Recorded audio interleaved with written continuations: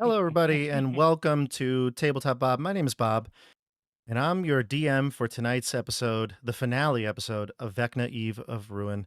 We've got CJ, Andrew, Dasha, Randall, and Michelle back for one more go at this crazy adventure we've started a long time ago now. It's been about a year and a half, year and 4 or 5 months. So it's been a long journey. I know there's a little break for the summer, but we had a whole lot of fun watching back the recorded finale parts. This is actually part 5 of 5. And we had 4 recorded parts that were done and pieced together. If you haven't seen those yet, what are you doing here? Go back, check it out. This is the finale. Don't ruin it. Don't spoil it. All right. But we've got, like I said, everyone here reprising their roles, and I'm so excited to get started tonight. So we're going to do a really short little bit of hellos and everything, and then get into the game. We are live streaming this tonight on YouTube, so just to make sure that everybody is clear here, this is live, completely live, unlike the other ones. So I'm excited. What about all you? You excited? Let's go. Ready to go. Excited, So nervous. So excited. So sad to be here for the final Tabletop Bob. It is the final. It is the final ending here. CJ, it's the final. Well, maybe not final ever, but it's certainly the final. Like, I think I said this at the end of one of the Supernatural 20 games. I think it was at the end of the Supernatural 20 adventure. I said something like, "This is kind of the end of a chapter, or many chapters here on the channel. This is kind of like a big finale of the first part, or the first, I guess 2014 rules of this game, of this channel. Wild." Mm-hmm. So this is sad. Finale of Tabletop Bob's campaign for Vecna. Do have to shout out Cam in the chat. Wow, Cam, thank you for that super chat. $50, appreciate it. He says, for the combined efforts of Bob and the players in this campaign, appreciate all the support. As always, Cam, you're a big supporter. If you obviously, if you liked this game, if you like things here on the channel, do me a favor. Also, comment down below. Do all the good YouTube things. CJ's here, so I have to do this. Yeah. Hit the bell button. I was going to say, is there a button that they could hit that maybe would help them with that? Yes, I believe it's called the subscribe button, the bell icon, the like. Ooh, yeah. Jeff. Hit that Jeff. share button and put it on Blue Sky. Put it on Tic Tacs. Reddit. Hear all the kids love Tic TikTok. Tacs nowadays. Yeah, just post it on any Reddit thread. It doesn't matter what it is. Yeah. Just smash everything. Every button you can find. Just except for the dislike button, not the one with the thumbs down. Don't smash that one. Ignore that one. Yeah. Ignore that one.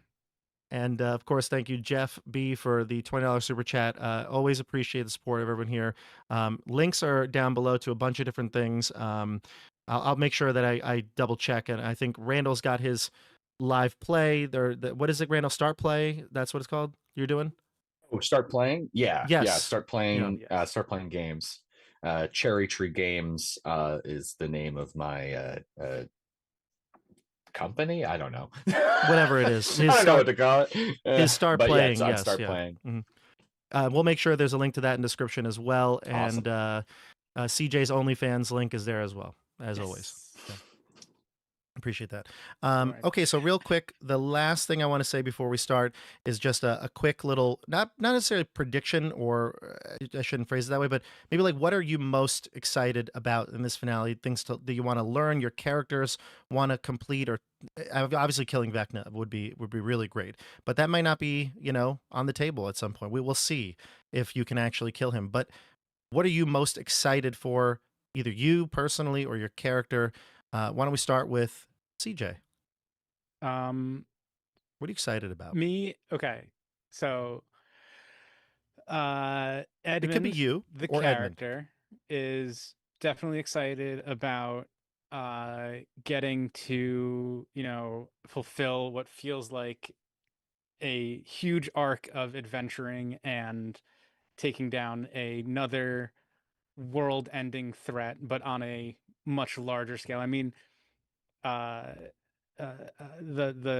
Frost Maiden was, a big threat, but it did still feel localized to Icewind Dale.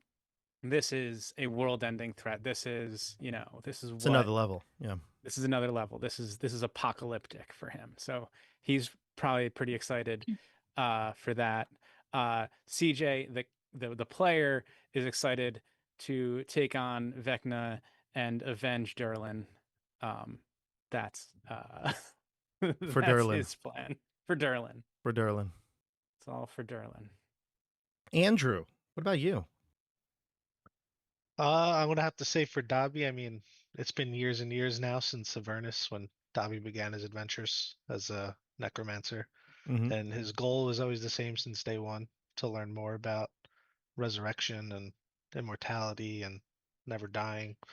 And I think what better way or who better to learn from than Vecna, the Undying. Oh, I think it's like the ultimate chance for Dobby here. interesting. Oh, this is a little dark for Dobby. Maybe Dobby's Dobby's somebody got to take care of Dobby soon. Is Dobby gonna No. switch sides in this? Wait. This has been Dobby since day one. Suspicious. Wow. It's Dobby Dobby. since day one. Has Dobby been playing a long con this whole Yeah. time? Dobby is Vecna. Wow, interesting. Plot That's a twist bold here. prediction.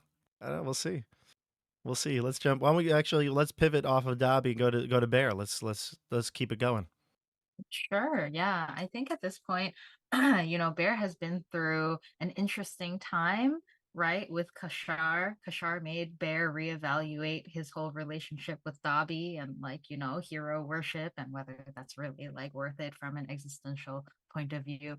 And so I think Bear at this point is kind of torn between the impulse to follow Dobby to the end of the world and on the other hand, kind of go and make a name for himself and kind of become the hero that he always saw Dobby as in his own right. A very selfless goal, I would say, as well. Interesting. Let's see if Thank Bear you. can get the job done. Randall, what about Let's you? see. I mean, Quentin is I think he as much as a refined man that he is, he is very much the, I guess, reluctant hero, as he didn't want to do this, because he was afraid he was gonna lose his family, and the only reason he did it was because he was convinced that if he didn't do it, then he would lose his family. So I mean, he is of the mentality of get through it, and stop this from happening, but is doing it for his family. I mean, some of his family is there with him. I mean, Siggy and Rowan. He's done everything he can to protect them.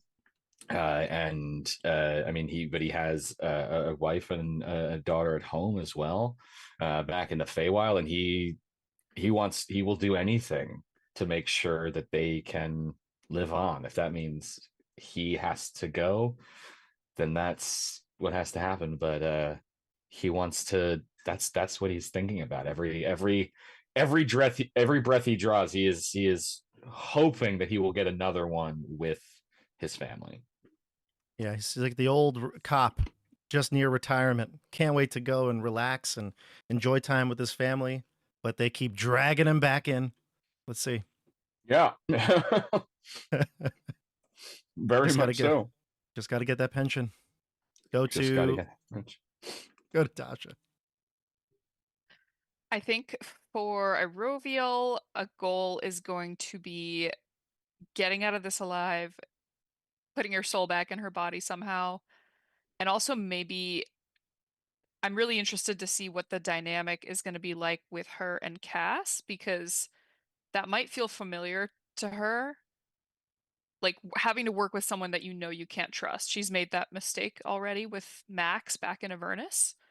And I'm wondering how she's going to handle this differently. Hopefully she handles it better and doesn't make the same mistake as last time. Yeah, a lot of trust issues, and if I'm not mistaken, we spoke about the soul coin. I know we spoke about it off camera, but then I think at the start of the Roviel's session, the finale part, you ended up saying you were going to leave the soul coin. You weren't ready to take your soul back at this point, although you had the option. Is that something that either you or she would regret? I think she might regret it if she dies. I think in that moment of dying, she might have that moment of like, oh shit, I fucked up. Like, this is it. Mm-hmm. But I think her rationale for now, she's holding on to of like, I don't know what this is going to do to me. I've been without my soul for decades. I've learned to become ruthless and like do what needs to be done to achieve my goal. And if she, had her soul coin back, she might gain empathy, which she at this point sees as a weakness. Yeah.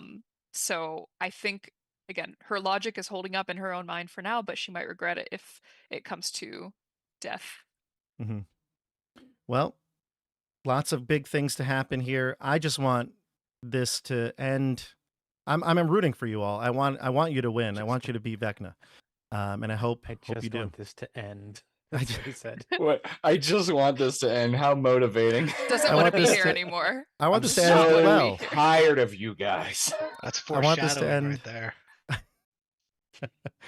Well, look, I'm I've concerned. said this. I've been there's no secret here. I mean, this definitely has been stressful enterprise coordinating all this, but we are at the end here, and if it feels like we're at the end of a marathon.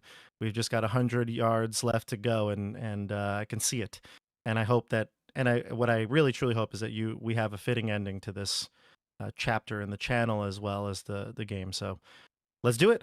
Let's jump in to Vecna, Eve of Ruin, one last time. All right. Let's go.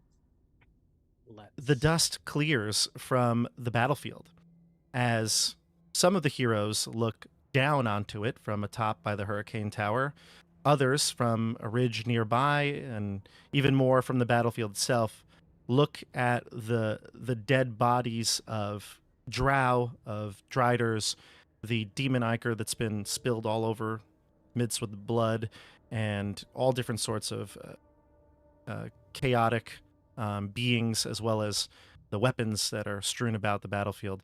There is just a massive, devastating sort of like air to this place. And most of you saw the last, I guess it would be the last grasp of Miska. I keep saying his name differently. Miska, who was hit by the Hurricane Tower at the end of the finale chapter. So he was hit, and that last sort of damage that he took brought him to a very low threshold, one where he was very in a weakened state. And Mordenkainen came in with the rod of 7 parts, raised it up in the air. It ignited in magical energy and banished Miska back to his prison. However, as soon as the spell was cast, the rod pieces scattered all different directions back to the multiverse. Unaware that was going to happen, Mordenkainen looks at all of you stunned and says, "Well, it looks like we're going to have to go with plan B." And then he looks up towards the Hurricane Tower, and everybody that's, I'm not going to name all the characters, but the characters that are down below in the battlefield look up and see the Icewind Dale heroes looking down from where the tower remained. And at this, everyone will gather, fly themselves, or ferry each other up towards the top of the tower to meet and see and sort of discuss what happened in each of your legs. I'll let each of you discuss for parts that you were in. So, for instance, Dobby and Bear are being represented here. You'll speak for the Supernatural 20 crew that went in. Edmund, you'll speak for the Icewind Dale crew, obviously. Dasha for the Avernus crew, and Quentin for the Witchlight crew. And even if you have other characters, let's try to keep it to these 5, CJ. Okay? Is that fair? I'll try. All right, great. If Runar wants to say something once in a while, you could say something. All right, I so let it you're at the reveal top of the hurricane, where the Hurricane Tower once was. You look down, and it reveals a large tunnel underneath the tower. It looks like this then splits off into different forks, and you've got a network of tunnels underneath. And Mordenkainen looks to all of you and says, "Well, it looks like we're not going to be able to use the rod. How did the rest of your adventures go?" Iroviel will look around, kind of glowering at everyone, and like through gritted teeth, be like, whose idiotic idea was it to release Miska? She's like scanning. Mordenkainen's like, well, it was a group decision, I think. He looks to Quentin. It was Mordenkainen. She will. Oh, sorry, and Cass. It was a collab. Oh, Cass is with us. He's not yet. He was on the Not yet. battlefield. Okay. He will though not he's not going to like hide or anything like that. He turned into a bat and fled, but it appeared right now as you speak his name. Mhm. He'll change. You see that bat kind of flutter in the distance and then get closer and then eventually poof of smoke and you can see Cass there before you. And he says, "See, I kept my promise. I sunk my sword right into that beast." I'm going to ignore him for a moment and stride up to Mordenkainen. And I don't want to like be maybe too aggressive, but like she's pretty aggressive right now. Be aggressive. Be aggressive. She's going to grab him by by his collar. Mhm. So you're telling me it was your stupid idea to release this monster, and it was your stupid action of using this rod that we've all risked our lives for time and time again, and now the rod is gone. What is this plan B that you speak of? And then she'll like let him go and walk away and discuss. If I had known that and she's pacing a little bit. If I had known trapping him back in that prison would have split the rod and sent it off to the corners of the multiverse, then I wouldn't have made this deal. And he looks towards Cass and he says, "You tricked us yet again." And Cass You says, should know better than to make deals.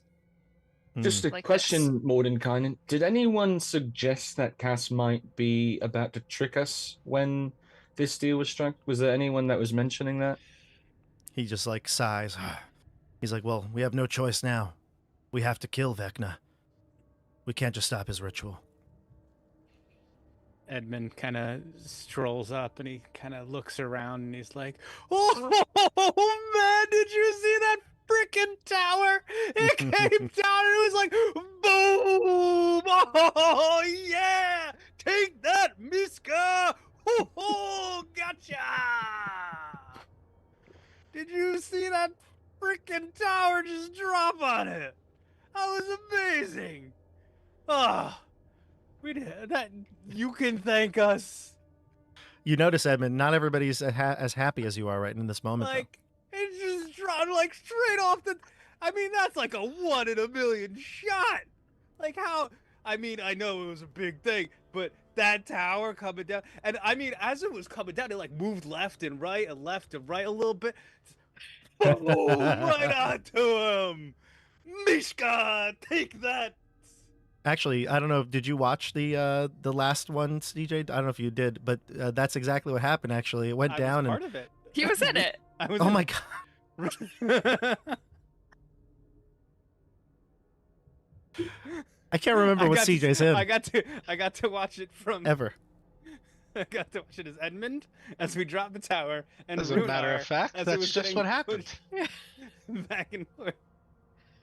I didn't remember you were in Avernus. Remember I that? was in both. Yeah, was Runar was there. Runar was there watching it move back and forth, and Yeah. No, I Edmund was also there meant I dropping didn't. it.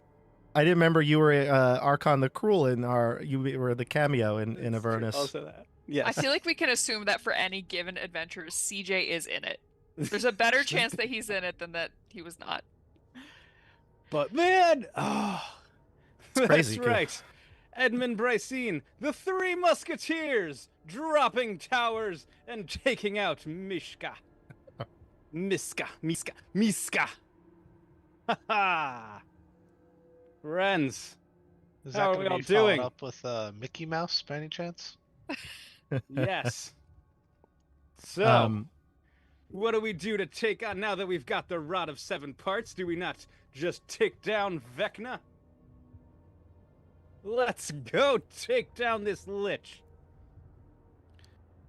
Mordenkainen will look Nice. to Michelle, Bear and Dobby and say, "Well, the most important piece, the phylactery. Were you successful? Where's Kashar?" Yes, we were successful. Everyone Did looks it so take- dour. Did it But take? It had to take Kashar. sacrifices were made. He nods. He knew the ritual. He did. I forgot. But he did. I was like, what a dick. Didn't you two plan this out before? Yeah, it's like him and Kishar planned it. And by that I mean, of course, it took him. I'm very Well, sad. We were able to escape with the eye of Vecna as well, of course. His eyes light up, and so does Cass, actually. He looks at you and he says, Cass will speak now. He says he's been kind of like off on the side, polishing his nails, waiting for you all. But he says, you're going to need my help, and we've talked about this before. I know how to kill him. He pulls out his sword. How? How do you kill him? He says, well, you have his hand and his eye, the items that I cut out long ago. I can finish the job. Only this sword can defeat Vecna. Why is that? He said, Vecna and I are linked, as are the others here, but Vecna and I share an even stronger bond. This blade hurt him once, it can hurt him again. I just want to point out, you're suggesting that the only thing that can kill him is a thing that you tried to use to kill him before and did not kill him with. Except, Well, I mean, it looks like it hurt him.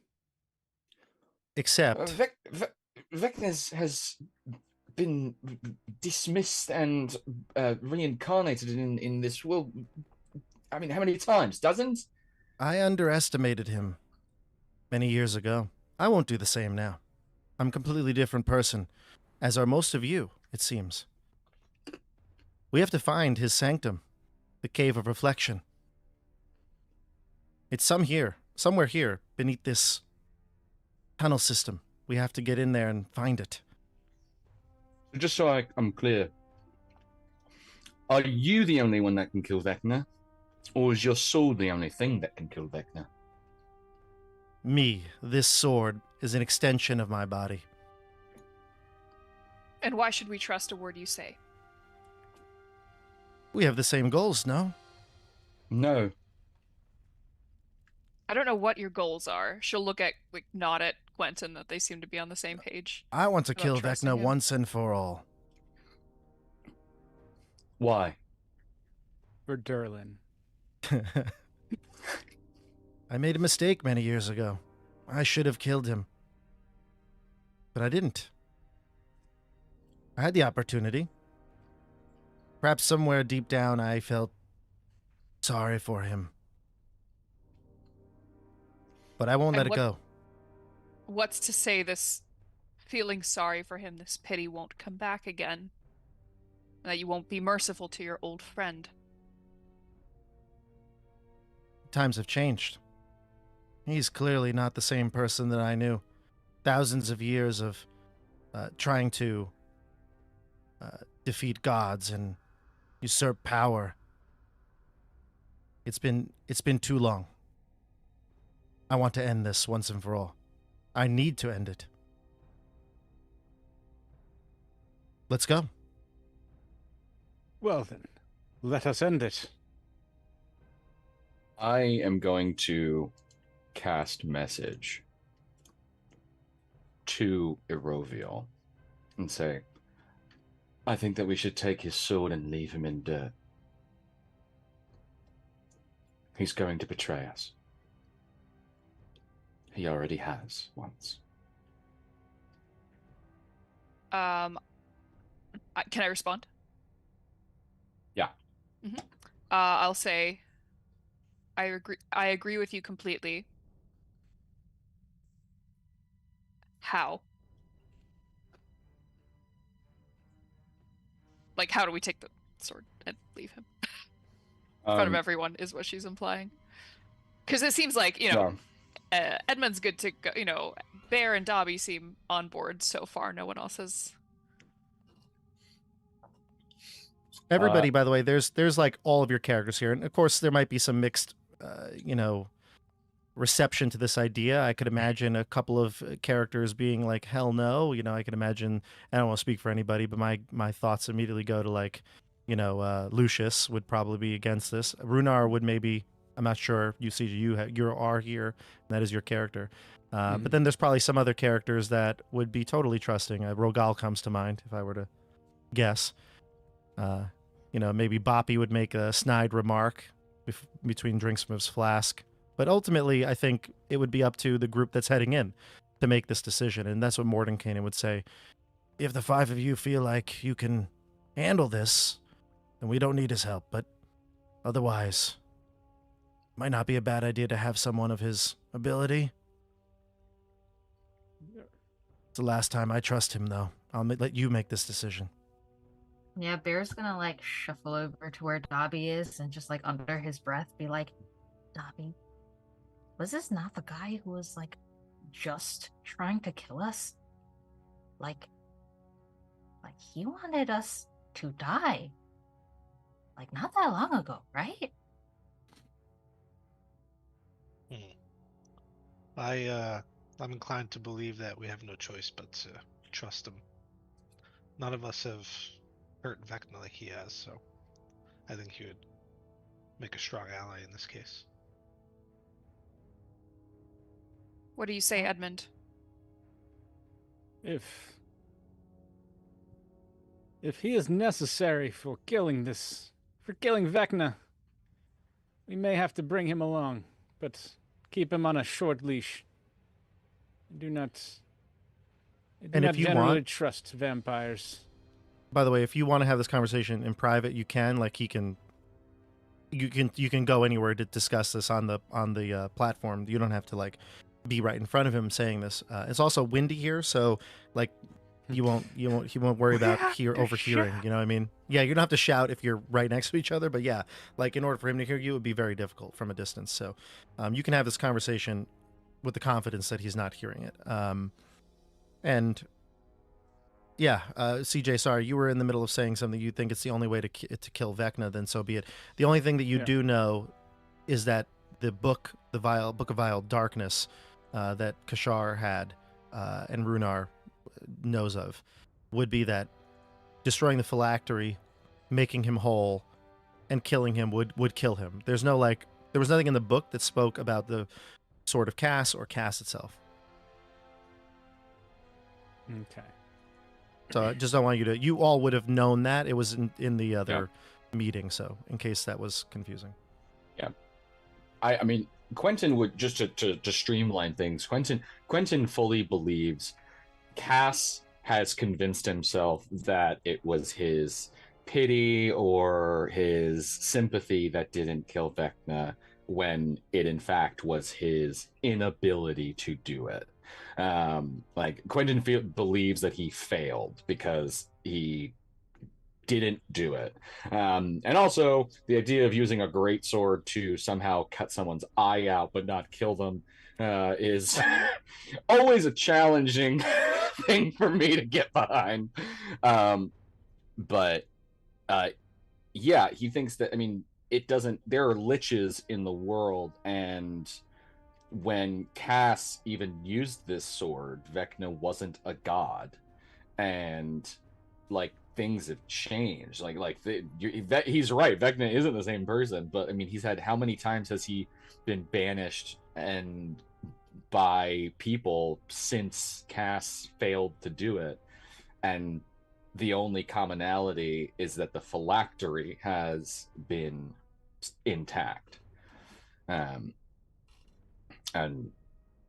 I mean, I would say I would ask of if the group does not think that we can do this without him, I would say we need to use one of the many spellcasters, maybe Mordenkainen himself, to cast something like Gaius or Suggestion to ensure that he cannot betray us. Otherwise, I think it's a guarantee he will. I can support that idea. Why don't we see if he's willing? If he's willing, then we know he's not trying to betray us. if he's willing to submit to one of those spells. It'll make it I mean, easier. yeah, I mean, I think we can give him an ultimatum. I mean, of like, there's like 80 of us here. Since like, I mean, Cass, you're not gonna make it out of this one. Do Like, it or else. I mean, it's either you can surrender the sword and walk away, or submit to the spell, or die. I think that's a good idea. Let's do it. I agree. So we'll mosey on back to where the whole group is. I imagine we've been talking privately.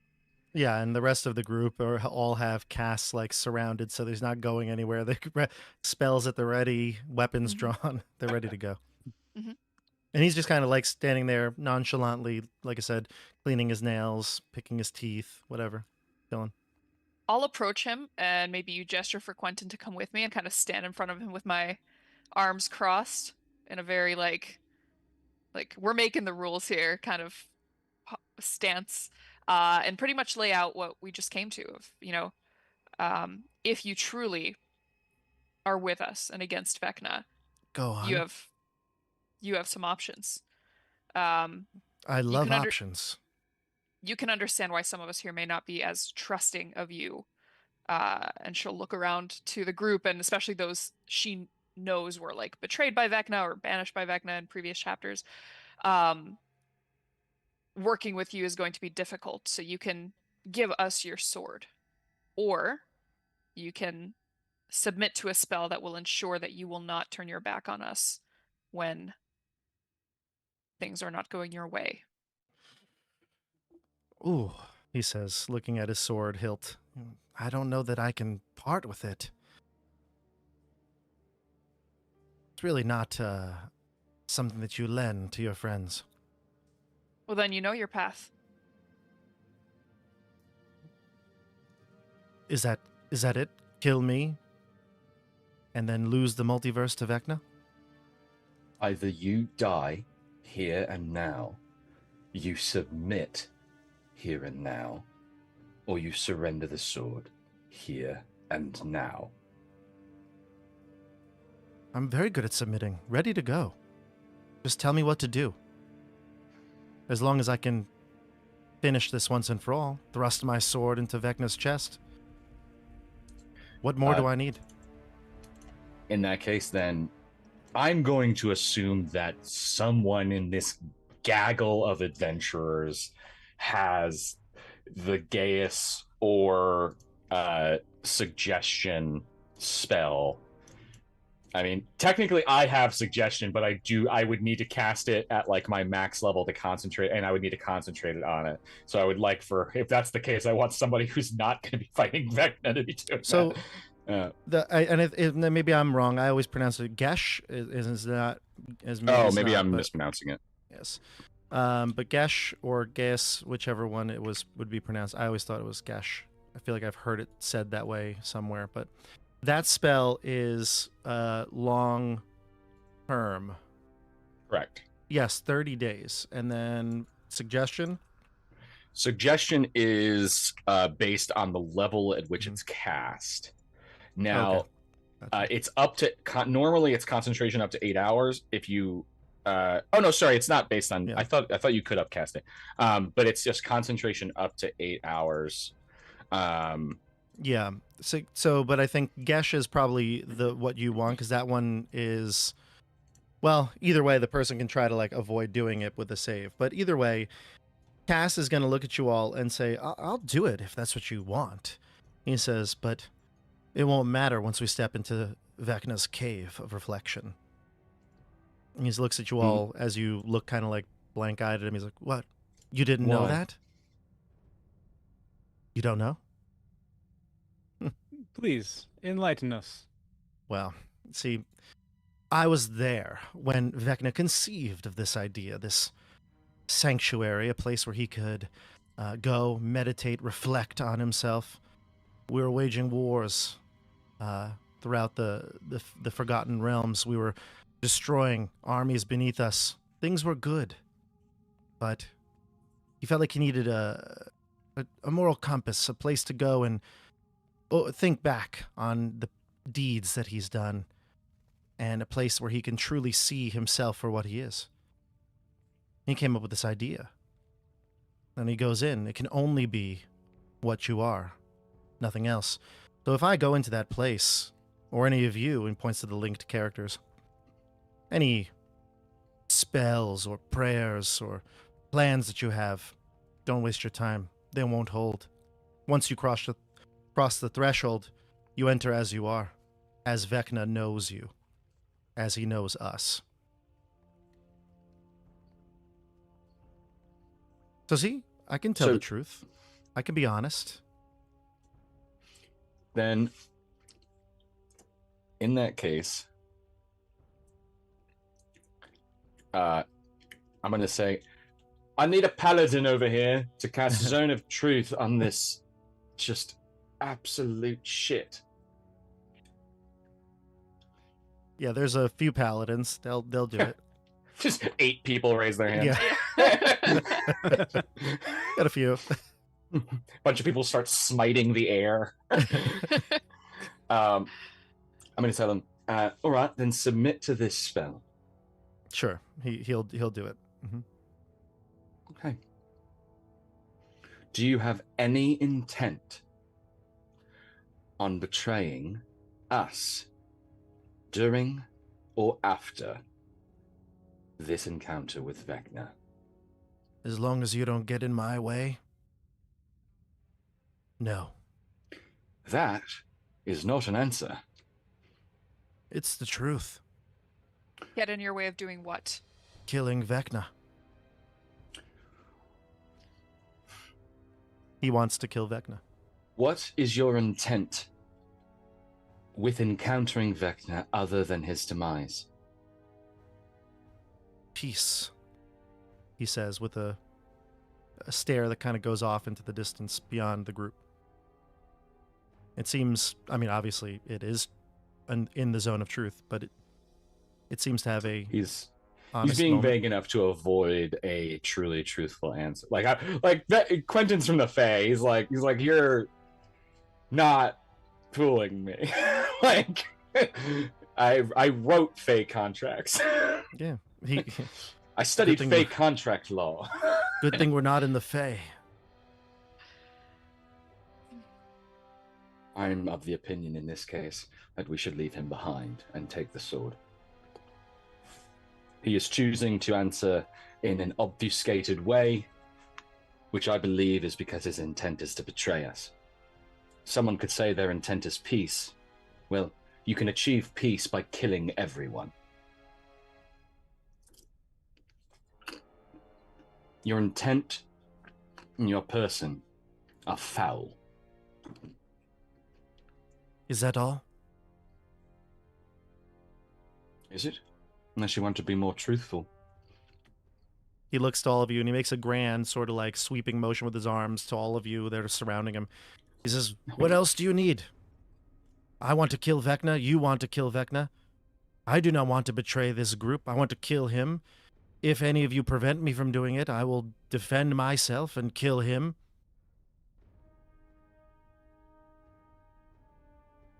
So he said he does not want to betray us in the zone of truth. He did say that now. Unless we get in his way. I've already given But- you my wind chime. Here, take this. And he takes off the crown, which is, it's not being used right now, but it was invisible until he removed it. Here, I he will tosses take this that. to Mordenkainen. Okay, sure. He tosses No, it to you. I don't need it myself, but yeah, we'll take that for Yeah. sure. Yeah, give it Mhm. up. I think What his more intent do you is to need? betray us after we defeat Vecna. I think that he has intent that he has not let us in on. He is deceived at every turn. This is true. I have deceived you many times. Easily, in some cases. He looks over at Lucius. I look over at Mordenkainen. Then what can you do to guarantee to us that you will not do so again? I Because- don't know that I can. Sometimes in life, you need to trust your soul. And sometimes in life, you need to learn from your mistakes. Oh, I've learned from them. Many. I've learned from them too, and I have no soul, and I cannot trust you, but I will go with the will of the group. He looks to the rest of the group members. You know where I stand. I'm gonna have to say we need him. I'm on that opinion. He looks to Bear. I don't. Bear looks deeply uncomfortable and shifts uncomfortably, but then looks over at Dobby and shrugs. I guess if Think you you can hear- help us. You hear Kashar's voice in your head. Think for yourself, Dobby. Bear shudders in horror.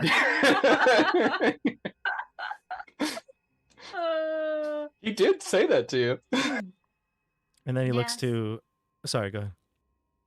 Oh, so but Bear's gonna look over at Cass one more time and be like, "Is there anything else you're not telling us?"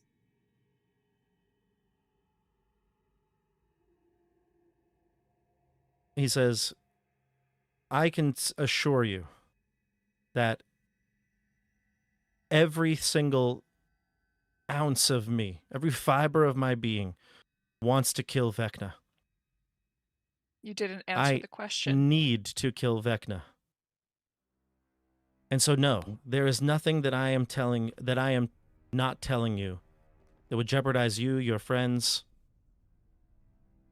There's nothing that I can do to prove to you, however, that my intentions are true. Put me in a truth circle, cone, whatever this shape this is. Put me in any spell that you want. All I need to do to be at peace with myself is to kill Vecna. Then, So to answer your can we- question in the simplest forms, no.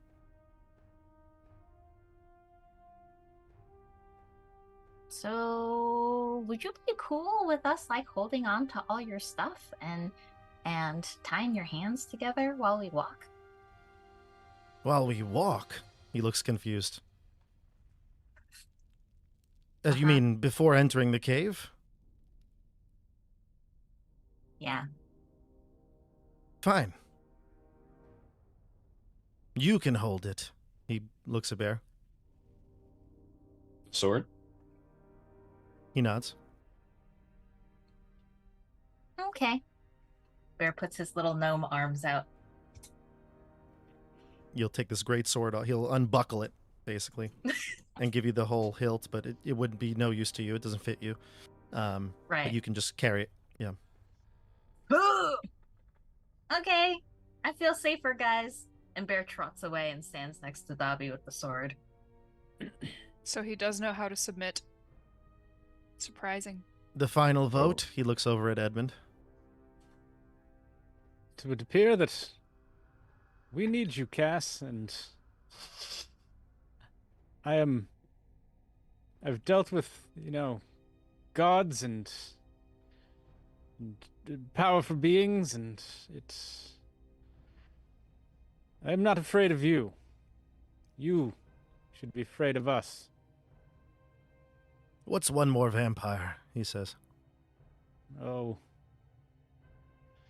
It's not just one vampire. It's all of the vampires you create. He smiles. You can see his long fangs revealed. He laughs at that, though, chuckles, and says, "Now let's find the cave. Did you find a map?" And Edmund, of course, you have the map, so you can. Well, I guess it would be technically Flair, but you I could. think Flair. And Flair would offer it up to you. Yeah. Flair! The Here map! you go. Ha! Thank you, Flair! As always, here to help. There's nothing Solar Flare wouldn't do to help this group. The Three Musketeers always pulling through. So you have the That's map. You have the map. Here, let us look. Let us gaze upon the map and see where it is that we must go to find this cave of reflection. Yeah, and you can see it. It's a pretty vast underground network of caves. There's just it looks like there might be hundreds of different ways to go and the choices to make that could throw you off the course. But this map will guide you towards what is labeled Vecna's grasp, and this is basically a larger sort of opening at the bottom of this mountain, essentially somewhere deep within the mountain. So we can, at this point, if anybody has any questions, we can do this. Obviously, I think I don't think there's anybody, like the whole group would probably go with you. So 17 characters would probably just trotting through the cave network if that's all good with you. Just a montage of us all just like killing monsters in one hit. Yeah. I have 2 questions. Yeah, go ahead. Do I have my familiar with me? No, I don't believe you do. No. Okay, so can I summon it along the way? Yeah, I think you can. Yeah, Hockey could right? come. Yeah. You couldn't bring it with you into Vecna's where he stored the phylactery. That was a separate It was a location. different realm, Yeah, right? and it wouldn't allow for him to go in. But you could certainly bring Hockey along with you now. And my second question, could I get like a quick roll call of the weapons we have to fight Vecna with at the moment, like what we're going in with? In terms of like actual weapons, like swords, things like that. Yeah, everything like what we took from Cass, what we Dirth have and Nildar are always here to help. as far as magical weapons, things of such. I have my +2 longbow. That's all I need. Just making sure, CJ, you did say Dirth and Nildar, right? That is correct. Okay, just making sure there's a D in there. What? I don't know. Could it be something else? Earth? Mirth? And we can play Wordle all day. Girth and Nildar. Girth and Nildar? And Bear has a scimitar, right? Scimitar of Sharpness. And You Cass' also sword. have... And I also you have the Corpse Slayer. Yeah, you have which was- Kashar's sword. Mhm. Oh, dang, yeah. The Sweet Raven one. I mean, yeah, I feel like a longsword is like longer than Bear's entire body. I don't know if he can like physically use it. Oh, he can. A great sword, I think, is where it gets mechanically troublesome. But yeah, Right. longsword's just a normal weapon. Bear could Ah. wave around a great sword with one hand. Yeah, that's right. Sweet. Yeah, you're also crazy strong. Yeah. Bear can use Kashar a had, great like, sword an with his pinky 8 finger, let's be strength. real. Kashar Right, had so- no strength. This thing is like made of like aluminum. Like, And I don't think Quentin uses weapons per se, but spells. And Yeah. Dobby, you have your spells. uh, You had one other question, Andrew, or no? Nope, that was it. I would tell people that. So I mean, only melee weapon I have is a +1 dagger. But one thing that my most significant item is my ornament of the somber moon, which is what his wife, which is what his wife gave him when he took on this quest. There's a benefit to me and there's a benefit to everyone. So basically, anyone within 30 feet of me has advantage on saving throws against being charmed or frightened. And the thing that is on me that I would tell you about, I don't know if any of you actually, because we don't actually have a like a cleric, I don't think. But I would tell you that if I take radiant damage, I can choose to take no damage and instead heal. So something That's like actually Dobby, good to know. your Yeah. sunbeam could actually like heal me for a lot if I'm in it. Very good. And you said that no spells will persist through this. That's what Cass said, yes. So that special bowl that I got from Mordenkainen to cast Hero's Feast isn't gonna really be helpful, is it? Right. Can you cast it everywhere? Mordenkainen, Well, I guess I'm assuming that is mechanically meant to mean that we are going to walk through a door. Vecna is going to be there so that we can't have spells on us for when we enter his domain, so we can't like stack ourselves with spells. And if that's not the case, then yeah, we could take an hour and eat Heroes Feast I mean, once we're inside. Time is also a factor. Sure. Time is a factor here. So, and just to actually accentuate this, as you're all ready to start heading down and moving along and getting into this cave, you look out. The earth actually trembles a bit. Nothing like you feel like the earth is splitting, but the general rumbling. And you look out towards the ruinous sea as it rages. You can see within the kaleidoscopic colors, swirls of almost like images within the water, almost like the sea is raging even harder than it was before. And each of you look at it and you see places, people you're unfamiliar with. Maybe some of you might recognize some of the locations, maybe a large city in Greyhawk, a plain near, what's the city? Baldur's Gate, like something that is maybe reminiscent to a plane that you're familiar with, but you can't really tell. And it looks as though the images are shattering within the waves as they crash. And it's again, most of you look at it and you're confused. All of the characters look out. Mordenkainen calls out and says, "We must hurry. The ritual is near completion. The multiverse as we know it could be broken." And he looks to all of you and says, "Good luck." And you head down into the tunnels. After a short journey in the tunnels, really, like I said, there's no real monsters, although maybe the occasional cave-dwelling creature comes out and the rest of the group, like you said, the 10 paladins smite it. Something like that will happen, but you don't have to worry about fighting. You get down Casually into just kill a dragon. Yeah, mini dragons, maybe baby dragons. You get down to where the map would say there is a location here, and you find a cluster of crystals. So when you get to this cluster, you can see it's maybe a 30-foot wide mass of translucent purple crystals. They're kind of like embedded into the floor of this large open cavern. And some of the crystals' faces reflect distorted images within them. It's hard to tell from a distance, but now that you enter this room and you can see this big cluster and whatever light sources you have reflect off of it, you can see images. You see a scene of the lich god Vecna visiting destruction on distant worlds. You can see different versions of what you might have saw in the phylactery chapter. You see like Cass chained up like he was there. You see another one where Cass is standing beside Vecna, kind of saluting, looking out at a crowd of people. They look like they're much younger, maybe younger years. Vecna doesn't look undead in this case either. He kind of looks like he's got very elegant facial features. You could tell it's him, though. He has two eyes, however, not one. His like blondish hair kind of parted to the side. And that also kind of, again, fades and swirls away. Then you also see some images of yourselves. Quentin, we'll start with you. Quentin, you see within this swirling mass of crystals your family.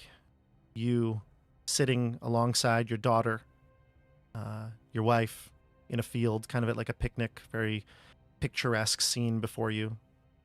Your daughter's much younger. This is not recent. Your daughter's like a child, a very, very small child. Siggy and Rowan are not here. But she's playing, frolicking through the field. You look over lovingly at your wife. She looks at you. Hallmark card type stuff. And we look over towards Edmund. Edmund, you see yourself seated at Bryn Shander. You are the speaker. You're looking out before your meeting you might be having. You have a big table with your right hand, and you also have your eye back, by the way. You don't have that missing eye. It's back. And you can wink again because So you have two eyes. And every time you speak, you wink towards somebody else at the table, and they look to themselves, look to the others at the table, and like hold their hands to their chest and feel blessed that you are their friend. And then we look to Elves and men. elves. Yeah, it's a table of elves and men exclusively, just elves and human males. And Getting then together. Yeah. Just as I always wished. just as you always wished. And then we see Dobby and Bear, the two of you, going on adventures. Dobby looking like he's about to get attacked by some horrific tendril monster, and then Bear swoops in, chopping off the tentacles, getting right in front, protecting with your axe, and then Dobby casting a spell to send it back to the dimension that it came from. And Aroviel, you look into the crystal, this crystal pattern here, and you see yourself, except you look straight at you, directly at yourself. It's almost like an unnerving, like someone staring at you, but it's you. So kind of like a mirror, except you get the sense that it has control of itself. It doesn't follow your movements exactly, and then kind of scoffs and looks away, and then disappears. What do you do?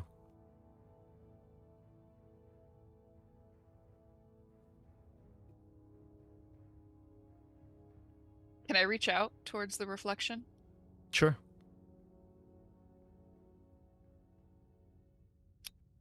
If I say wait, will it respond? It's like walking away. Imagine it's getting more distant and more foggy every step. Can I touch the reflection? Sure. You want to touch the crystal? Yeah. You touch the crystal, and all of the images that everybody's watching disappear. A door to the side of the cave wall appears, and I'll show you what it looks like. I have artwork here. Shit. I hope it doesn't suck us through it. I need to do something before we go. Elves and men finally getting along. It does not suck you through. Oh, thank God. Quentin just looks like he grew up with like all elves, half elves, fae, and humans, and it's just like that's been going on for centuries.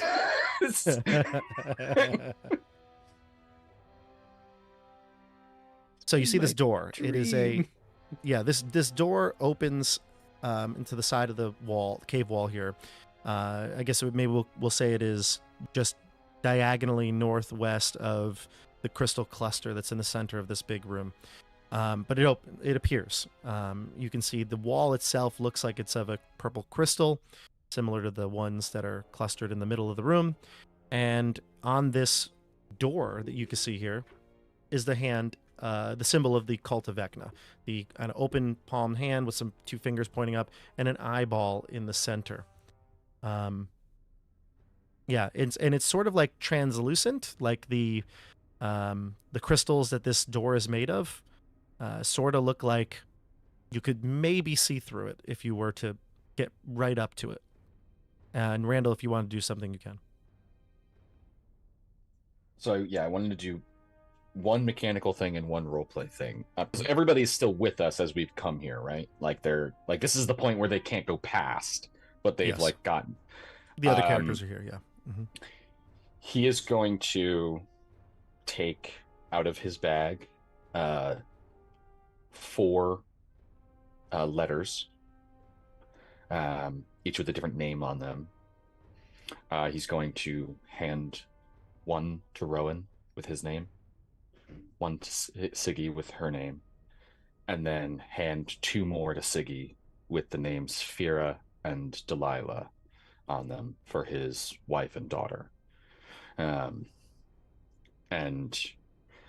he will also, now knowing that if it is, he cannot use this to help ensure that this will be successful, he will give the bowl to Dasha to Siggy. Sorry, I was looking at you and reading your name.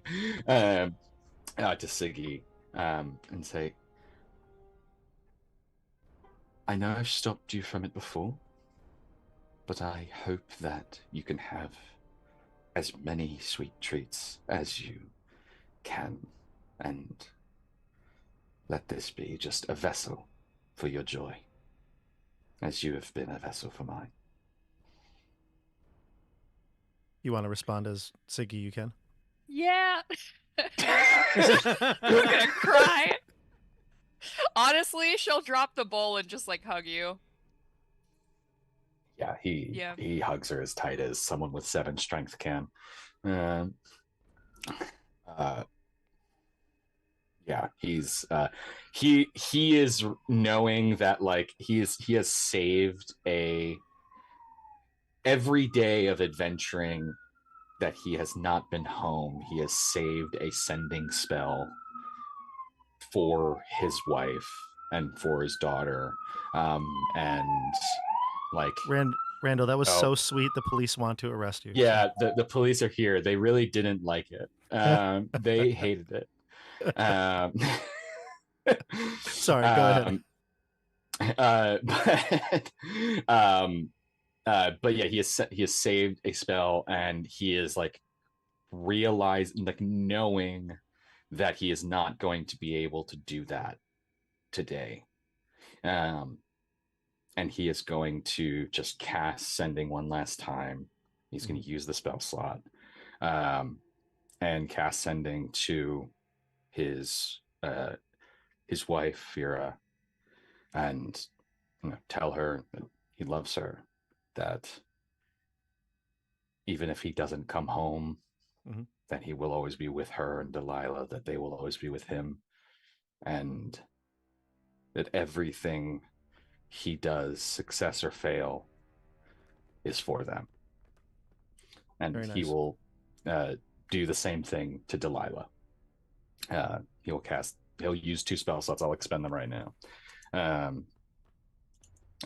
So he'll cast those spells, a 3rd and a 4th level, since I already used some of my 3rds. And then he will use. I'm hoping this is going to be allowed, because it's not a spell. He's going to use his inspiring leader feat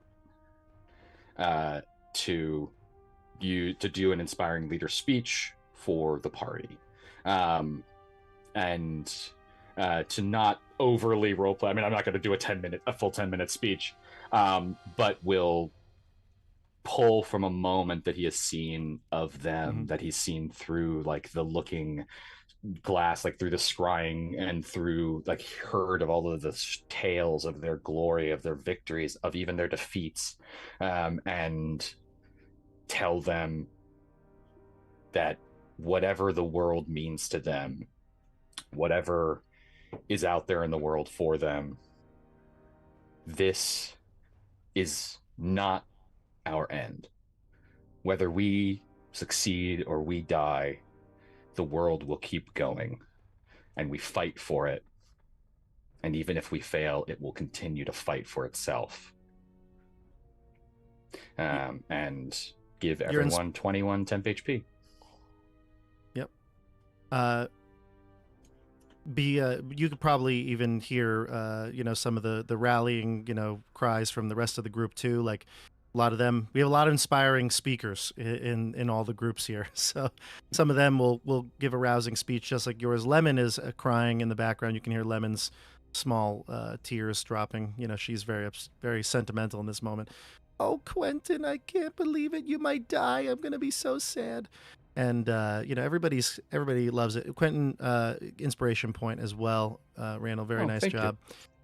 Everybody else, CJ, what would you like to say to Rogal? Go ahead. Edmund reaches into his bag and he pulls out 4 letters also, and then he sees Quentin do that and he's like, "Oh, damn it!" And he puts his letters away. It's just gonna be cliche if he does it now.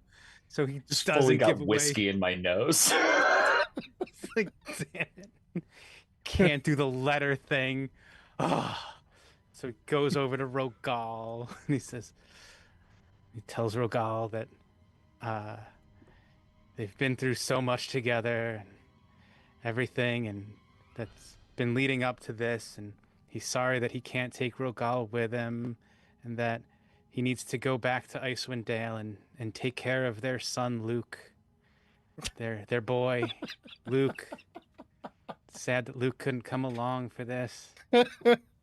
And it's just, That was good. you know, protect what's important to you, Rogal. Rogal Don't- says that all sounds great, but like I really think this Vecna guy could be saved. Like you should. I think I'll- if there comes a point, you should totally like do what that vampire was going to do and betray the group. If I can talk him out of this, I will certainly think about you thinking about doing that, Rogal. We'll- He'll give you a big hug, and let you on your way. and I'll hug Flair, Mm, and I'll hug. that's who right. else? That's it.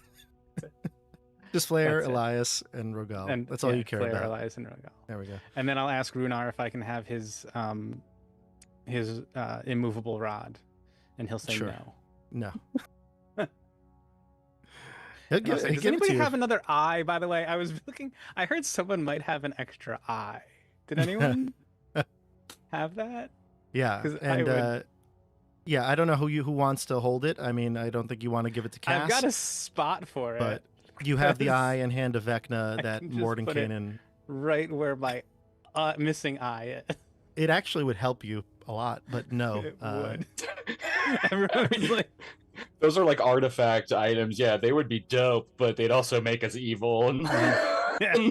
It was, wouldn't help you right can't now. have it. Who would like to hold the hand and eye of Vecna?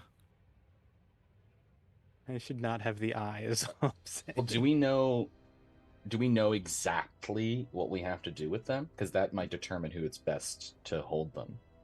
You Or have what no we idea. can do with them. We have to make him whole, right? We You have to make Vecna whole again. Hmm. So we do So- kind of have to. Let them So- put it back. Maybe Bear and Edmund should have one each. Because I assume if we have to make him whole, then we're gonna have to get close to him, and you two get close. Yeah, I'll take the hand then, because nobody wants me to have the eye. Because I'll just be way too tempted to put it in. The eye will just be talking to me like, "Come on, put me in." No, you know, no, you. Oh my. Just horrible CGI of the eye getting a mouth. Terrible. You Yeah, know you want. Come you on, know you man. want Let me binocular in. vision again. Just Patton Oswald's voice. Come on. You'd love two sets of eyes, or You'd love- two sets. Yeah, You'd a pair of love eyes. 4 eyes, wouldn't you? Binocular vision would be awesome, wouldn't it? All right, so one of you each, we can each hold one, and CJ should hold the hand then. I have the Fair hand, enough. so Bear has the eye. Who has the Bear and phylactery? no, the phylactery has been destroyed. Sorry, that's right. The phylactery's been destroyed. Yeah. Bear and Dobby, obviously Tom is the only person from your group here, so Tom will obviously bid farewell to both of you. I know it's a little different for these groups, but do you have anything to say to each other? And Dasha, as if you want to think of something that you would like to say to your comrades, you can. I look at Bear and I say, "Man, I'm really glad we found these guys in the dungeon porter potty when we did." Looking at looking at Quinn and Edmund there. That's after true. hearing It wa- their fantastic Quentin- speeches. You mean the graveyard, right? But I just want to make sure. No, Was it- weren't they covered in crap? That was, I was- Quentin was in a jail cell, No. but I was in a jail cell. I was not covered You in were? shit. Oh, there was a I bathroom could have though. sworn there was somebody covered in shit in the shithole. In the sewer. Yeah, there was. That sounds familiar, actually. I think someone went into a shitter at someone. I don't remember who. I think it was Edmund. Are you sure it but- wasn't Quinn? You sure? Oh, I know it wasn't Quentin. Well, we know what stood out the most to Dobby, that's for sure. It might have been a Rovial, because I feel like I remember being mad about something We rescued like somebody and they stunk really bad. I don't remember. feel like- Oh, that guy. Yes, and Yes. he hadn't bathed, and he was like stuck in the dungeon.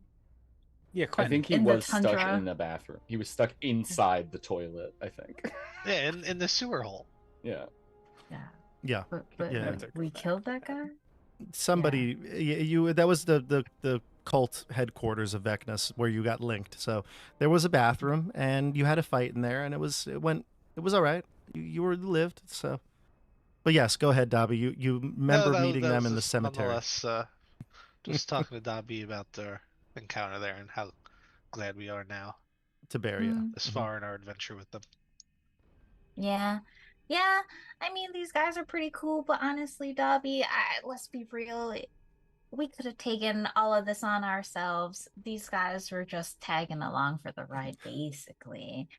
Um, and Dobby, I'm really happy to have gone on this adventure with you. A long time ago, it was just me by myself in the deep, deep caverns, and I would hear all the stories about you and how cool you were back in the day when you were a gnome and you were out there saving the world. And I was like, maybe one day I can be a cool gnome that saves the world too. But I didn't think that it would ever happen for me. I was just Bear.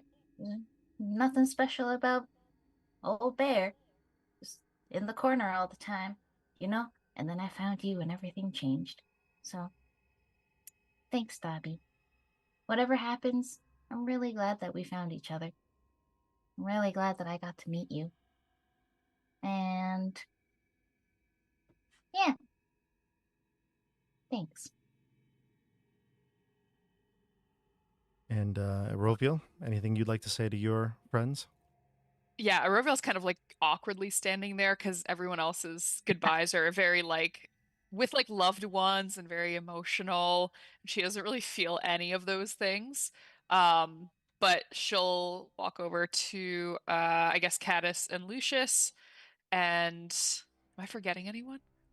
Was Those are it the just ones that those are two? here. Yeah. Those are the Mhm. two that are here, yeah. And I'll give them each an awkward like pat on the shoulder, um, and say, "You helped me get this far, and I thank you for that. If I get out of this alive, I hope you'll help me do one more thing. And if I don't, um, maybe go down to Avernus and put in a good word for me. Hmm. I think also, heck, what's his name? Hex. What's his Hex and Colgath. Hex and Colgath. Colgath might be in a little bit of trouble. They could benefit from some intervention. I plan to go help them myself if we get out of all this, but if I don't, just might want to check in. When you get out of this, Caddis will echo. And even though he's not an angel, right, like he once was, he still has like a very almost like a what's the word, like divine voice, right? It kind of has that booming, like angelic voice that you've heard him many times at this point, and he will say when, and it kind of that kind of sticks with you as you leave that conversation. And Lucius will nod and give you a hug, and everybody gives their farewells to their friends. Some of the people they just met, some of the in this adventure, others have known them for many years. And we head into the Cave of Reflection. So, the threshold, like I said, this door is a purple crystal, divides the cave that you're in to what looks like another cave hallway. You can feel a faint but deeply unpleasant hum coming from the door as you approach it.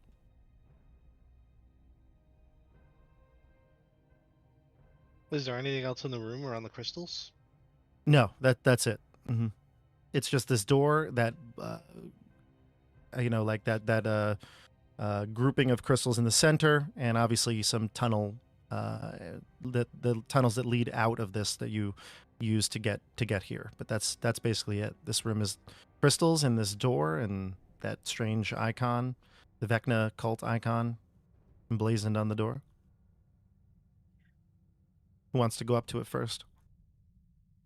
I'll go. All right. So as you approach, you can see in the middle of the crystal wall, there's a large circle where the hand of Vecna is, and it looks like that is the eye is actually like a large circular diamond. It is, as you approach, it begins to glow It's a ruby or a red color now as you get within like 5 feet of it. I'll look at Cass and see how he's reacting. Cass looks at it and says, "Well, are you going to stand there? Or are you going to enter?" She'll roll her eyes and look away from him and I guess put her hand up to the diamond. When you get close and you put your hand there, when you get close and you put your hand up to the diamond that's now glowing red, you can see your reflection in it as well. The crystal door that's there, you can see it. It's kind of like a bit broken up because it looks like there's multiple angles of the crystal, so you see yourself in a few different patterns there. But again, feels like that your reflection just isn't following your patterns completely. Strange to you. The door, though, glows, and that ruby kind of gets blistering red, like bright red, and then you're no longer there. You're on the other side of it. As you touch the crystal finally, you transport to the other side. And I'll move us to a map in a second, but Cass will usher all of you towards it, and if nobody takes, he'll go. I want Cass to be somewhere in the sandwich. I don't want him to be bread. So. Okay. So who's next? And you can see I'll go Aroviel on the Cass. other side, by the I way. think Barely. It's hard to, piece through it. It's not totally see-through, but you can see her on the other side. Edmund will step up and go next. And the So, same thing happens. You do the touch same the thing. diamond that glows red when you get close to it, and then Yeah. you teleport to the other side. Yeah, as Cass was going up, like he was going to go next, I'd grab his shoulder and pull him back and then go in front of him. Mm-hmm.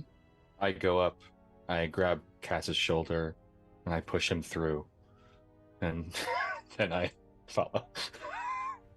And he lets you Cass is because your getting strength pushed is back 7 and his is Yeah. like 20. Yeah. I look over at Dobby and I shrug. Let's do it. Hmm? I'll go and find Quentin. I look over my shoulder real quick just to back. make sure we're not being followed, and then I follow Dobby next.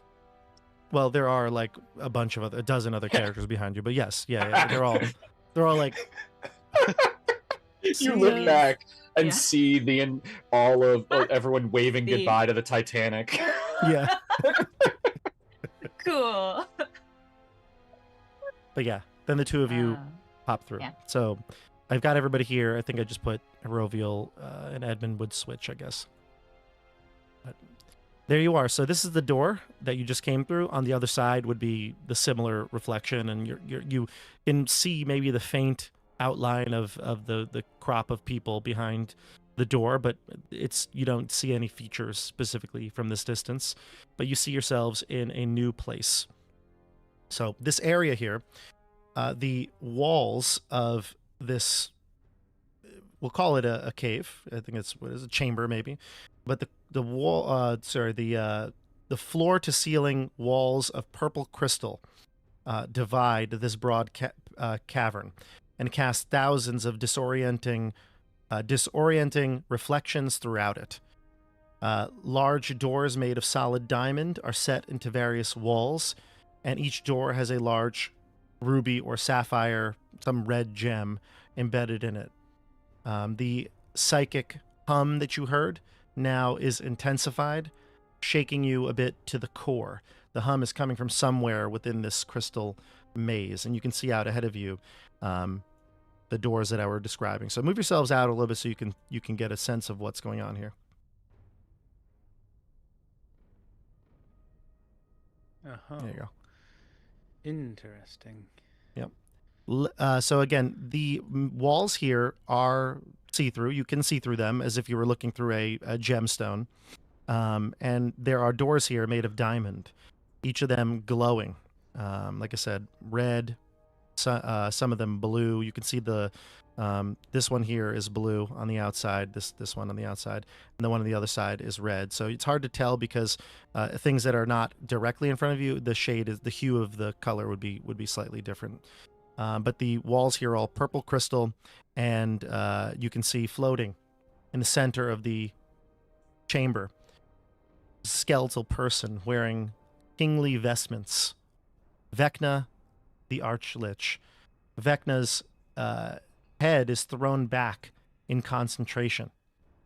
His wrinkled eyelids closed, with one drooping in its empty socket. His eyes are obviously closed, and he has his shriveled lips pulled back to reveal his rotted teeth. Vecna spreads his arms with one missing hand and murmurs in profane-sounding gibberish while lightless orbs swirl in front of his chest. It grows bigger by the moment. What do you do? I'm assuming since his eyes are closed and he hasn't reacted, he doesn't seem to notice us, correct? He has not made the any action to note that he knows you're there. Okay. I'm gonna try to cast a spell on myself. You can. Let me just say okay. two things though. Okay. Actually, I forgot. Just one. I shouldn't have let you speak yet. I was waiting for a lull, so I was. No, I said, what do you do? But the two things. Number one, temporary hit points are gone. Any spells you had cast on you were gone. Any items that you don't normally have with you are gone. So like anything that you would have been just recently given essentially are gone. Anything you had prior to coming into these caves, you would have. That's fine. Magical items that don't truly belong to you, things that we wouldn't be attuned to, would be gone, excluding Cass's sword because he is here with you. I think that kind of go. Let me just a couple more things that might clear things up, because I just want to make sure I'm not. And yes, if there's something you're unsure of, if it doesn't fit this, you can ask me the question. I have the list here of things. So things that would remain would be like your hit points, which I know all of you would have full hit points because of the healing spells that would have been cast on you at this point. So your normal full hit points. Any sort of permanent boons, curses, things that would be on you at all times. Like I said, attuned magic items. Anything that you've sort of earned, artifacts that you've earned throughout the course of the adventure, that sort of stuff. Unique weapons would be included in that. So like Kashar's sword that was given to you, it's truly yours. Class features, things like that. Anything that you would have as part of your class would still be working. But things that would not, anything spell with an effect or duration, consumables, temporary hit points, pre-cast spells that would give you benefits like Bless, Aid, Hero's Feast, etc. Now, anything that you need have to have a word with Chris Perkins. Edmund checks to see if he got his eye back. No. Okay. You do not have your eye back. Damn. My familiar? Hockey's there. Yes. Oh, I didn't put So the token there for you, Dobby. I'll do that. I just put it in. Thank you. Okay, great. So I normally would have all of my 3rd, 4th, 2nd level spell slots. So would those come back? Or... If you use them already, no. Even if I use 2 of them immediately before coming through. God damn it. Cass does not have a sword, but since Bear has the sword, it's still here. The eye and hand are still with us, even though we had just sort of recently. That is correct. They're items that you have gained throughout the adventure. Yeah. Mm-hmm. Okay. So those potions that we were given for free would disappear.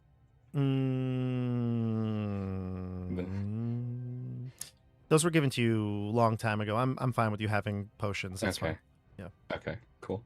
Can I recast mage armor on myself? Yeah, you can. Mm-hmm. And I know Quentin wanted to cast something as well. So that was the first thing I had to tell you. The second thing I had to tell you was everybody give me I think it's Constitution saving throw. God damn it. No, it's Wisdom saving throw. Yes. Oh, thank God. It's not that much better. But is this against Charm or Frightened? It is not. Whew. Damn. Shit. Okay.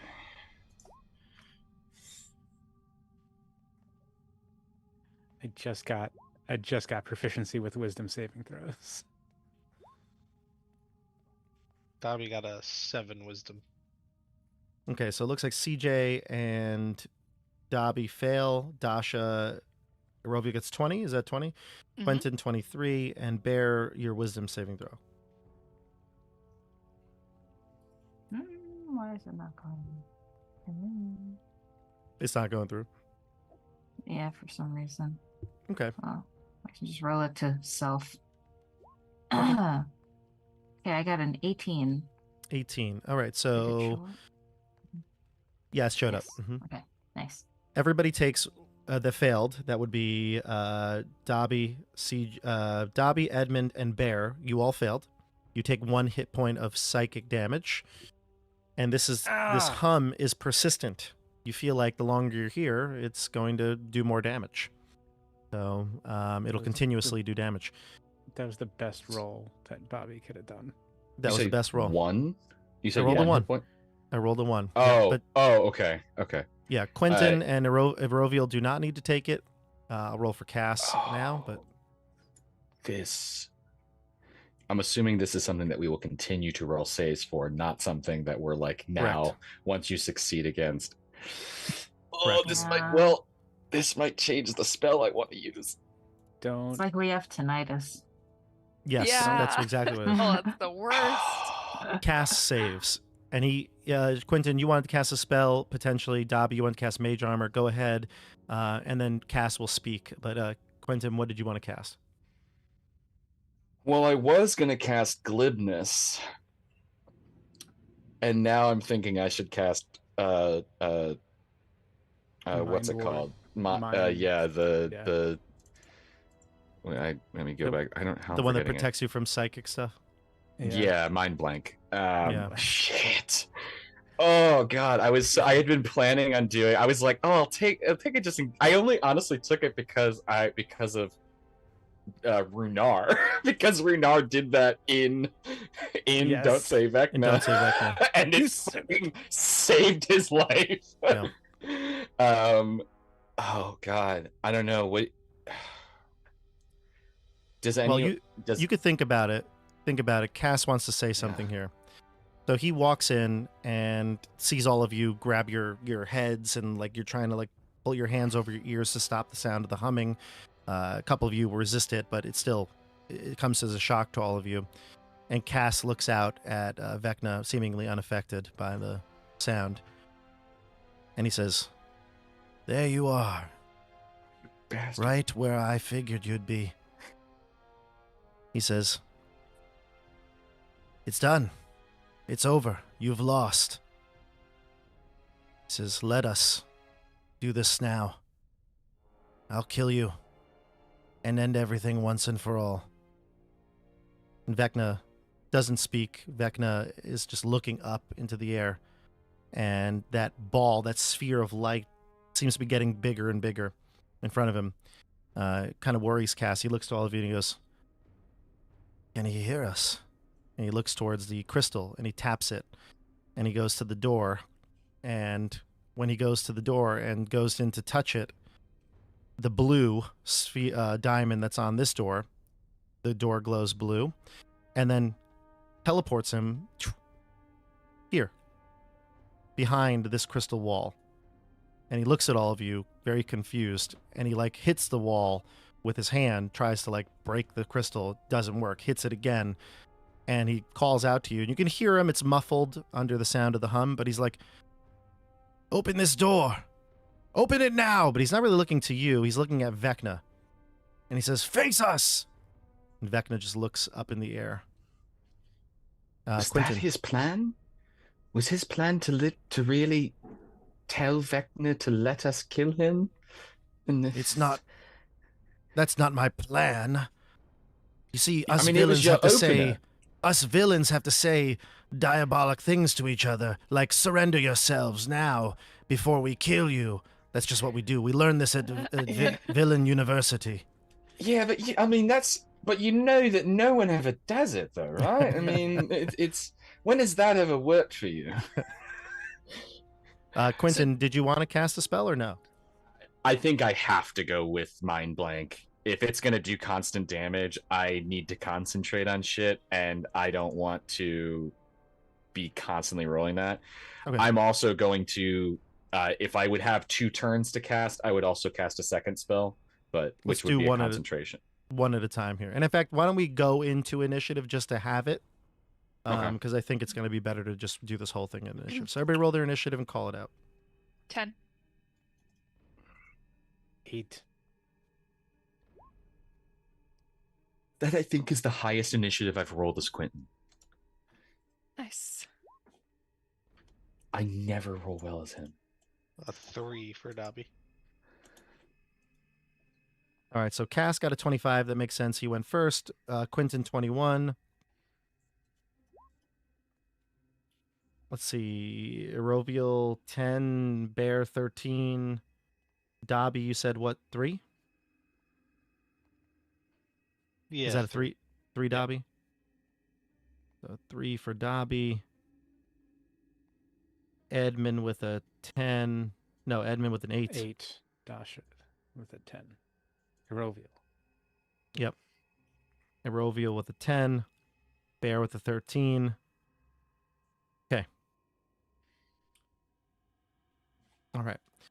So Cass gets teleported into this southern chamber here, seemingly now trapped in this room for temporarily at least. Quentin, you cast the first one, which was Mind Blank. Yeah, Mind Blank. Okay. So I Great. have it gives me immunity to psychic damage. I'm already immune to charm, but and he can't read my thoughts through any means. Fair enough. Okay. Then we'll go to what would now be Vecna's turn. And Vecna, Cool. If that was a although- full turn, could I also give a bardic to somebody? Sure, please go. I'm gonna give a bardic to Dobby. I'm gonna give a bardic to Dobby. And just as an FYI, my bardics, if you use it and you fail the roll, you keep it. Oh, okay. And if you use it and succeed, I can use a reaction to give another person a bardic. Cool. Because I have the infectious inspiration. So just Okay. FYI. So don't be afraid to use them because I have. What I is it? can. So What do I That's do a- with it? you It's can an add extra- you can choose to add a D12 to any roll that you choose. So you Can can I- hold on to it until you think you need it, but it can be useful for that stuff. Do I use it after I roll, or? Yeah, you Yes. decide I roll. if you want to use it after you roll. But I think before if you know it's a success or a failure. Yes. Okay. All right. But that's so my turn. who are you giving a bardic inspiration to? I'm giving it to Dobby. This one, Gotcha. this one I'm going to give to Dobby. Okay, great. And then Vecna will go. Vecna never responded, never moved, or is completely unchanging from the way he was when you first entered, kind of floating mid-air, looking up at the sky, this white sphere floating around him, growing and growing. But telepathically, you all hear this. Fools, I knew that you would come, but there's no chance of stopping this ritual. The only thing that you can hope for now is that I rewrite the multiverse in your favor. So I offer this to you once and once only. Join us. You can be lords, rulers, gods in this new world that we're creating. Quentin, you can rule over the Feywild. You can have ultimate domain over everything that goes on. Your wife, your child, the goblin girl that you killed can all be remade permanently the way that they were. Erovial, your soul, you can be reunited with it. All those that you once cared about, back. Even your friends Hex, Polgath, you can have domain over Avernus all the 9 hells, if that is what you wish. Bear, Dobby, the two of you can live on forever, journeying, adventuring, heroes of the realms, and Edmund Brycene, all in the Forgotten Realms will know your name. If you help me.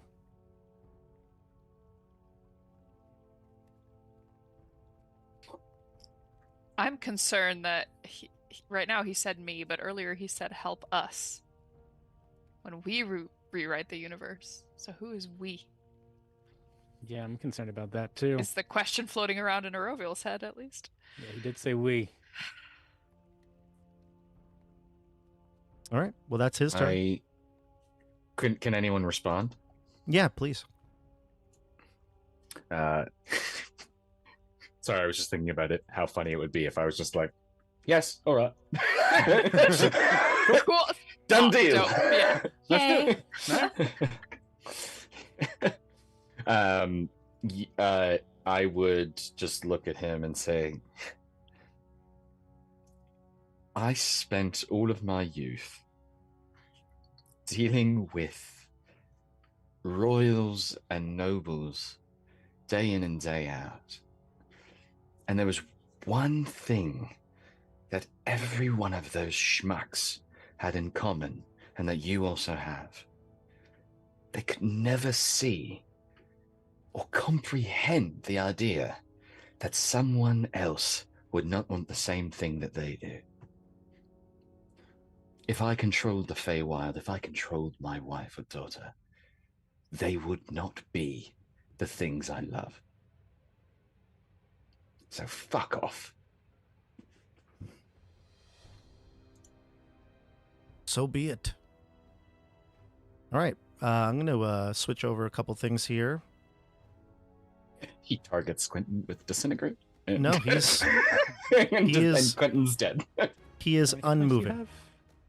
And just to let you know, that sphere, that glowing white sphere that's surrounding him, floating around him, continues to grow. And you get the sense that this is not good. You do not want this, whatever he's doing, to complete. And there'll be a certain time that this may be too late. So I'm going to mark down that it is 9:15. Oh god. All right. So God, for the this is rest of you, Mother. happening in real time. God Bear. I'm gonna damn it. tell your wife. Everyone shut Bear. up, we're wasting time. He started the timer. Bear, it's your turn. Oh. Okay. Bear is going to trot around to here and look up at this. Look at the cast through the door and reach out and tap the door with his greatsword. So, Bear, as you move towards that door, you look to your left. You see like a reflection of yourself in the wall, like, you know, to I guess to your it would be. I'm just going to use the directions here to the east because it would be confusing depending you're facing. But to the east, you can see there's the wall, and as you're walking and you can see the reflection of yourself in it, you get the sense that it's moving independently from you. In fact, as you turn the corner, you see yourself, but not in the reflection of the wall right in front of you. There's a What bear do I- right here. Oh, creepy. Like, And it's going stood to- next to me. Yep, it's not. Grizzly? It was there. It was there the whole time. It seems the reflection kind of just popped right off the crystal wall and is going to attack you. So it's going to take its turn directly after you, but you can go for the rest of your turn. It appears there. It has your normal weapons, not Cass's weapon, but it has your scimitar. Oh, okay. Can I attack it in this turn? Go Or- for it. Yeah. Okay. Well, You get the sense that it's going to attack you, and it's going right after you. what the hell, man? All right. Not nice. So I guess Bear's just gonna like jump and be Yep. a little startled. And then Bear's gonna say, "No, bad bear!" And Bear's gonna take out his own scimitar of sharpness. All right, not nice. Oh, but perhaps. Did you roll to hit? I didn't see it come in. That. Oh. Oh, no, I did not. Yeah, because Bear's just kind of like taking in the whole situation. And Bear's going to kind of look at the other bear and kind of realize that we've been tricked. This does not please the bear. And so Bear gazes upon this dupe of himself, and he finds that his small gnome heart is filled with rage. And so Bear, he looks at the other bear and he says, I don't like this. Don't worry, Dobby. We're gonna get him. We're gonna get him. And he looks at the other bear and he screams. And to Bear's little gnome ears, of course, he sounds like he's letting out a magnificent bell. But then to everybody else in the room, he sounds like as he swings with his scimitar of sharpness. You Okay, turned here off we your noise suppression for that, right?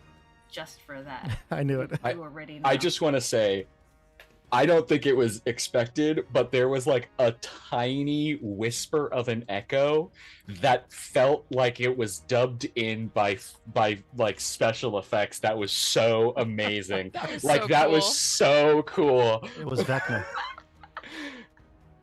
Okay, I go for love it. Yes, What'd you get? It's the resonance in the cavern, you know? Yeah, it felt like a reflective cave. Mhm. Yeah, it was so awesome. I love it. Okay, wait. Back to background noise suppression. Okay. And you get 2 Rolling. attacks, so you can roll both if you'd like. And then Aroviel, you're on deck. Okay, sweet. Looks like a saving throw just came through by accident. What is man, this whole situation? And now it's rolling twice. Why? It could be because you have advantage on, or Why did that process as an initiative roll? yeah, I don't know. Try it again. Refresh. Here's what we'll do. We'll go to Aroviel, and then you can try to figure out. As soon as it goes through, though, we'll jump back to you. Okay? Okay. All right, Aroviel. No, it's okay. Happens. D&D Beyond can be fickle. Go ahead, Aroviel. A couple clarifying questions. When Cass reached out and touched this blue crystal on the door and ended up behind this door, also Correct. on like a blue crystal. Great. Yep. And the walls that he is now surrounded by and that surround Vecna, etc., are they like domed so there's no going up over it? Or There's no going up over. They separate this like a maze. okay. They're I think the they're ceilings. covered on top. Yeah, I think the ceilings in here are not terribly high. I want to say 20 feet, but they go all the way up to the ceiling. The walls go all the way up to the ceiling. They don't allow for you to go over them. I see. So an arrow could not be shot into said places. Correct. Okay, cool. Iroviel will... Okay, she sees Bear moving this way. I think we need to maybe spread out, surround Vecna, so she will move right over here. And she will use a bonus action. Let's try Aroviel, this. before you do any actions, Yep. you'll stop right there, but an arrow will splinter on the crystal wall just ahead of you, inches from your face. Great. You can see yourself on the other side of this wall here, shooting, grabbing for another bow in the quiver. Or another arrow, excuse me, in the quiver.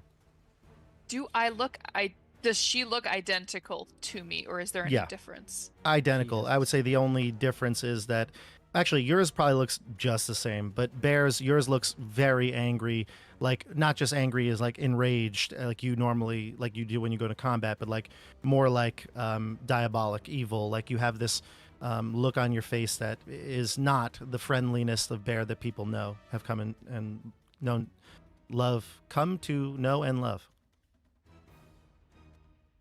But you, I'd say you look pretty much soulless and evil. Same old. Okay, cool. Great. I'm going to go ahead and try out this new spell. I'm going to use a bonus action to cast Swift Quiver. Mm. so I can't use it now, but I'll use it on my next turn. Mm-hmm. And I will go ahead and I'll shoot an arrow. I like that you put us far away from each other, because if she popped up right next to her, we would both have disadvantage.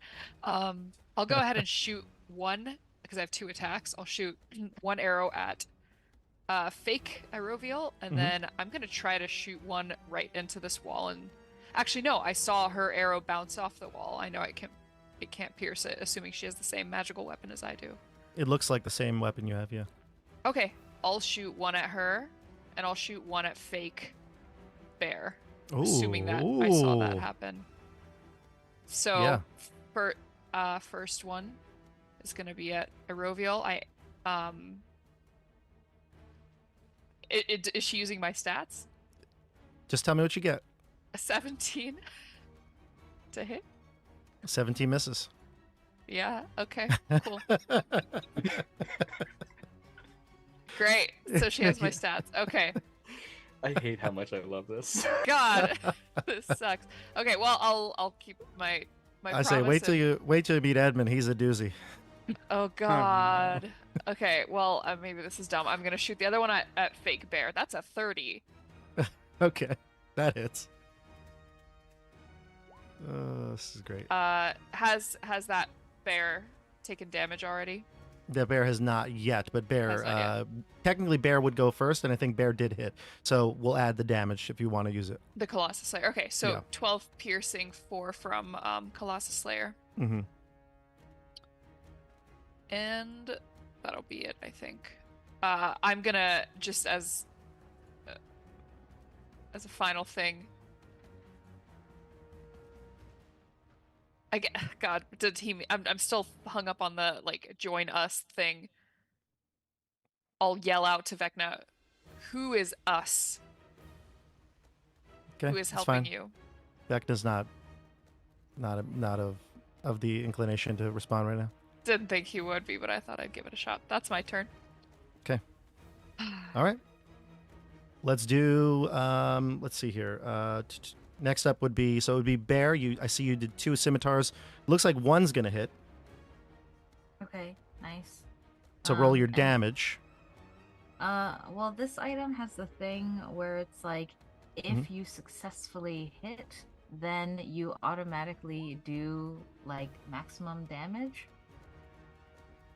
Maximize your weapon dice against the target. Yeah. Okay. So then, yeah, what would it be total? So it's 1d6 plus 10. Right? D6 Yeah. plus So it would 4. be. Yeah. It'd be your normal. Plus, are you raging? I don't know if I asked that. Oh, yes, I am raging. Okay. So then that would be the extra rage bonus damage, which I think is 3 at this point. Maybe it's 4 Plus 3. plus 3. Okay. So, great. yeah. So 13. So the total Little 13. Mm-hmm. Okay, great. So 13 from you hitting it. And then, Dasha, what was Roviel's number? The damage she did? Yeah. 16? 16, yeah. 12 piercing, 4 Colossus Slayer, a magical weapon damage. Okay. Just a quick question, Bob. I noticed that fake Eroviel standing at a blue diamond tile. Does that send Mhm. her to another place? She's not touching the diamond, so no. Oh, okay, you have to choose to touch the diamond. It's not when being you- in the square. Okay, Correct. cool. Yeah, That's it's like good to know. opening a door. When you choose to open the door, go through Gotcha. the door, yeah. Yeah, they're Okay. attached to the door, not the floor. Cool. Right. They are attached to the door, correct. They look, on the map, they look like they're extended out very far. It's just to show you, like, that is the door. Okay. Gotcha. Let's go to bear. The fake bear will now go into a rage themselves and attack you with your scimitar. Does he do the signature bear No. battle cry? No, Oh, damn. no. In fact, it's more of like a low, like, grumble or nothing like what you do. No, nothing. Disappointing. Okay. Ooh, that rolled it so weird. I don't know why it rolled it so weird for me. I've never seen it roll like this. looks like it rolled a 28. That's Does look weird. like Does that. anybody else ever see it look like that when they No. roll? I never. I saw it on someone that I played with recently had that, and I did not understand why. Did it roll a crit? Oh my god. It did roll a crit. It did roll a crit. Yeah. Oh my god. So it's actually Right. 28. Yeah, it's 28 damage in total. Yeah. 28 damage in total for you, Bear. That's the first attack. It has 2 as well. But you do you are the bear barbarian, so you actually take half of this. So it would be 14 for the first one, and the second one is 21, so you would take 10. So in total, you've taken 24 hit points. That make sense? Woof. Yeah. Okay. makes sense. And you hear, even though Bear is speaking, it is your voice, you get the sense that this is an extension of Vecna. It speaks like Vecna spoke before, but it'll say it in your voice. Join us, Bear. And then you can live with Dobby forever. And then we'll go to Eroviel. Eroviel, your character is going to attack your character. Mhm. It's going to cast Hunter's Mark first. Great. It says fool. Shouldn't have cast. Was that one you did? Oh, God, what is Swift it Quiver? called? Swift Quiver. Swift brand new. Quiver. What a amateur hunter you are. And we'll attack you with your longbow. First one is that did not come through, did it? Oh, there it goes. That didn't come through. No. Wrong with your page, Erovio. It showed up on D&D Beyond. Oh, did it? Yeah. A 20 Yeah, is what it. 12. Yeah. It rolled a 12, but with Dasha's bonuses, it's more. No, it's not a 12. It's 20 in total, is what I'm seeing here. I'll try it again. Let's see if it works. Ooh, that's weird. It's like not showing up. All right, Dasha, I'll have you roll it for me. Can you roll another? Just roll 2 longbow attacks on yourself. Great. God damn it. 30 You're making and me 32. waste all my good rolls, Bob. So for the first one, we're looking at 16, but you don't have Colossus Slayer yet. And then the second one would be 17 with Colossus Slayer 5. Mhm, So it ended up being 22. mhm. And Hunter's Mark D6. Making her roll attacks against herself is absolutely brutal. Diabolic. I wouldn't even do that. Oh, her sheet I'd didn't start work. playing that games. Yeah. You can see just how good of a DM. If you want justice, Edmund. Okay. Edmund sees this other Dobby pop out of the wall, and he's gonna be like, that doesn't make no, and he's gonna go after fake Dobby. He's not gonna. That's Big Bear. I'm sorry, fake bear. Yep. He's gonna go after fake bear. Hoping that he didn't cross a wall where the fake Edmund can come out. He thinks he's Sure. figured that out, but he will attack. And then you hear in your own voice from across the hall, "Hold on there, friend." You look out just above Bear, because it's pretty easy to look over Bear. And you see Edmund Brycene in the flesh. Oh man, He he's says, so "I hot. am friend to that bear. And I command you to put down your beautiful, incredibly distinguished daggers." Oh man, you Edmund Brycene, you look so good. You and I, we should hang out later. We could, But no, for all eternity, if you join Vecna. no, we must defeat this evil bear first. And I will attack evil bear with dearth first. God, it rolls like everything all at once. Jesus Christ, I clicked it way too much. All right, well, I crit. Apparently. Yeah, looks like it. 31. Yeah. 31, so... Holy shit. So... Jesus Christ! Looks like it would be Uh, 64 damage. 64 damage. And is all of this not all of it's psychic, right? Not all of it's psychic. Because bear, I believe, does not reduce psychic damage. So can we distinguish it? Is it just the 5 points that I'm seeing I there? think it's 8 of just it's psychic. 8 of it. It- Okay. It, looks like 8 is psychic. I'm seeing 4 4 and 4. psychic, and then 4 more psychic. Yeah, 4 Okay, so psychic this- damage, 4 psychic critical damage. Yeah. Okay, so it would be 64 damage. 8 of it goes through automatically. I'm going to add 8 of it automatically. And then out of that 64 it would end up being 56 halves to 28. Yeah. Man, Bear, it's great to have this rage. It's incredible. 28 Yes. damage. And he's like, oh, I've always wanted to play D&D. Great. You know, I've seen a lot of Reddit posts about the dangers of DM NPCs. I've never seen ones about the dangers of DM PCs. Yeah. it's an interesting thing that we've crossed into. Go ahead, Edmund. And I will. I need a bonus action here. I'm not sure if I should attack for a second time against Fake Bear or disengage to get a little bit towards Fake. No, I'm gonna leave space between Fake Edmund and me. Okay. Or real Edmund and me. I don't know which one of us is the real one. I hope I attack the real Fake Bear. You did attack the fake bear, yes.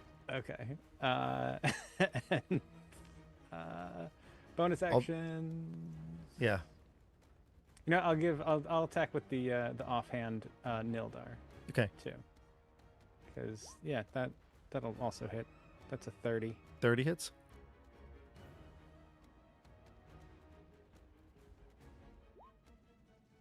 There we go. That's only 3 piercing damage Okay. from Got the it. offhanded Nildar.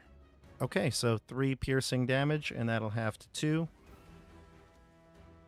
All right. Next up would be And I look Dobby. to Bear and I say, "You're quite tough." Bear's like, All thank right. you. Oh, shucks. Also, FYI, Bob, on the YouTube, I'm not seeing Dobby on the screen, but I'm seeing him on the Roll20 itself. So I think I don't know why that is. Are you seeing the bird? I'm bird? seeing the bird. Is Dobby It's here? just on for top of folks? it. It's just on top of his token. Really? Dobby's right here. Oh, okay. yeah. It wasn't. Oh, okay. That's weird. It was showing. Oh, it was showing the bird in a different place. Then that's odd. Yeah, it Okay, was the bird sorry. covering him, yeah. All right, Dobby, what you got? All right, so Quinn already went, right? Quinn had his turn, Yeah. Yes, and there's no Quentin copies. correct. But I also didn't move. Yeah. Okay. So I'm not moving, and from where I am, My man. I'm gonna I'm gonna cast Agonar's Scorcher here, 30-foot line to nail 2 of these guys here. 'Kay. Should be perfect distance. I will obviously use my superior wizardness abilities to not hurt my allies Perfect. with that attack. So let me go ahead and cast this. Okay. So that is going to be a Dex saving throw, DC 17, Ooh. with very bad rolls. DC 17, you said? Yeah. All right. Bear, can you give me a roll? And Edmund, can you give me a roll? Saving throws? Dex? Sure. Oh, I failed. This is really hard to fail. Do you want to All right. use any of your special abilities, Edmund? I'm just kidding. Do you want me to use? You want to use any inspiration you might have, or uh, no? I'm just kidding. what is it? Uncanny dodge will have Yeah. the attack. It's not going to use that though. Okay, so let's see. I want to use my reaction. He wants to use his reaction. He actually used his reaction already. His Oh. reaction was to introduce himself to the group. Eroviel's was to shoot. Bears was to charge in. So they did their reaction was like presenting themselves. Gotcha. So he doesn't Okay. have a reaction to do that. And of course, his was going to be to introduce himself. All right, Bear, Dobby, excuse me. You did how much damage was it? 16? 15. 15 damage. So the bear, that's bad, takes 8. Edmund, that's bad, takes 15. And your friends do not take the damage. Anything else on your turn? I also want to look over at. Can I see Vecna from where I'm standing? Yeah, everybody can see Vecna, yeah.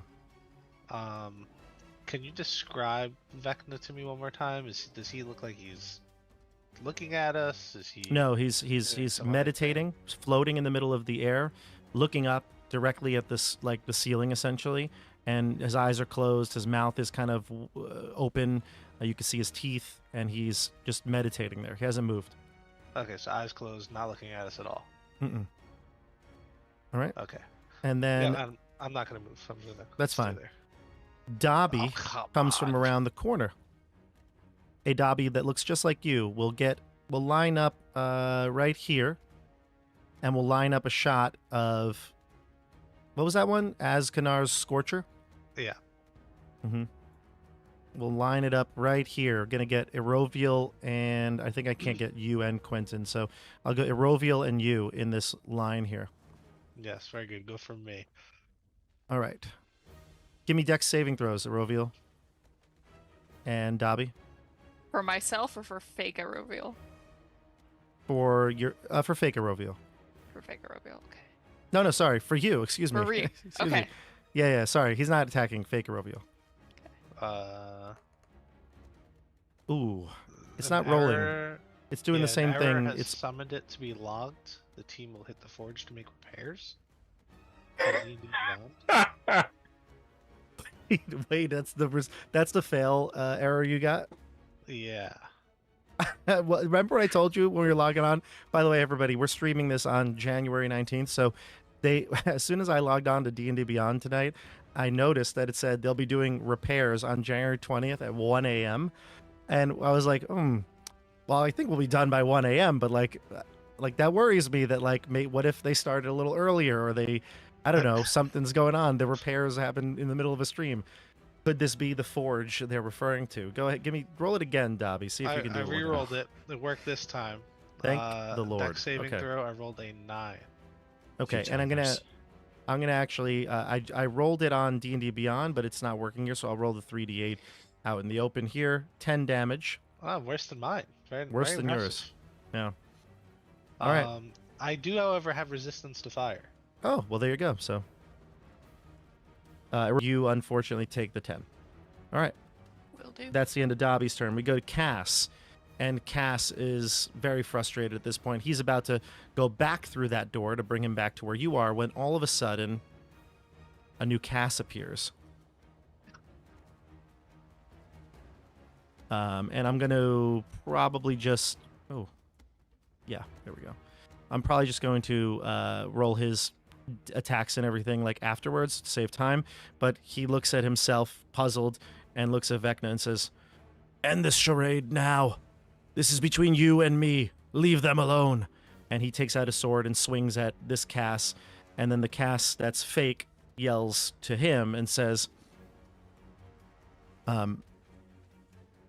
do you think that we would really let the betrayer betray us one final time? Of course not.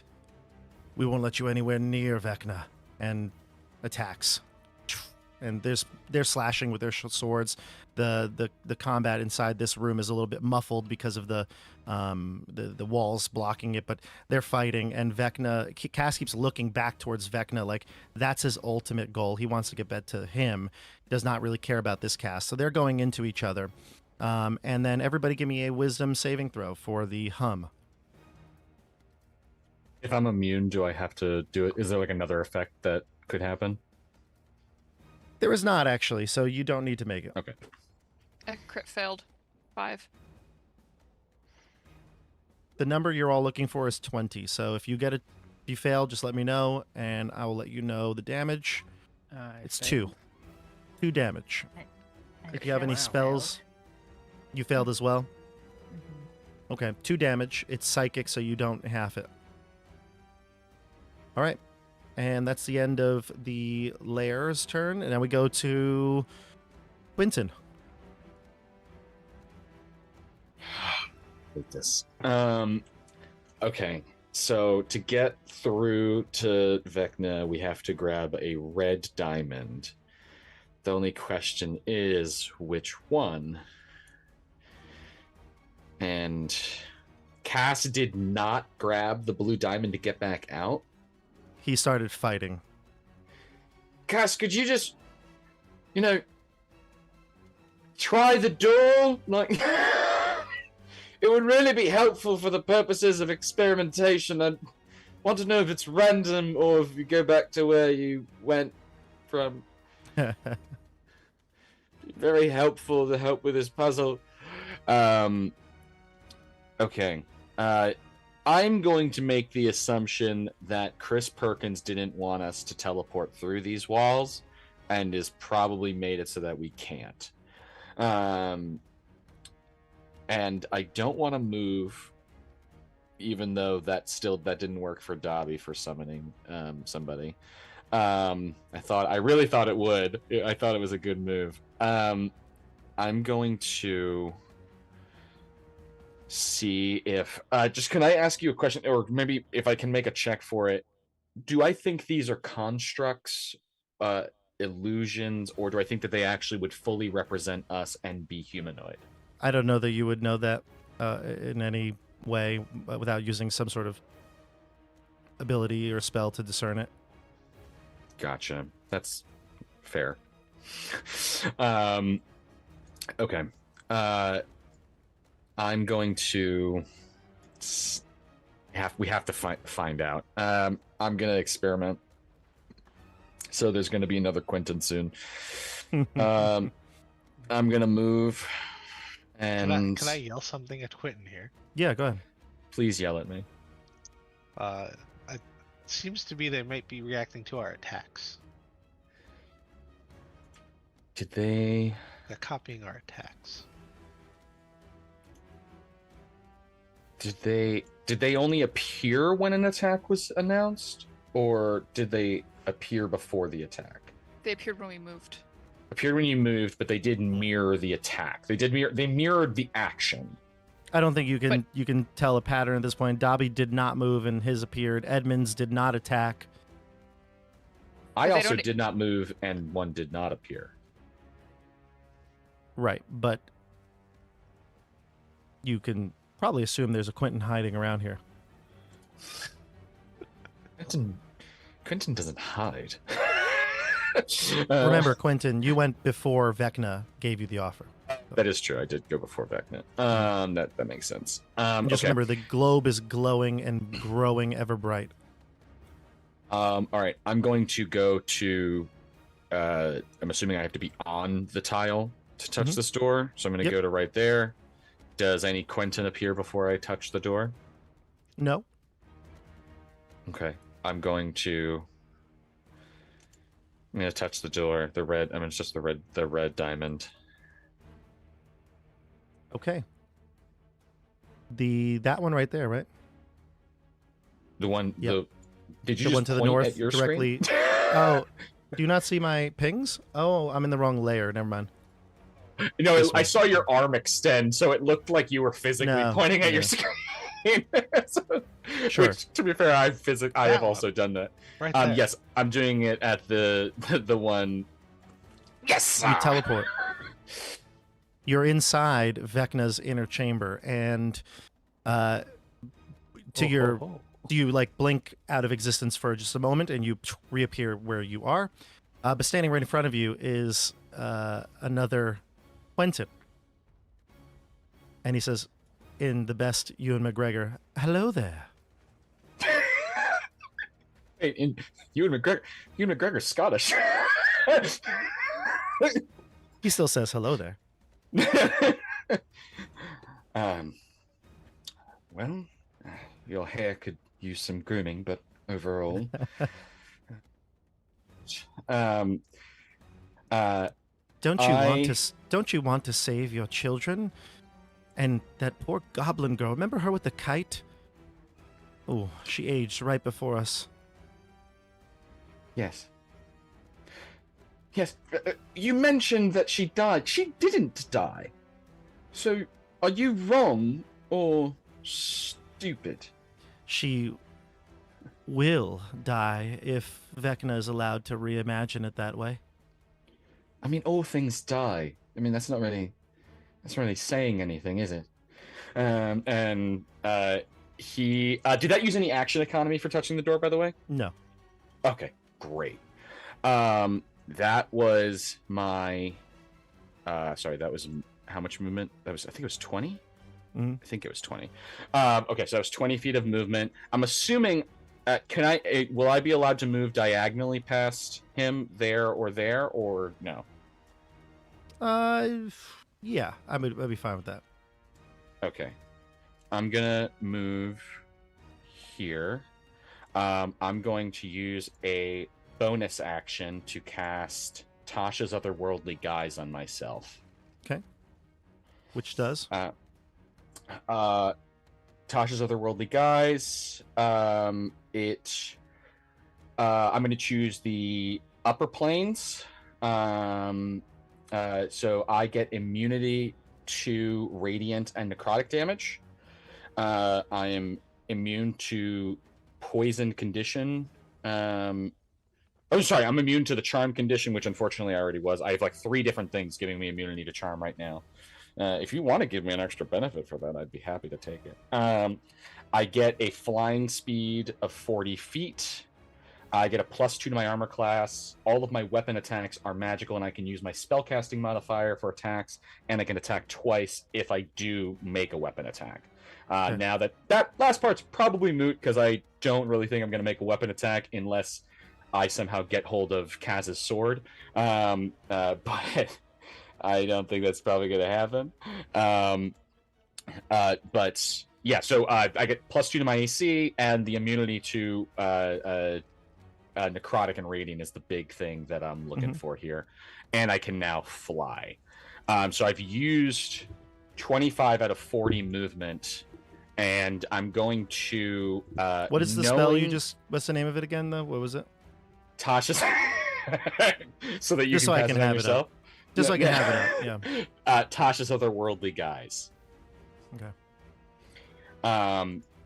And I am going to, knowing that I suck at making attacks, I'm going to fly up 10 feet. So I would have 10. I would have 5 more feet of movement, but I'm going to leave this Quentin's attack range. So if he wants to take an up attack, he can. Was Mind Blank concentration or no? Nope. Okay, but this one is. This one is, yes. Okay. All right. So you're leaving the other Quentin? I am. Okay. Go ahead. Does not take a reaction. Oh. Guess you have limitations yourself too. And he's going to fly up, and I guess I could fly diagonally, so I'll actually fly this way and up. So I'll be up 10 feet. And I guess I'll just go up. I'll go up another 5. I'll go up to 15 feet. That'll be all my movement. And I'm going to use my action. I'm going to use my action to just do what's it called? Oh god, I can't remember. How can I not remember this? Mind Sliver. Jesus. I'm going to cast Mind Sliver at... you know what? I'm actually curious. I'm going to cast Mind Sliver at my Quentin. Okay. Roll me a saving throw. Oh, I'm going to ask the group. Do you think it is more advantageous for me to test if he has the same spell up that I have, or for me to test if spells can go through this wall? I'm probably going to say spells cannot go through the wall. I'm assuming probably the same. Because I would go with the other one. Okay, I'm going to cast it at Quentin. So he has to roll an intelligence save, or do you want me to? I would like you to roll it just because it's not showing up on roll 20 for me. Maybe it's because technically these are not my characters. Oh, maybe. God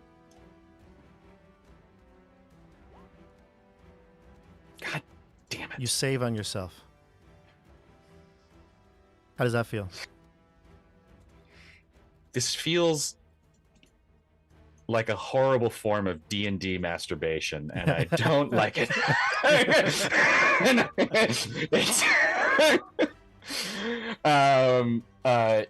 Yeah, I succeed on the save, or he succeeds on my save. That's Oh, that's and it. now That's my turn.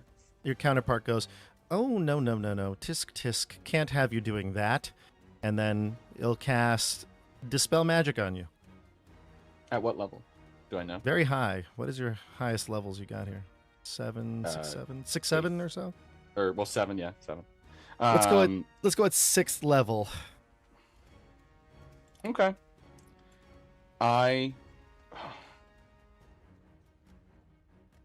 What an absolute tit you are. I've learned from the best. You know, Can I we've learned to counterspell, not waste however? resources, and while this is valuable to me, I think... You know what? No, fuck it. We ball. 7th level counterspell back at him. Okay, gotcha. Get the fuck out of here. Okay, so counterspell works. By the way, Dobby, you get the sense that I know you might have you use counterspell as well. You get the sense that your spell can't go through the wall. Like you almost were ready to summon it, and that in the back of your mind, like you had even stated before, probably wouldn't go through the wall. So, all right, let's go to the other Quentin went. It'll be Vecna's turn. Vecna's moving on, and he's continuing his ritual, the ball glowing even brighter. It would be Bear, it's your turn. Your counterpart looks to you and says, again in your voice, but doesn't sound like you've particularly. I mean, just like any of the other voices, they sound like just copies or imitations. And it says, "You can't leave Dobby forever. This would be the end of you and Dobby. What would we do without you? Without him?" And it's your turn. Bear's eyes water just a tiny bit. They glisten in the cave's dim light.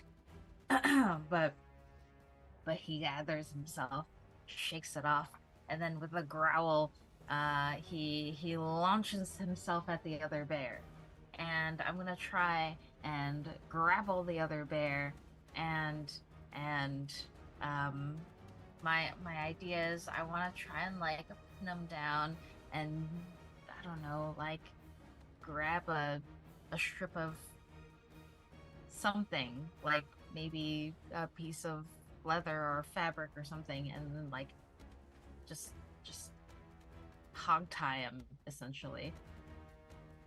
Okay. Can I do that? You can try to grapple for sure, and you wouldn't be able to tie him up without any sort of like, opposed roll. Like he's going to try to prevent that, but you can certainly grapple this turn. You can make a grapple attempt. You can roll athletics check. Okay, and then is that? Ed? Yeah, Edmund. That's the good Edmund. Yeah, I put the little masks on the bad people. Right. Yes, I'll say, help me. As I'm grappling him. So wait, what athletics you said? Yeah, it'd be athletics to grapple him. Okay, is it gonna show up as athletics? Let's see. Oh, it does. Okay, 14. I think you have advantage on this because you are raging. Yep. Yeah. Oh. Unhelpful. unhelpful. The other bear repels you. You do have another attack if you'd like to try the grapple again, but you can also, it's up to you with that second attack. Does the grapple count as an attack? Like Mhm. I will maintain my rage. Yes. Ooh, Even that's a if I good don't. question. I don't It's a know the special answer to type. that. It's a special type of attack, Yeah. Then yes. Okay. so it is an attack. All right. Good question, though. All right. Yeah, no worries. Bear is nothing if not persistent. So, some more wrestling. Let's. With advantage. Okay. Cool. Let's see. I feel like, damn, Bear is Oh my shook. god. The other bear failed pretty horribly too, but just got an 8 and you got a 7. Wow, it was just one less both Oh, no. times. Almost like you're Yeah. equally matched. I guess so. Yeah, no, the other bear really got to Bear, I guess. The other bear knows shook. all your moves. Yeah, really. He knows just what to say. Yeah. Okay. All right. You've Wow. got to help Vecna, or else Dobby and you will be separated forever. All your friends gone. I start sobbing these deep wails start like ripping through my chest, and I tears are streaming down my face, and I look up at Edmund helplessly. I say, help me, as I Admit try it. to grapple with the other bear. Admit it. You need Vecna. And a scimitar comes in, hitting for 21 damage. That halves to Damn. 10, and another one that halves. Oh, actually, that misses you. Never mind. So just the first one that halves to 10. Less. Okay. Well, All right. ouch. This is not going great. All right. So next we go to Eroviel. Mm-hmm. I saw Quentin go through this door and successfully get into this inner circle, correct? Mhm. Okay. I will attack. Is it possible for me to try to shoot the other Irovial in a way that would like pin her against the blue stone she's standing in front of? No, like you mean do you want her to like use the door essentially? I want her to go away, yes. Oh, I don't think there's any way you could make her use the door with your arrows. Like I don't I think see. that. Okay. Yeah. Okay, cool. In that case, I'm just gonna run to this door and see if I can get into this inner circle and save Okay. my attack for inside. All right, you bloop, right to this door, the other side in the inner sanctum with Vecna and the two Quentins. Great. Do I see the other Arovial through the door there? Yeah, and she's just like scowling at you through the crystal. I turn around, flip her off, and then turn back around to attack. Oh, I'm right next to Bad Quentin, aren't I? You are. Hello there. Great. Hello there. I'm gonna try to shoot Vecna. I'm gonna He's ignore already him. used a reaction, by the way. So if you want to leave his area, he can't do anything about it. Yeah, I also have escaped the horde, so that would but that's nice. great. I think I'm gonna shoot Vecna immediately and then I'll move. Do you gain the disadvantage by being next to Quentin? Do I get disadvantage? For Is being that a thing? next to 5 feet of a enemy? Just like why you and Erovia would have given each other disadvantage if she was right next to you? Is that only if I'm shooting the person next to me? No, it's only if you if they're next to you, you get it. Well, in that case, I am moving right over here. Okay. And I'll shoot Vecna. All right. We will try. Well, actually, you know what? Can I do these attacks one at a time? Sure. Okay, I'm gonna attack once with sharpshooter. And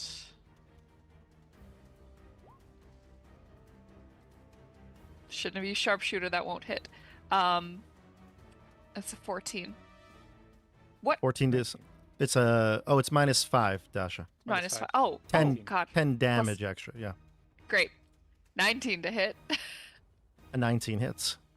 19 hits Vecna. Okay. He's kind of standing still, so 11 piercing. I assume no Colossus Slayer yet. No, not yet. no, but that's 21. 21. Yeah, thank you. Yeah, I 21. always forget. I always use it and forget. 21 piercing damage from a magical longbow. Okay. Two things are going to happen here. Number one, I'm going to take the damage. I'll put that right now. 21, right? Mm-hmm. Okay. So two things are going to happen. Number one, the ball, the sphere, stops growing, and it's still bright. It's still there. It's like kind of in his square where he's in right now. It's above him. It's floating. This white ball. I mean, you look at it, it looks like pure energy, blank, nothing in it really.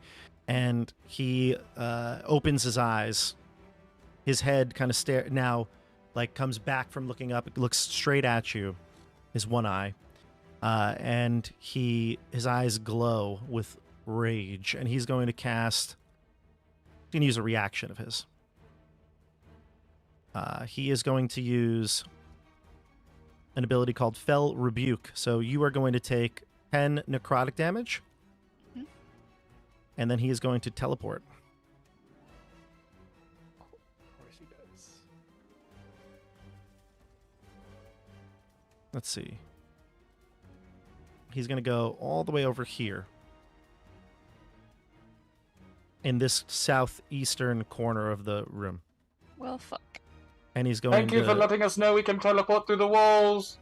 And he's going to say to you in your mind, Eroviel. And he says, Eroviel, you can join. Don't do this. Everything in your life has been of ultimate misery. We can change that. What do you say? Or if you have a response. I'll say you're right. Everything has been an absolute misery, and I have nothing to lose. But my friends have a lot to lose. So if anything, I'll fight for them. And I would like to use my remaining attacks. Mm-hmm. I'll use the Bad Quentin. On the Bad Quentin, yeah. So, is Bad Eroviel in here now too? When you're done, she'll move here, but she's when not I'm done, going yet. Okay, no. great. So I'm gonna shoot 3 times at Bad Quentin because I have 1 regular attack left, and then my Swift Quiver 2 attacks with a bonus action. So, I'm gonna just shoot my longbow 3 times. 1, 2, 3. I'm using Sharpshooter on all of them, so that'll be a 21, a 12, and a 16. Quentin, does that hit you? 17 is the number, so. He does not have. Yeah, he doesn't have the Tasha's. So yes, all of those would hit. 17 those hits.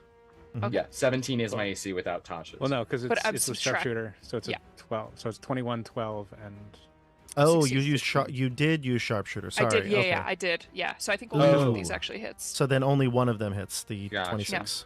That's okay.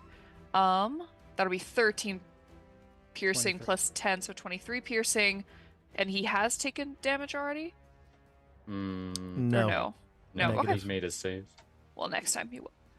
So just 23 piercing damage to Got Bad it. Quentin. 23 piercing. Okay. And now we go to the Bad Eroviel. She's going to double move to the door and Okay. boop into here and then move into the room. And with her bow, she kind of aims it at both of you. That's going to be her turn. And she says to you, Eroviel, why are you doing this? To you, Eroviel. She says, we could have a better life.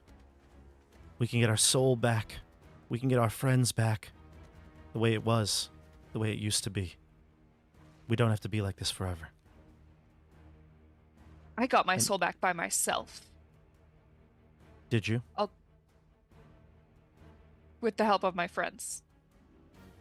It's waiting for me. I don't need your help or Vecna's. All right. Let's go to Edmund. Edmund. Dobby, you're on deck. Okay. Edmund will again look at. I see Bear tearing up, welling with tears, begging for help as they try to grapple this fake bear, and I can only do what I can to help and attack fake bear. And I say, "Don't listen to her. Don't let them poison your mind. crush them and kill your demons. And will attack for a 24. 24 hits bear. For 45 damage. Whoa. How many of it's psychic? 4 psychic.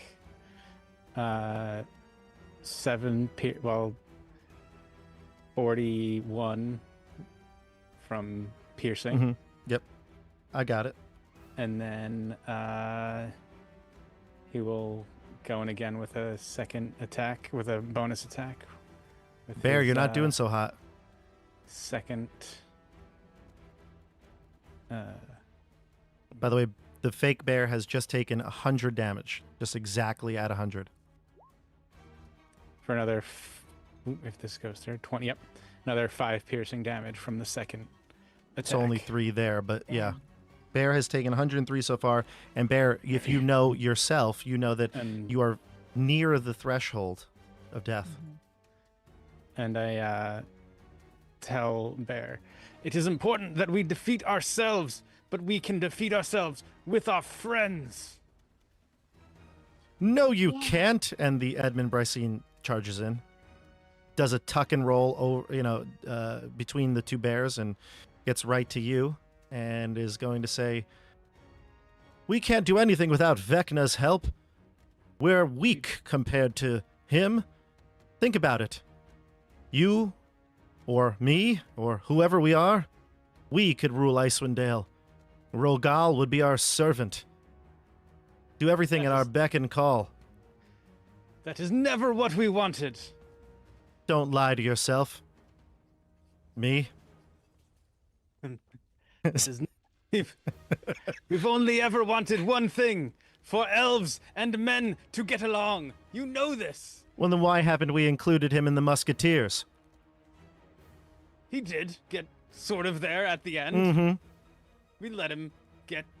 He was. I mean, it was a late addition. I mean, we were 3 musketeers. We could have added him. It was Admit it. It was You hate me him. You despise him. never. I would never admit that. Yeah, I was gonna say. Never out loud would I Okay. ever say that.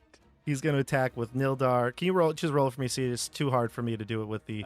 It's not showing up in the D&D Beyond. It's only showing up for me.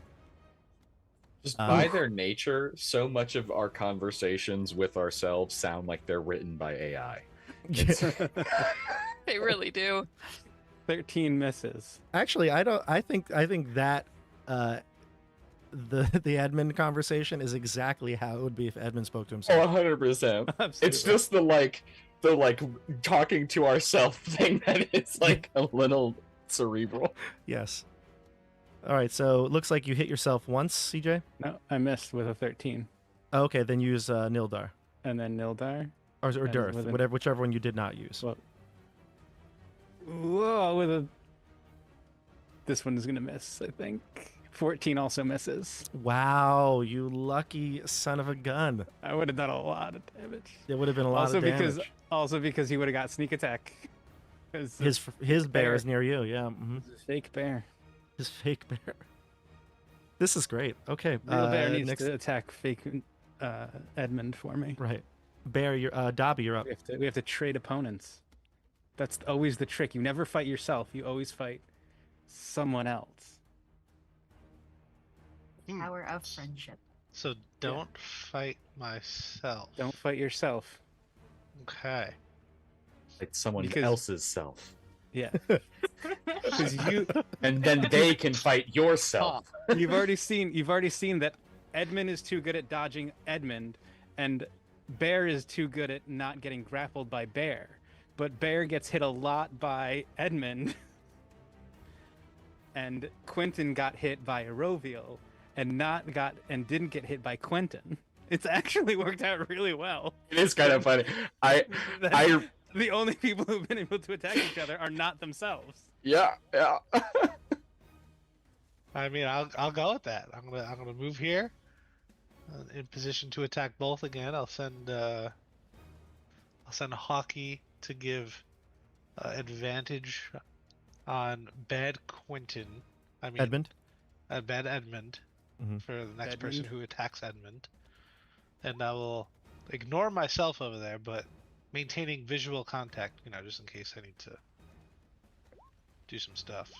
Ignore the rolls that I'm doing right now. I don't know if you can hear them or see them. Just ignore them. These are separate. Go ahead. And I will cast Scorcher through the 2 again. Okay. Roll your damage, and Edmund So- and Bear, can you roll me Dex saving throws?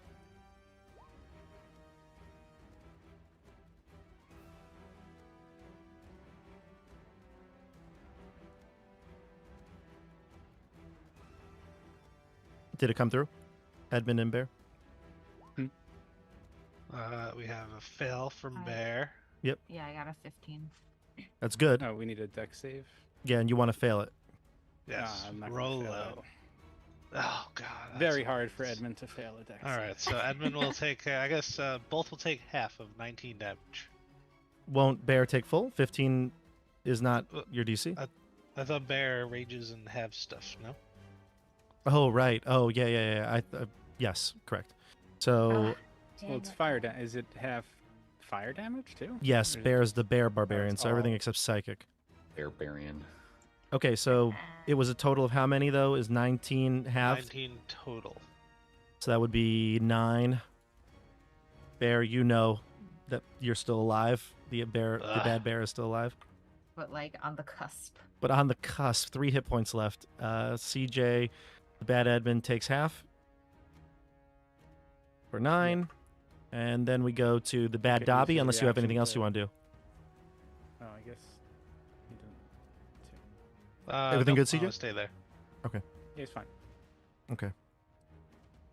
Dobby, the bad Dobby, is going to cast a fireball on everybody in this area. So I think Hockey is dead. Will go away no matter what. Edmund, give me a deck save. Bear, give me a I deck would like save. to counterspell What level? fireball. Okay. It's a good question. How exactly does it work if you're casting a higher level fireball? If you cast it higher than this fireball that it is, then you automatic. distribute it automatically. If you cast it equal to or lower, I believe you have to roll a straight intelligence equal to 10 plus the level of the spell. I've written the spell on a post-it. I will reveal it when you say it.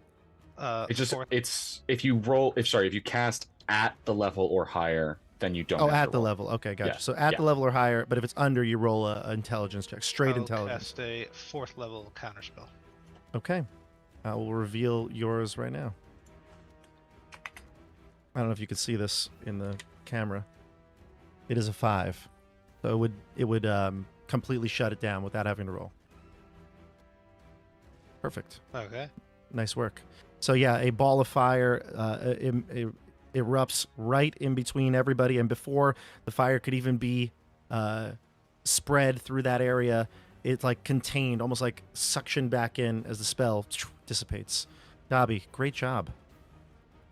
And then that will be, I guess the other Dobby he'll still move though, and he's going to come over to you, and he's going to say something to you. He's going to get right up to you, right in your face. And he's going to look at you right in the eye, Andrew. Dobby, and he says, He looks Andrew in the eye. he looks right at you, Andrew, right through the Breaks camera. fourth wall. He jims to camera. He says to Dobby himself, he said, we need Vecna. Because it's the only way we're going to get rid of Bear. You know. He'll never leave us. He's been a real thorn in our side for a long time. This is the way we could make it right. Rewrite everything. What do you say? I say you're crazy. Bear saved my ass multiple times. I don't know what you're talking about. And he said that loud enough for you to overhear it, Bear, by the way. The real Bear. Yeah. No, the bad Dobby said that loud enough for you to hear it. Oh. But you could hear Oh. his response as well. You could hear the good Dobby's response as well. I And scoff Bear at that double attempt. rage. Double rage. All right, next up would be Cass. Cass is going to there's been a lot of damage back and forth from these casts. He's going to go bloop through the door, sees that was a way to get in, and rushes towards that door. Bloop. Oh wait, no, Wait, he moved no, already. He moved try already. to find Sorry. Vecna. He is going to move to a different door. Yeah, he'll go this way. 5, 10, 15, 20, 25, 30. He has double move, so he can go to this door, to the D2 door, and land over here. By the way, I think I'm going to put the numbers. It'll just be easier for us to all see the letters once you kind of know where they're going. So like, for instance, and I'll put it up, but just to give you an example. So this door right here that you mostly all went into from, exactly, from the beginning. This one over here. Yeah, let me, hold on. There's a way to put, yeah, there it is. Do map layer. There we go. So like that door, the B door, connected here and here to the northern door of Vecna's inner chamber. So those obviously connect, and just so it's easier for us to see instead of like remembering the crystals, because we could just the map makes it a little confusing. I'll start to number them when you see them. So I'll do that over the next turn, but Cass does that, and he again curses the damn glass and hits against it, and he's shouting towards Vecna to face him. We'll go to Quentin, and I'll start moving those numbers. Just so we know for action economy, I know we could do touch a door, go through, no problem. Is it like an object interaction to do that, or it's like opening a door. Could we touch multiple doors on a turn, or no? It's like no, it's not. I'm not even going to count it as an action. It doesn't say here that it takes an action or anything to do it. It just says when somebody touches it, and it doesn't even say like interact. So I'm going to just go ahead and say if you can touch it, you can go through it. Okay. If you can, I feel like you can go through it. Yeah, I feel like it's silly. It's not like opening a door, right? There's no like time where you would need to like move the door open and go inside. Yeah. Like there's a little bit of delay there, but. And so we know this one connects to this one. Oh wait, am I? Yeah. This one connects to this one, and it was this one that Cass just went through. So Cass just went through. Yep. Okay, just making sure that was the right one. Okay. Yeah. All right. A1, B1. Okay. God, there doesn't seem to be. I cannot recognize any pattern of the placement. In order to reach two, it would have to be either this one or there are more blue doors. There's blue doors. This up one, here as I well. think. Yeah. Oh, I didn't see those. There's so many. Okay, it's my turn. Do we need to reach Vecna right now? No, I don't think so. Also, we're seeing the ritual thing is stopped while Vecna went over here. Vecna is in the southeast corner, yeah. And he did so via his own teleport, not a door, correct? He did it as a reaction to the attack, correct? His own ability. Reaction. Oh, okay. That makes sense. Okay, so the thing is not moving. Okay, cool. Quentin is going to... I don't know if spells are going to go through this.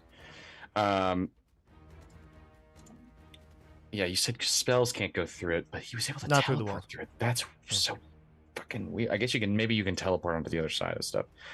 Okay, I'm gonna use a bonus action to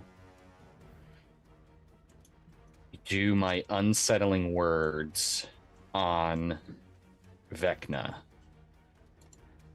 Yeah, I'm gonna do my unsettling words on Vecna, and you hear Quentin start to have almost like a melody come up as he's doing it, and he starts to sing, and just sings, "I am not anybody else. I will never need you to touch myself. Oh." And as I do that, he has unsettling words. So the next saving throw he makes will be minus a d12. So is this is this a spell or an ability? Ability. An ability. And what's the requirements for the ability?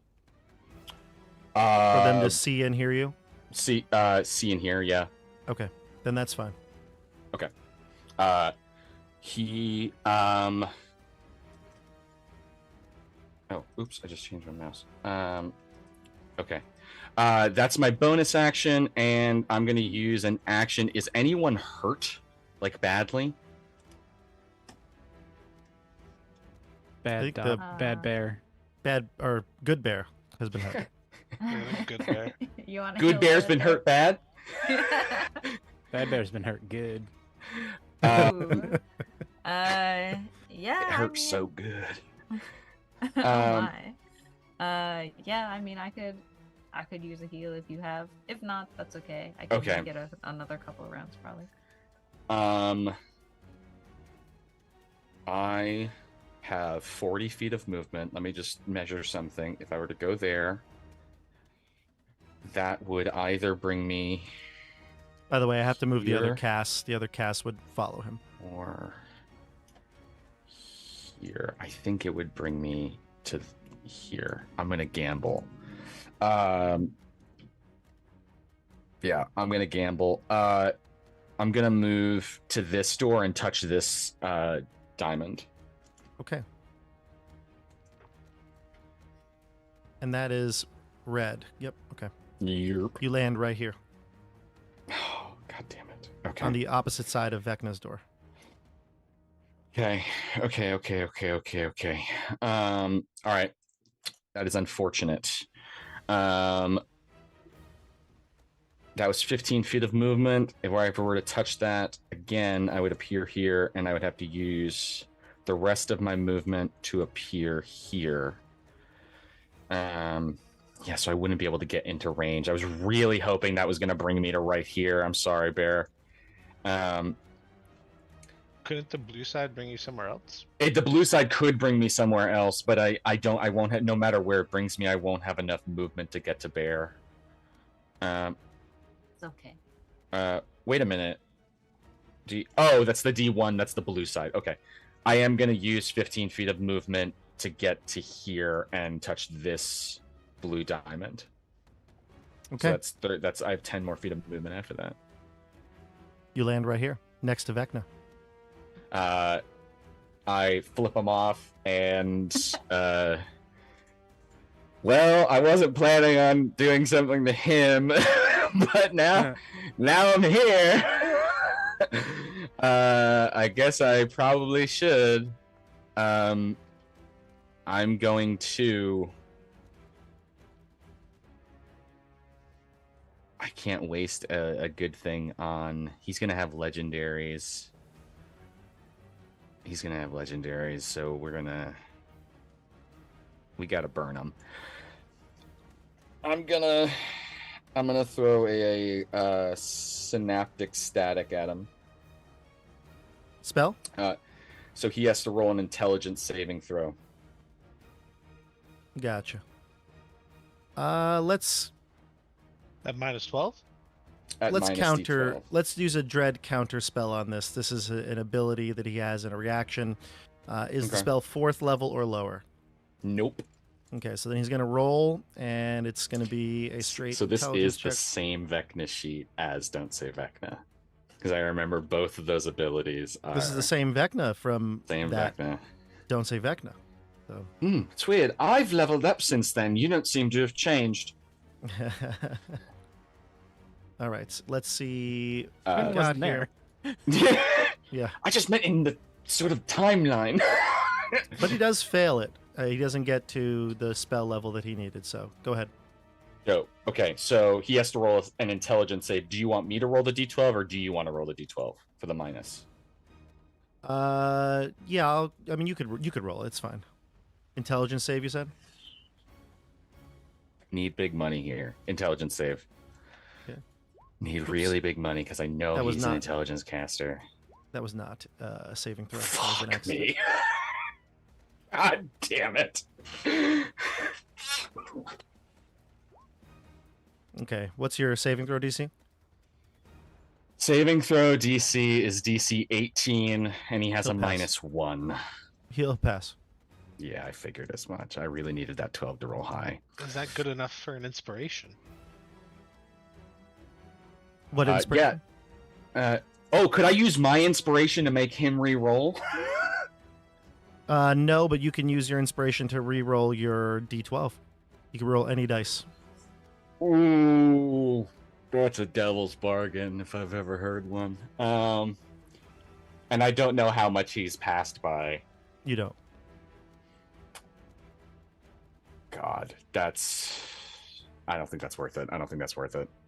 Fair That's I'm not that could be very much needed later.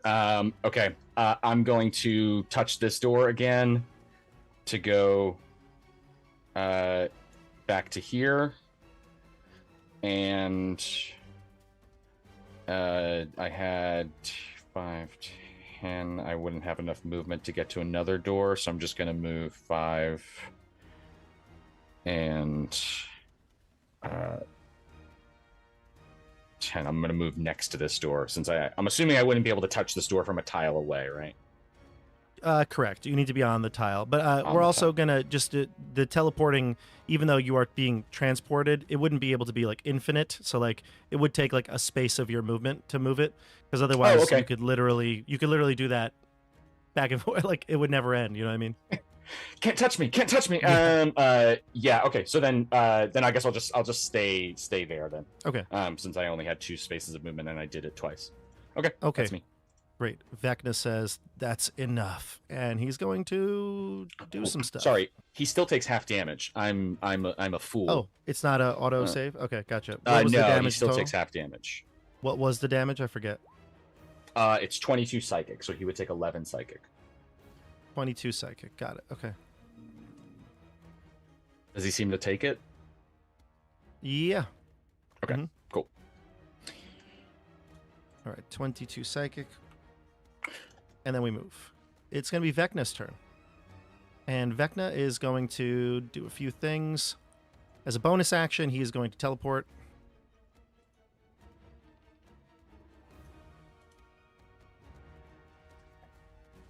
He's going to move to here first, and then go 5, 10, 15, 30.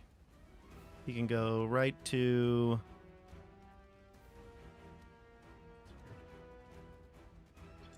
here. And it looks like Edmund and Bear are within, I think, the range of his ability here. 15 feet of him. So Edmund and Bear, the two of you, need to give me... oh, actually, never mind. He can cause each creature of his choice within 15 feet of him to take 10 psychic damage. So you take 10. Just No Straight up. saving No throw. No nothing. saving throw. Just 10 psychic damage. cool. And you can see the damage that he's taken from Yeah. Quentin and others throughout this. I think it was Eroviel's arrow. The scars of those start to heal up. His Of course he undead does. form looks back to its usual form that you saw it in the beginning. That's his bonus action. Go ahead, Bear. The 10 damage he does, he selects who that does damage to, or is it like AoE, just everyone within the range? It's a good question. It says he can cause each creature of his choice. So his Oh, choice. his choice. Okay, got it. Mhm. So he does land there and throws that up there for you. And then I also forgot to move the cast last turn, the bad cast. I'm going to move it. I think it would be probably just easier for him to chase down his other self. That's what he really wants to do. So he's going to go and he's going to have to go around some of you, though. You might get attacks of opportunity on him if you have the ability to do that. So to get to that door, he saw him go this way. He'll move again. Bear, if you'd like to take an attack opportunity, you can. He'll go around your way. He'll avoid Edmund, and he'll land back to where Cast the Betrayer is, up here. On my next turn, I am planning to drop my scimitar and take out Kashar's sword instead. Would I have time to do that in the quick moment of the attack of opportunity? No, it would just Or- be the no, scimitar, okay. yeah. But you can Okay, do that in the gotcha. next turn for sure. Sounds good.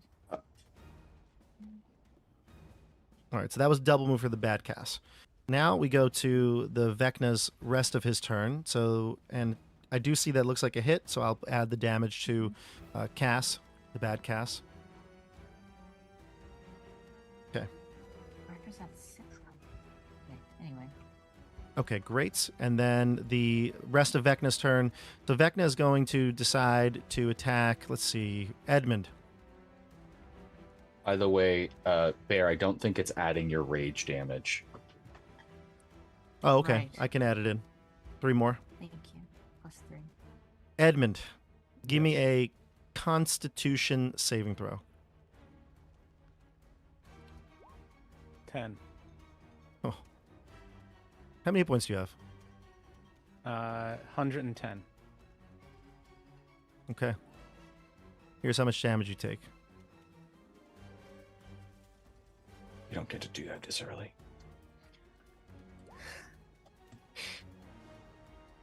Oh, you don't see it, do you? Never mind. Nope. Oh. Oh. Is this a spell? It Is is Rotten Fate. Oh, okay. So it's not a It spell. is an All right. ability of his. It is not a spell. So, Edmund, he sees you. You're within 120 feet of him. You failed your saving throw. So you're going to end up taking... let me just count it here. What kind of ability is it?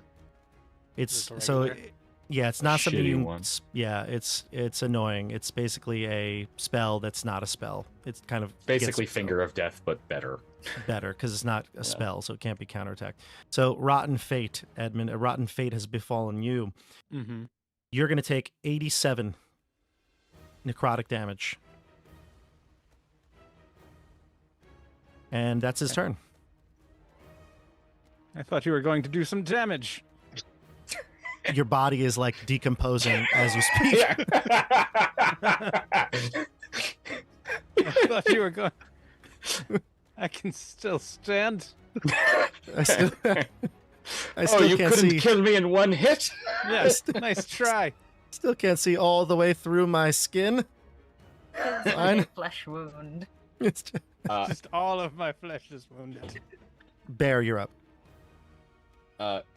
One thing I will remind. So, since Vecna ended there, do we know? Oh God, I hope that's not going to come through my mic. Do we know the action economy or way that we need to make the hand and eye get on to him? Just because I'm only asking because now Vecna's actually near where we have near the people who You have don't. There has been no instruction about that. They don't know. him. Okay. Okay.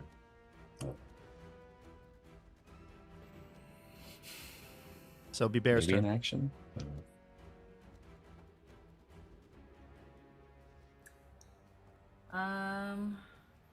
Okay. Well, Bear is still seething after hearing what Bad Dobby said. So he kind of has tunnel vision for Bad Dobby right now. And Bear's just basically like glowering. I imagine Edmund is tall, right? CJ, like, Edmund's a tall dude. He's tall enough. Yeah. Tall enough. Taller Okay, than you. So, yeah, right. So Bear's just like staring at Bad Dobby and like growling, like he's just envisioning himself disemboweling Bad Dobby, but like glaring, I guess, around Bad Edmund's knees. I imagine is like the height comparison there.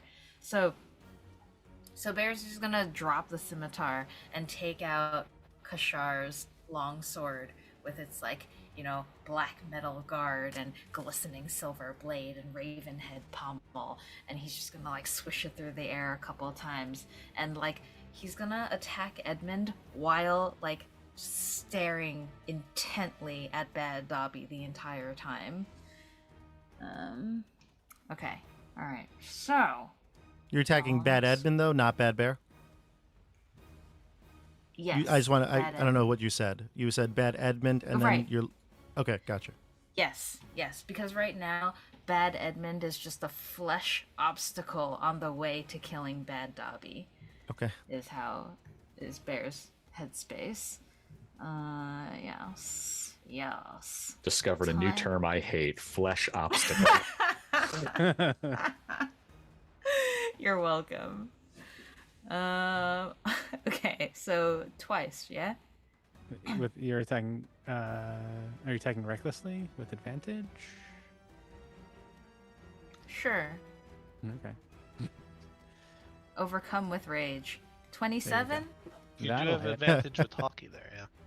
Oh yeah, the first attack was with advantage anyway. Anyway. But yeah. Oh, Okay, then never sweet. mind. Oh, okay, well... So it would hit 27. Roll your damage. Yeah. Okay.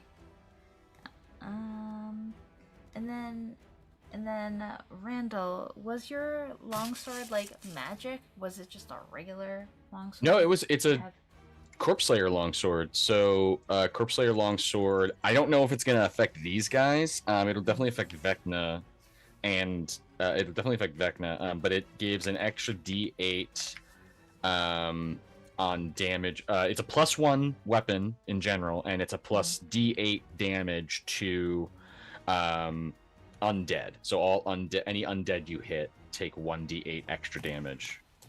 Okay. Sweet. So I hit this dude. Bob, does he happen to take extra damage, therefore indicating that he is undead? He is not undead. Okay. Gotcha. And I am wielding this longsword two-handed. So it would be then 15 and then +1, so 16. Plus That's 3 added in. for rage. What, sorry? The +1 I think is already added. Oh, it's in. already perfect. Mm, Okay. maybe not. I think it is.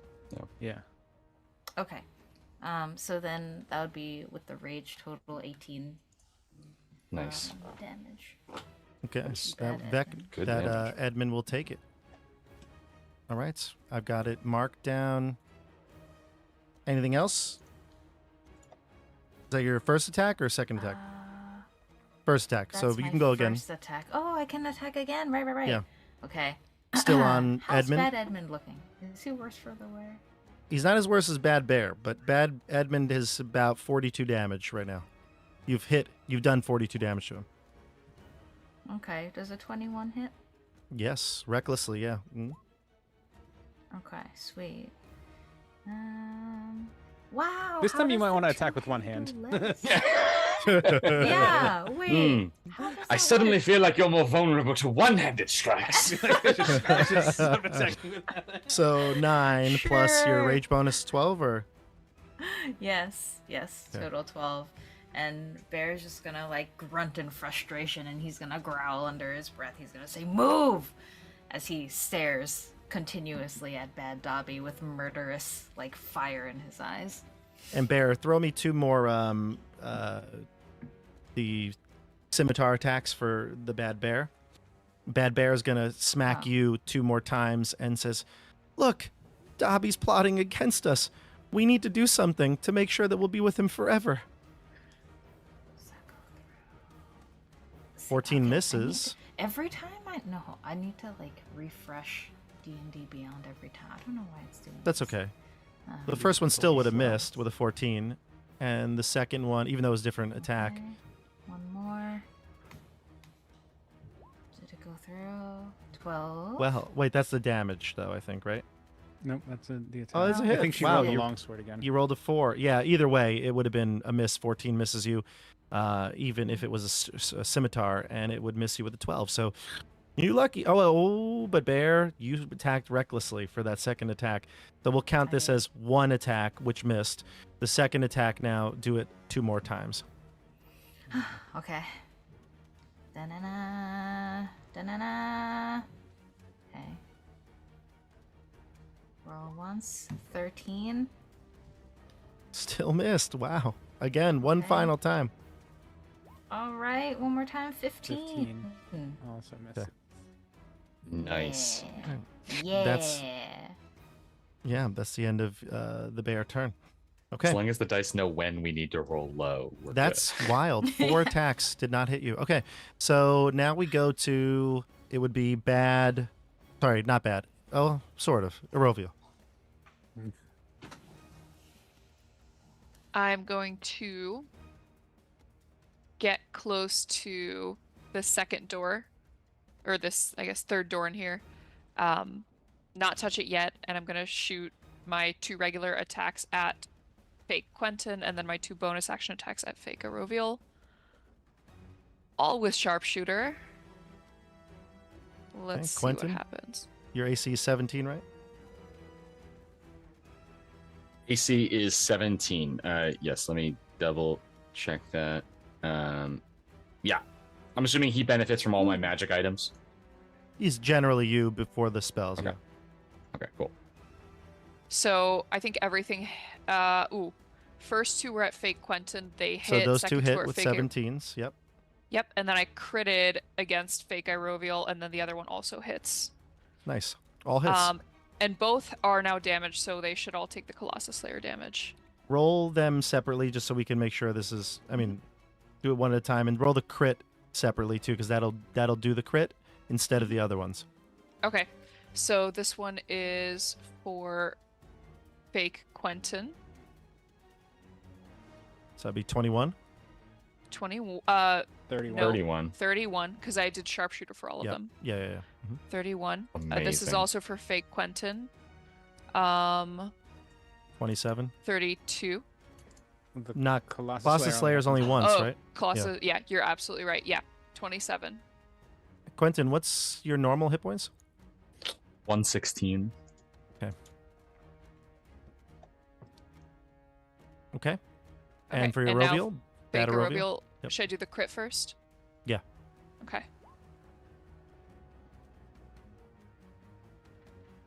So we're looking at So- 23 plus 10 is 33 plus 10 is 43.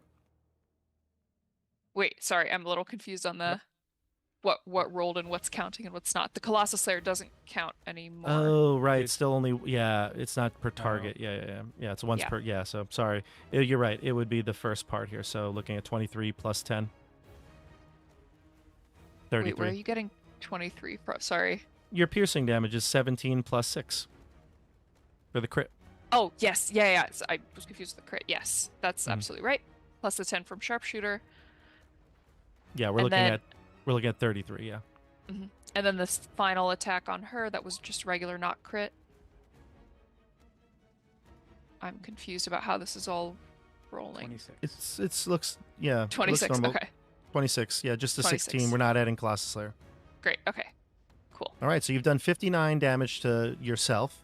You've done 81 to Bad Quentin, or he's at 81. He's taken 81 damage to Bad Quentin. And are you going to go through the red door I'm there? gonna go through the red door, yeah.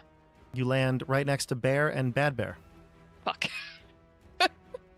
Perfect. I'll stay Right there in for a second, line. that's okay. Wait, Right in line. Quentin's at 81 or took 81? He's taken 81. Oh, okay. I'm counting up on the bad people. Gotcha. Totally makes sense. Okay. All right, let's keep it rolling here. So Bad Eroviel goes, and she'll follow you. She obviously is going to have to go next to you here, so she'll right here. It's a clusterfuck. I hate this. And she says, "You know what the truth is, though, right? You don't actually want your soul back, because then you'll realize all the terrible things you've done." And she's going to attack you twice with disadvantage with her bow. Can you roll She's 2 shooting more me for me? point blank. Point blank, yep. She'll do sharpshooter as well Okay. for the first one. I think we all know your armor class is 18, right? Mm-hmm. Roll it. Okay. On sharpshooter on 2 longbow attacks? The first one, but yeah. Just the first. Okay. So We'll, here's we'll a apply 1. them separately. That's going to miss. That's gonna miss. Your bonus is really high, though. 14, right? Is that what I'm looking at here? 15. 15. So -5 is plus 10 with disadvantage. You know what? Yeah, go for it. Sharpshooter. With sharpshooter. Same. Same number. All right. Doesn't work out this time, but she says that to you and says that's the real reason why you're scared. And we'll jump to Edmund. Edmund. will continue trying to take down Bad Bear. With ooh, yes, it's another one. A crit. Sorry, Nice. How do you kill Bear? Bear. Let's see. Nice. With 74 damage divided by 2. But yeah, Edmund, just like Bear is, you know, small but like fierce, and he just grabs the little gnome thing and just like so many. It's like like tons of little critical piercing. Jesus. And when you drop, And stay down. sorry, and when you drop the body, which is a now bloody corpse, basically, as it lands, it shatters into glass, and all the shards and pieces kind of dissipate onto the ground. Bear's gone.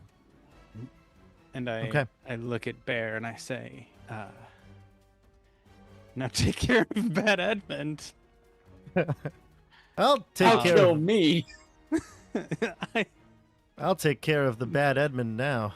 He says, but actually, let's see, where does he want to go here? But actually, I won't. Hold on. I have, well, that was my only action. I still have a possible bonus action, Oh, true. Never mind. which is,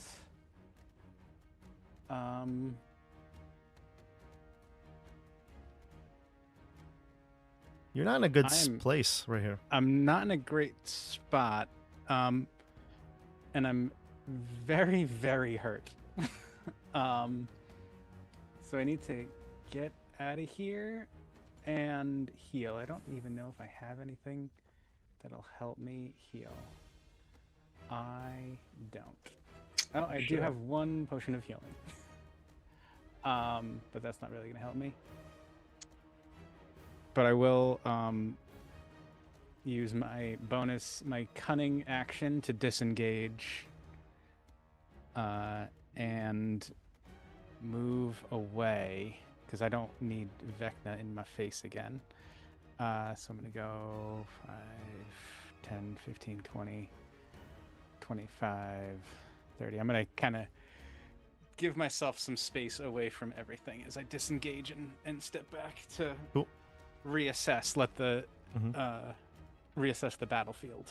All right, and then fake Edmund will pursue you. Bear, you can take an attack of opportunity if you'd like. Actually, wait, he can disengage as a bonus action, so he will not. 5, 10, 30. Yep, he'll get right to you, and he'll attack. So I can You- take. You cannot. Yeah. He has got cannot? an Okay, ability okay. that, yeah, lets him disengage as a bonus action. Mm. Edmund, can you attack yourself, please? With give me Dearth this time. Dearth is always in the main hand. Perfect. It's exactly what he wanted. Crit fail. Is that really? You rolled for real? That's a 12. Amazing. Oh my It's a god! crit fail. Unreal. Amazing. Amazing. All right. He says, Elias Yeah. and Flair could be our servants. We could rule Icewind Dale. An That Iron is Fist. not the spirit of the Three Musketeers. Although, could we bring back? Julius. Yes. Great No. idea. Not Julius. You fool! Why would we want Julius? We need Everard. Oh, I Do you assume that not since you remember spent Everard? I assume this you spent 50 episodes with Julius, he would matter more to you than Everard, who died in episode 7. Everard. We never got to truly get to know him. It's just assumed that the other would be more important to you, but I was Never. wrong. I fooled myself. You're right. Exactly. You don't even know me that well. Are you even really a reflection of me? Does he get destroyed instantly as he asks that question? That's funny. That's actually great. So much Okay. like first time Dom energy coming from all these reflected. It's like we can make them our servant. Mm. Well then, I guess we'll have to agree to disagree. And we'll go to Dobby. I really got you, Michelle. Sorry. All good. As you were, proceed. Just quietly dying in the corner. What you got, Andrew? Did Bad Quentin go? Oh, did I miss him? Whoops. I don't know. No, he went. He went? He just shit himself. That was all he did. I don't remember. That's my bad, though. I totally missed it if I did. He But spent his turn taking out the arrows that are now all over his body. He saw his reflection in the crystal and was like, shit. And just like, yeah, that was my bad. Dobby, go ahead. I don't want to take too much time. Go ahead. Okay. I was hoping you would move him out of here, or towards us, so I insist, if you would like to. If anything, he would just move to try to follow Quentin, but that would be. I think I would just not take his. I don't want to mess with the turn order. I missed it. So go ahead. I can move him next to Quentin. I'm gonna cast a 5th level fireball here, right next to Hockey, I believe. 20-foot radius. Let me just measure it out real quick. So it should get bad, and then bad, right? Vecna, and then this guy. Mm-hmm. Should get everybody, right? It looks like it would get everybody, yeah, within 20 feet. Yeah. Mm-hmm. All right, let it rip. Okay, go for it. Find it on my spell list here. By the way, the bad Quentin could teleport to here. 1, 2, 3, 4, 5, 6. 1, 2, 3, 5, 6. He can get to here. He can't quite see you, but he double moves to that spot. That'd be fine. Okay, go ahead. We have a Dex save 17, totaling 43 damage. Okay, Edmund and Eroviel, roll for your duplicates. I'll roll for Vecna. And you said it was a Dex save. Yeah, it's Fireball. Dex save 17. Roll low, guys. Roll low. Vecna rolled low and failed it. So Vecna will use one of his legendary resistances that marks 1 off the chart. That's important, though. huge. Absolutely huge. Fake Edmund. I think Fake Edmund doesn't take damage from evasion. Oh, yes, that'd be correct. He would have. It's an area spell, yeah. It's a dex saving throw to take half damage, and he succeeded and takes no damage. Okay, fair enough. And then Eroviel? Saved for half? I think I saved. Sorry. Yeah. Dex save 22. Okay, so you take 21 damages total. 22 damages total. Me or my duplicate? Or both? The duplicate. No, not The you. duplicate. The duplicate. Sorry, yeah. I'm speaking only for the duplicates. Okay. Okay. All right. That's your turn, Dobby. Are you staying where you are? Are you moving? Does Bad Dobby get hurt, or does he have my resistance? The bad Dobby. Oh, well, hold on. No. You're an enemy of his. So you're choosing to not include him. He would make a save. You can make a saving throw for him. Okay. Dex. 6. He failed. Okay, so he'll take the total, which was, what was it again, 43? 43. Okay. How many hit points do you have? Total or currently? Total. Like 88. for the bad Dobby. Okay, so that took a good portion of his hit points then. He'll go, and he'll do the same thing, except it'll hit only your friends. So everybody else give me a dex saving throw. And he's going to use it at a higher level this time. Hold on, do I have a spell slot here? One sec.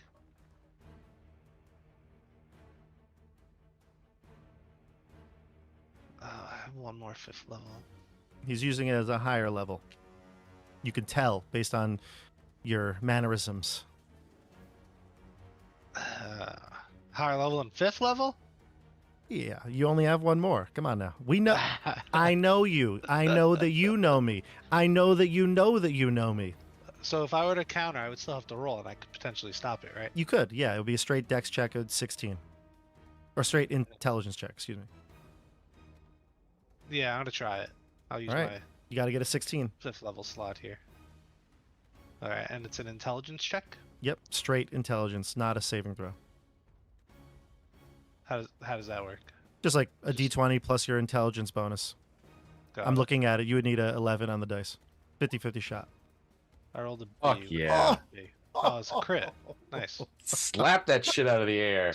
Oh, Nice. wow. Not in Dobby's house. Nope. Damn. Okay. All right. All right. Next up would be top of the order. So everybody give me a wisdom save for the humming.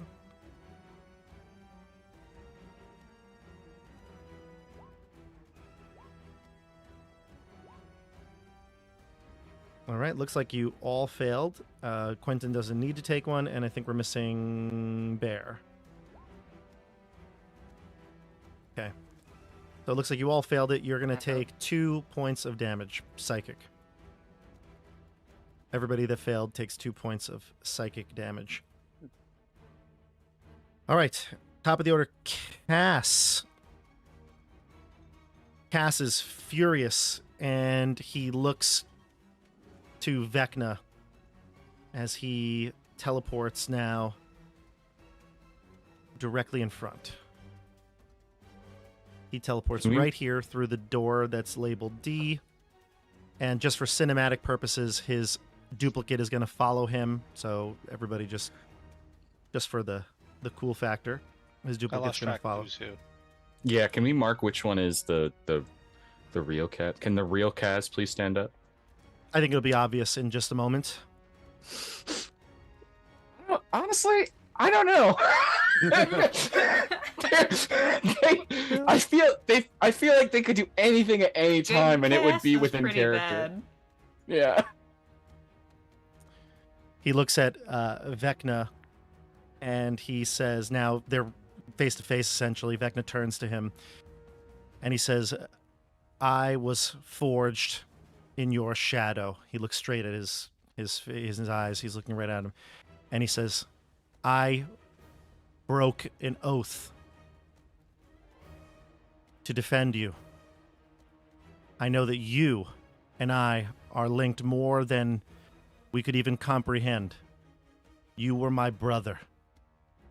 And I'll admit it to everyone. He looks especially, where's Quentin, because he knows you don't believe him for anything. But he looks to you and to the rest of the group, and he says, I know that with his death, he looks to you all, pointing at Vecna. I know that with his death, that I will fall with him. But I must, because this is the only thing that will set me free. I loved you. And he looks at Vecna. You were my brother. And he takes out his sword, and he looks like he's ready to strike. But he looks at the reflection, and he says, this is the way I can regain my honor. And Cass, the fake Cass, was about to attack, pursued him, and immediately pauses, freezes like midair as he's like leaping towards him, and shatters into glass just like the dead bear did. And like just the wisps of the glass that's disintegrating rushes past Cass. And Cass kind of looks surprised that happened, but will now take his attention towards Vecna. That technically was his action. So that is going to be his turn. And now he's there, standing next to Vecna. It's the secrets. It's the secrets. I think it's the secrets.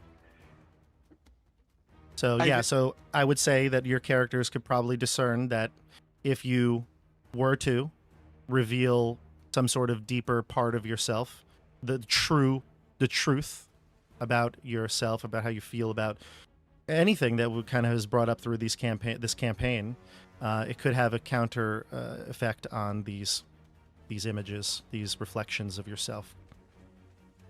So that's his action. He's done. And now we go to, it would be Quentin. Okay. Well, shit. That now learning that immediately before my turn. I mean, it's cool and all, but it really makes me question if I should just do that. might just do that. It might be better for you to do something else. You're not sure. Yeah, I mean, he's up to taken you. a lot of damage. I don't think it's worth the action to get rid of him since Erovial can fuck him up. I'm currently not in a great spot to fuck him up, but I can try. yeah. I need water real quick. You guys can discuss maybe some plans, but decide what you're going to do, Randall. I'll be right back. 2 seconds. For sure. How do we get the eye and the hand attached to Vecna? I have a duct tape. feeling. I have a feeling that like it's gonna be maybe like a grapple check, like an action for like Bear and Edmund to do like a grapple check or something, or like maybe a sleight of hand, or maybe it's just an action to like just interact and just be like, here you go, and just like pop it into his Put it in place. stupid eye hole. Slap it on him. Yeah, like maybe it's just like a magnet, and like you just like put it there, and it just like. You But just want it back. We could just be like, here, hey, I found this. Do you want it? you want it back? So my options right Fetch. now are I can either cast. I could do a mass heal, not the spell mass heal, but mass cure wounds. I could do a mass cure wounds. I could do heal on, I think probably Edmund since he's super fucked up. Yeah. Or I could divulge my secret to get rid of other Quentin. Is I'm other back, Quentin by the almost dead? He's not Yeah, almost that's dead. that's why I'm questioning if I should. I think they're all pretty close to dead. Not quite. I don't think Bad Edmund is quite that damaged. Bad Edmund's taken 54 damage. Bad Dobby's taken 43. Bad Quentin's taken 81. Bad Arovial's taken 82. And Bad Bear is dead. Bad Yeah, Bear but has is there- taken damage. Is it okay if I move Hawkeye for my last turn to aid? Oh, yeah, go ahead. Okay. God, this sucks. I can't get out of the fucking trying to get away from these two casters. There's too many people. Yeah, I can't. There's literally I don't think any space I can get to that's actually gonna be safe from both of them. So what I can do is I can get here. I can get here, and then I'll only have to worry about one. I'm gonna fly to right here using all my movement. I'm going to. Oh well, do we think that I should do? I mean, do we think I don't know how messed up Dobby, Bear, and Erovial are. You guys like really hurt? No. I'm hardly hurt. I'm hurt, but I'm not like Okay. gonna die soon. I'm okay. I'm at Okay. like 50%. So in that case, I'm actually going to do different movement. Oh god. Just trying to beautiful fuck. Just need him to go away. Beautiful. Oh god damn it. It's like all so perfectly equidistant. Okay. What about him? Can I get away from him? If I go there, get there, and then okay, I can do that. All right, I'm just going to get away from one of them. All right, so I'm going to move here with 15 movement. Mhm. I'm Okay, going towards to the go eastern door, through yep. to C2. Mhm. Then I'm going to go here with another 15 to get to here. And then use the last of my movement to get to here. That's right, Vecna. I can do geometry. And I'm going to cast Heal on Edmund Brycine. Nice. So he's going to regain 70 hit points. Ooh. Huge. Yeah. Huge. Very big. He's going to regain 70 hit points, and it was an action to get rid of the thing, so I can't use that. I can't do that with a bonus action. I'm going to use a bonus action to also give Edmund, a bardic inspiration, and yeah. I'm gonna give Edmund an inspiration, and yeah. Okay. I'll bring back an oldie but a goodie, and sing. Suddenly, Quentin is inspiring for you. You don't need no death save. Don't have to worry. And you get an inspiration. There's technically 2 over the lines, but I don't want to waste time. Sweet. I love it. So Edmund, you heal, gain inspiration. The bad Quentin will start to follow in suit, and he's going to get right in front of you, blocking your way through that passageway. And he's going to cast Dispel Magic on you again, this time at a higher level spell. I mean, what are you, a one-trick pony? What is this? Well, what can I say? I am you, so... Yes, but that's not a good comeback. I've cast different spells every turn. Are you going to counterspell this or not?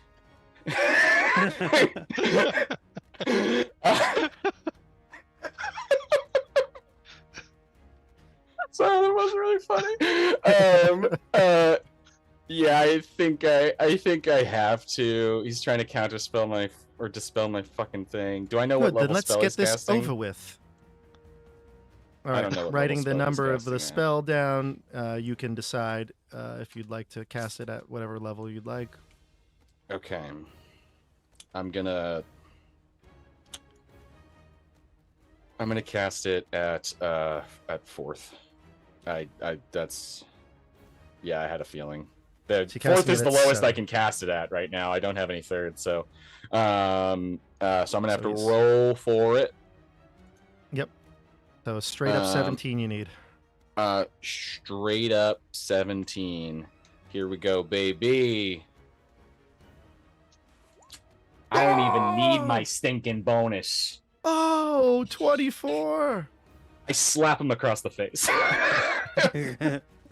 He says, I deserve that.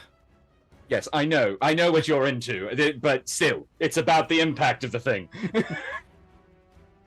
All right, that's Quentin's turn. We go to, next would be Vecna. Oh, Vecna. Oh, Vecna. Vecna is going to...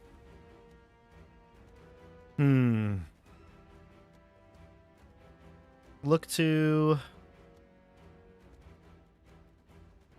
Bear. Yeah, Bear. Bear, give me a Constitution saving throw. Okay. Just refreshing real quick. You do have a good Constitution, but All right. A 20? 20 does not succeed. You are going to take... Yeah, I know, it's hard, yeah. What are you gonna do? All right, what's happening to me? I'm going to tell you right now. You're going to take... So he's casting the same thing he cast on Edmund, so you're going to take 8d8 plus 60 necrotic damage. Plus 60? Yes. So it's going to end up being 36 plus 60 is 96 necrotic damage, which you will then have because you're enraged, right? Uh-huh. You are still raged, right? So Yes. 86 cut in half is 38. 43? Wait. Oh, 96. 86? 86 cut in half. 86. No. 43. It's 86, right? That's what I just said. You said 60. Plus Plus- 37. That's 90 cent. That's 90. Sorry, So, 36. 36 damage, like that's what I rolled, plus 60. Oh, you're right, it's 96. Oh my god. 96. I can't math today. So 96 divided by will be Okay, 40. 48. 48. That's what I said, right? Maybe I Yeah, didn't. I don't know. 4d8. We can edit this out in post. Sure.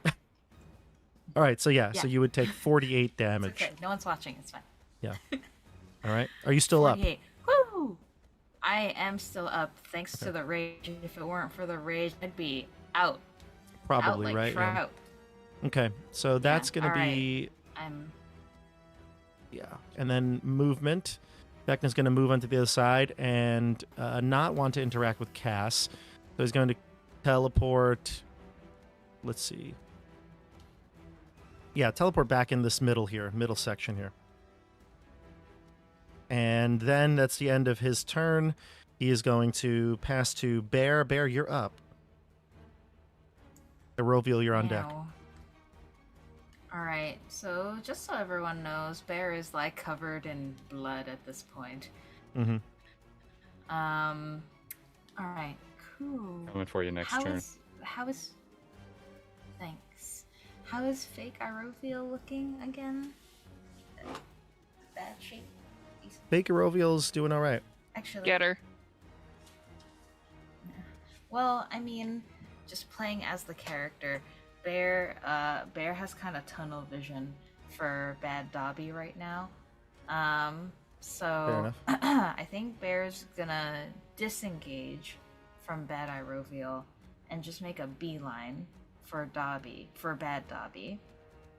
So he's gonna come on over here, and now that he's finally in Bad Dobby's face, he's gonna growl, and Bear's just like covered in his own blood at this point, so everything is just a lot more like visceral. He's gonna say, "What did you say? What are you presuming about me and Dobby and the nature of our partnership? You know nothing! You know nothing about what true friendship and loyalty is." And then he just without another word just hacks, or at least tries to hack away at this disgusting fake Dobby. Sorry. Oh, my internet connection is unstable. That's reassuring. Great. That's because of your speech right now. You're so unstable. Yeah. Yeah. Bear's just like losing his shit, you know? All right, what do So we got? recklessly attacking, I assume, is that the first? Oh, Nice. yes. Okay. Yes. So 29 on the first one, recklessly attacking. Crit. Uh-huh. It's a crit, baby. Whoa. Wait, why so many things? Well, let's figure it Oh, out. because one versus two-handed. Yeah, there's one on. So you're using a two-hand, so that's 9. Then it's also got the critical damage, which is 3, plus the brutal critical damage of 5. So we're looking at a total of 17. Is that correct? 17 so Plus- far? Plus raging. Uh-huh. Plus 3, so 20, yeah. Yes. So 20, yep. And I think you might have clicked it Right. twice. That's why it showed another set of damage. But go ahead, roll another attack with Uh-huh. advantage. No, it's, Okay. It's just a crit. Yeah. yeah, it's weird. It's weird it did a thing. That's fine. Roll another attack. With advantage? Mm-hmm. Mm-hmm. Damn, that's the second time that's happened. You want that. With that crit fail, you don't want that. Yeah. All right, Nice. 26. So far 20 plus, let's see the damage.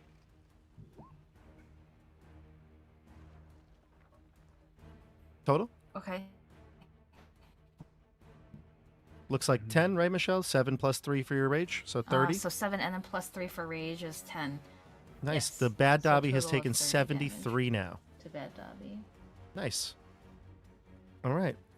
Anything else? Or Okay. you... And Is that your turn? Yeah, Bear just like stares at him. Yeah, Bear's just gonna stare at him wild-eyed. Like his eyes are like very like as wide as they get and like slightly unfocused, and blood's just like dripping down his face, and he's just like panting, staring at Bad Dobby. All Okay, right, that's Dobby. Let's see if... I'm Oh, next. you're not next, unfortunately. Dobby goes last. But Eroviel, you're up. So at this point, I think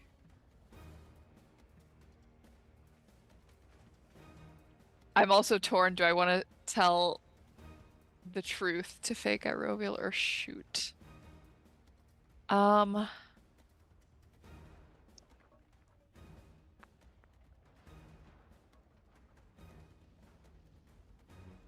You can technically do both.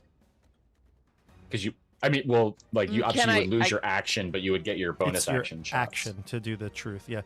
Rovia says, "Go on, tell me the truth. You won't be able to."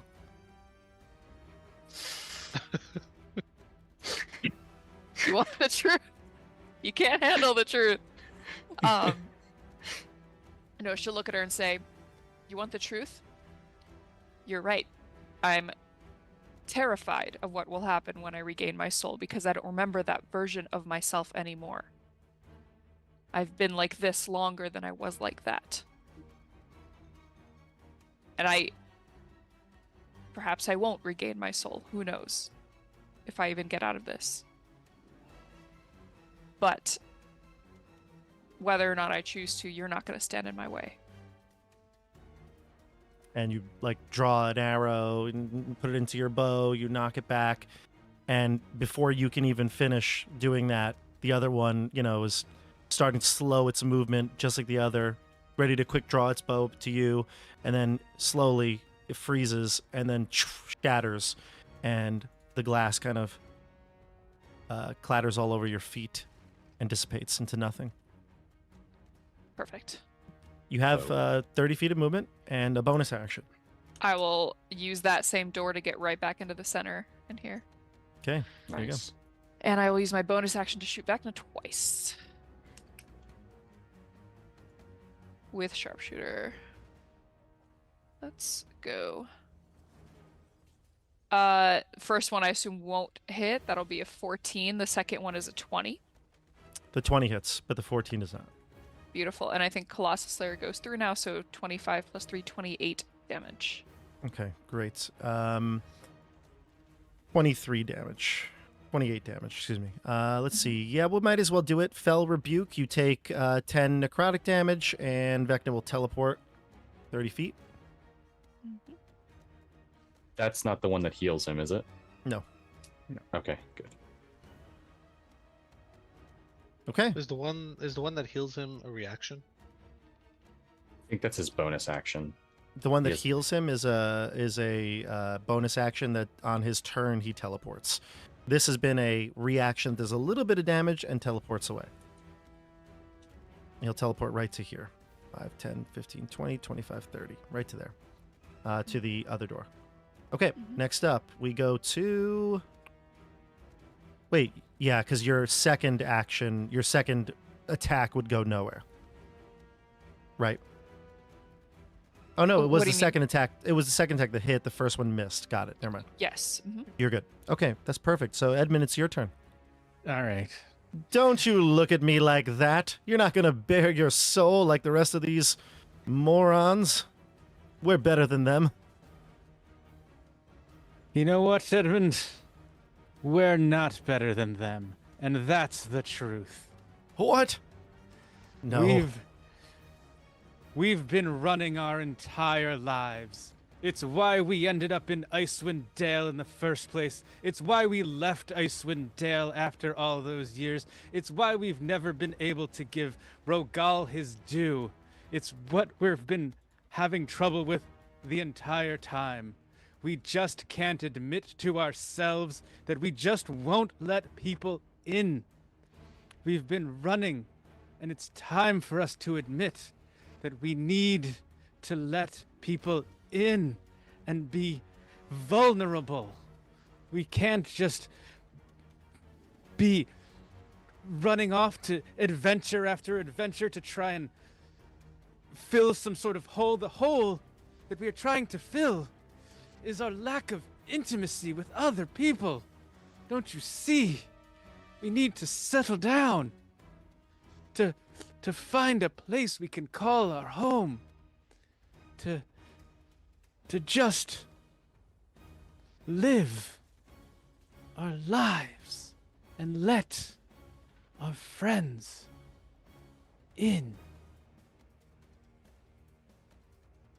The other Edmund will look at you, and you realize his movements have slowed, and he's starting to turn more crystalline in his form. As he's fading away, about to crumble, he says, "But still not Rogal," and slides away. No, Reality. it is Rogal. He's gone. I don't know about you, but I think that deserves a level. I think he should level up instantly. That's the amount of character Immediately. growth Yeah. and just saying that. Yeah. Like I would just say he's fulfilled what all of his therapists never thought he would. Yeah. So wait, I was the best therapist as well. It was always me. It was always me. Oh, CJ, this is great. Okay, next up is... Oh, no, sorry. That's your action. Movement, bonus action, all good bonus stuff. action movement. 5, 10, 5, 10, 15, 20. I haven't tried one of these doors yet. So where does this door take me? That door takes you to here. Yoink. Funky Town. Oh yeah, all right, okay, yep. Yep. So that Oh, was yeah, how many they- movement? 1, 2, 3, 4. You 20. can come back there if you'd like 5. Both sides are Come linked. back. So like the red B is linked to the red B over here, and the blue B is Gotcha, linked yeah, to the so blue B. So The only ones we don't okay. know are these two, but that means that they link to each other. Yeah. So Okay. that's the equivalent of 1 movement for you, Edmund, like 1 turn Yep. of movement, because those were 10 So it was feet like- total. I think that Yeah. was my 30 movement. I was like, oh, okay, that's how that works. Correct, Oh, that's your- there's Quentin. Okay. That's your 30 movement. You have another bonus action? Would you like to... I do. You could dash, or what is yeah. it? Disengage, or... Dash, disengage, hide? or hide. Okay. Or 5, 10, 15, 20. Oh no. Well, no, I would have to dash to there. I'm just gonna stay here. Okay. I have a bonus. Yeah, I'm good. Okay. Next up would be Dobby. All right. So I'm gonna try and finish off this guy. He's only got a couple hit points left. So he's right next to me. So I'm gonna go ahead and use Shocking Grasp on him, Nice. and I have to roll to hit. So I think I roll that one.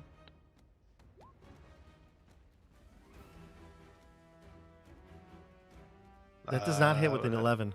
No, I don't think it does. What's your armor yeah. class? It's pretty low, isn't it? 13. Oh, Dobby. Yeah, no, not good. Not good. Rolled. He says, I'll show I- you how to do it. Yeah, I want to run away though. I Go don't ahead. Which way do I need to go here? 10, 15, 20. Am I going the right way? Which way? No, I'm not. I'm gonna use my movement to go there. If he wants to Okay. take an attack of opportunity and touch that door to go in it. That one? So it'll take you into here. Yeah. Okay, great. Excellent. All right. That's the end of your turn. Yep. I'll move Hockey with me there. Okay. And Bear, the Dobby's going to attack you. Yeah, I wanted to say, like, as Dobby ran away, Bear, like, even though he's covered in blood and dying, he, like, watched Dobby run past, and then he puffed up his chest as if to protect Dobby one last time, even with his dying breath, and he stared the bad Dobby defiantly in the eyes, blood dripping down his face. Okay, continue, Bob. So we're going to do the... I can do Magic Missile at you, I think, is probably the best thing to hurt you. So I'm going to do Magic Missile. I'm going to roll the 1 dice, and we'll see what we get. It's going to be level... I'm going to do level 5 spell with this, so it's going to end up being 1, 2, 3, 4 additional dice here. So it'd be 7 dice in total. There's going to be 3 times, so 21 damage there. Well, 21. You do get half of this, I think. You're still raging, so oh yeah. it's only psychic, right? Not Rage! it's the only thing that goes through, not force. Just psychic. Yeah, I think Yeah. only psychic. Yeah, so you do take half of that. So it'd be 11. It goes to 10. 10. 10. Hell yeah. All right. And then Dobby's gonna, yeah, okay, that's fine. All right, and then we'll go to top of the order. Everybody give me a wisdom saving throw for the hum. Wow, 3 damage.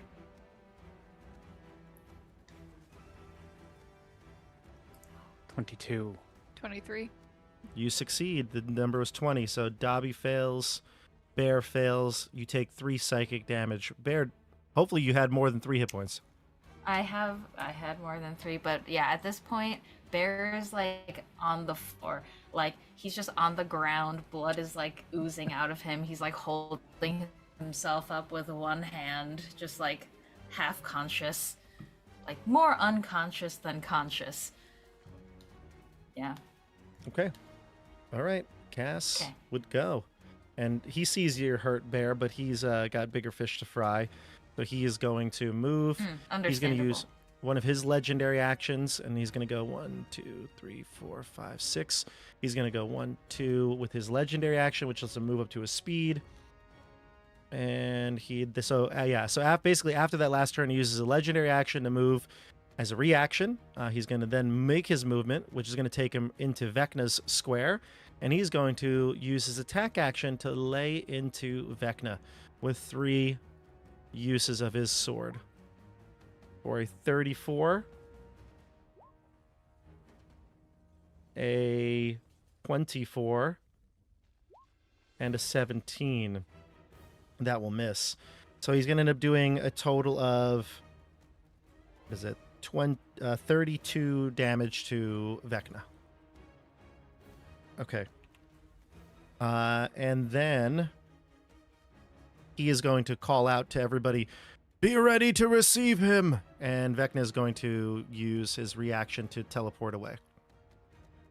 Now, where can he go? Actually, he's probably not safer somewhere else.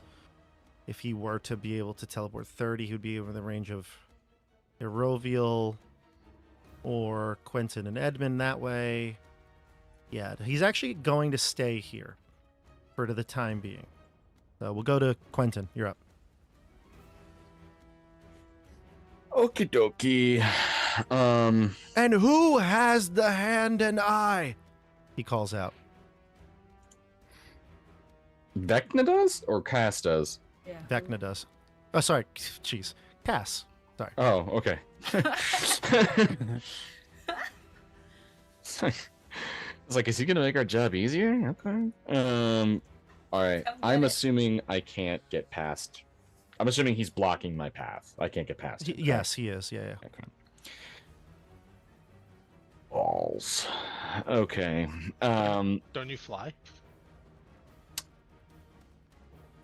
Thank you very much, Andrew. Yes, I do. Not just a hat rack, Andrew. I love There it. you go. Hey, if I can't shock somebody with my fingertips, at least I could do that. What a wild sentiment. I'm gonna fly up. I'm gonna fly diagonally 10 feet over this schmuck, and then over another 5. So that's 15. Where in the hells do I need to go?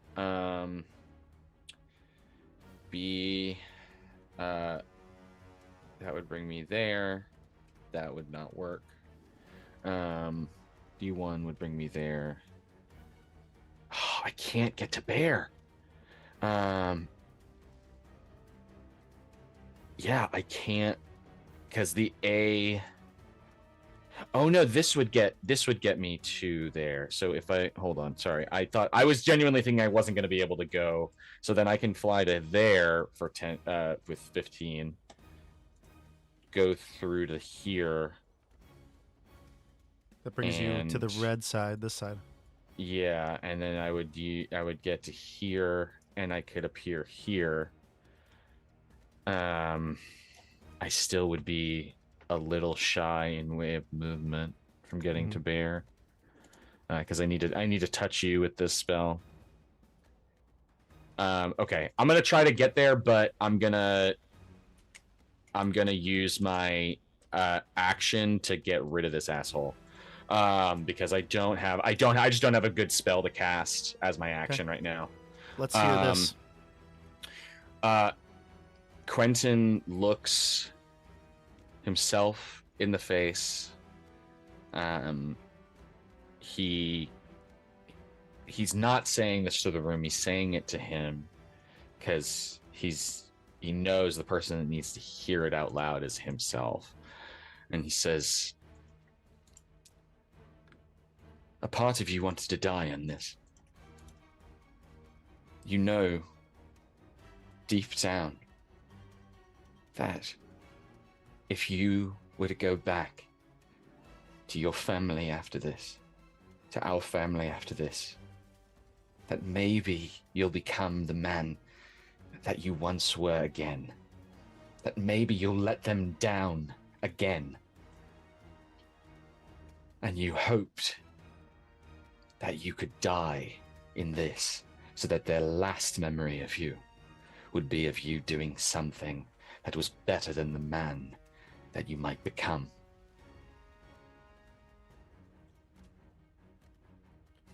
And that Quentin will, as it turned to run to chase you, flashes into the floor, scattering the shards beneath you. Nice work. And you teleport. And I teleport to here, and then I fly to here to teleport to here. How fast do you move when you fly?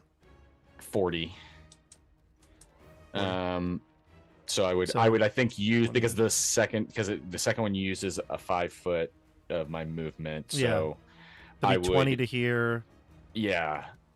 I would be there basically, and I think that would use my full movement. I think that's the last 5 feet of my movement to get there.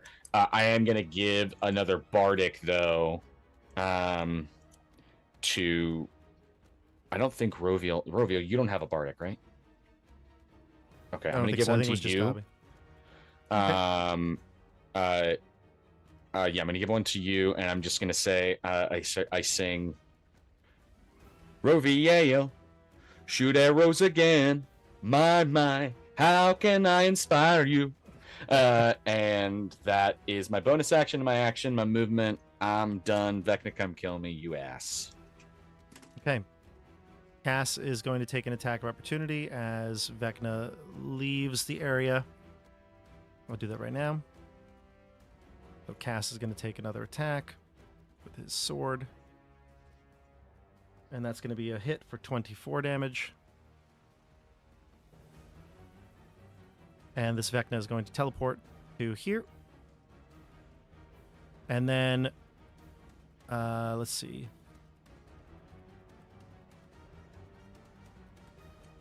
The real Dobby's inside here, isn't it, right? Yeah, I'm inside. And is going to teleport to right here, which will get both of you. Both of you end up taking 10 psychic damage. So Roviel and Dobby take 10 psychic damage.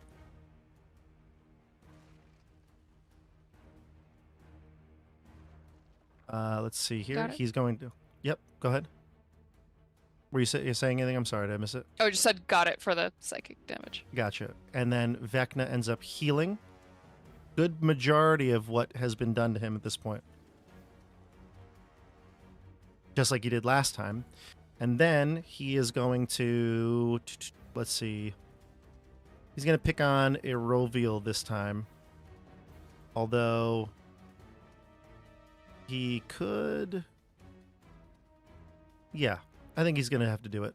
Hey, Roviel, give me a Constitution saving throw. Mm-hmm. That's a 10. Okay. you're going to take the full force of this. So If you it want to is- use the inspiration, I don't know if it's worth it. Well, actually, if you want to use the inspiration, even if you fail the save, you won't lose it. So it's worth rolling Okay, why not? because that could get you past a lot of damage. Is it D10? D12. 12. Okay, Yeah. that's a 1. God damn it! It's close, but You need a lyricist to make this better. This is You definitely keep the inspiration. you definitely. yes, yeah. You're somehow more inspired. So Erovio, you take 99 damage, I'm down. unconscious. Yeah, I had 90 left. Okay, you're unconscious. You are not dead yet. You are dying. If, well, I won't say anything else. Actually, never mind. Okay. All right, you are Don't worry, dying. I know. You are on the floor, dying. We'll start rolling death saves on your turn. Okay, let's go to who's next here. It would be Bear. Oh, and at the end of that turn, just so you know, Cass is going to use one of his legendary actions and move as well, and he is going to.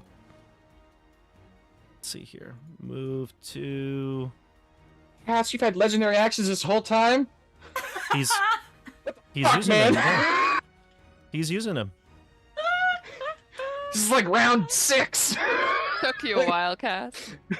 The hell? God damn. No, he's been doing all right. 1, 2, 3, 4. He's gonna go right to here. Okay, so to the bottom of that corner here, so you can get hopefully to there soon. All right, go ahead. All right. Well, Bear is, he's like on the ground. He's more dead than alive, but Bear's still looking at that bad Dobby with hate in his eyes, and he's saying, "You may look like Dobby, but you will never be as good, as powerful, as wise as the real Dobby.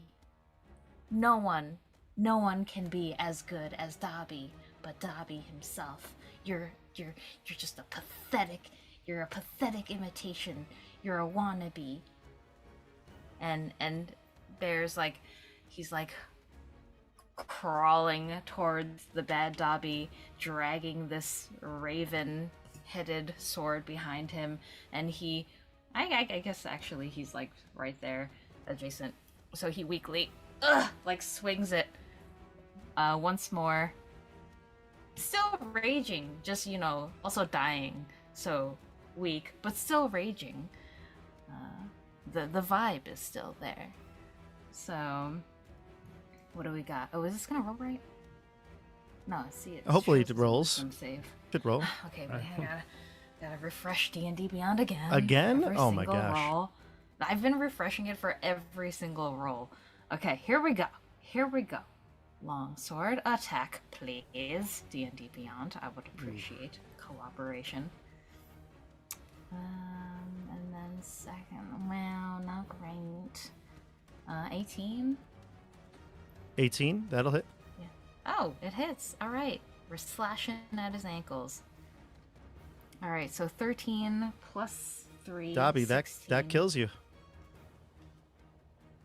Oh, well, shit. the fake Dobby. All right. So. Fake Dobby dies. As you Oh. smash that crystal structure, it now no longer is the Dobby, resemble the Dobby you know.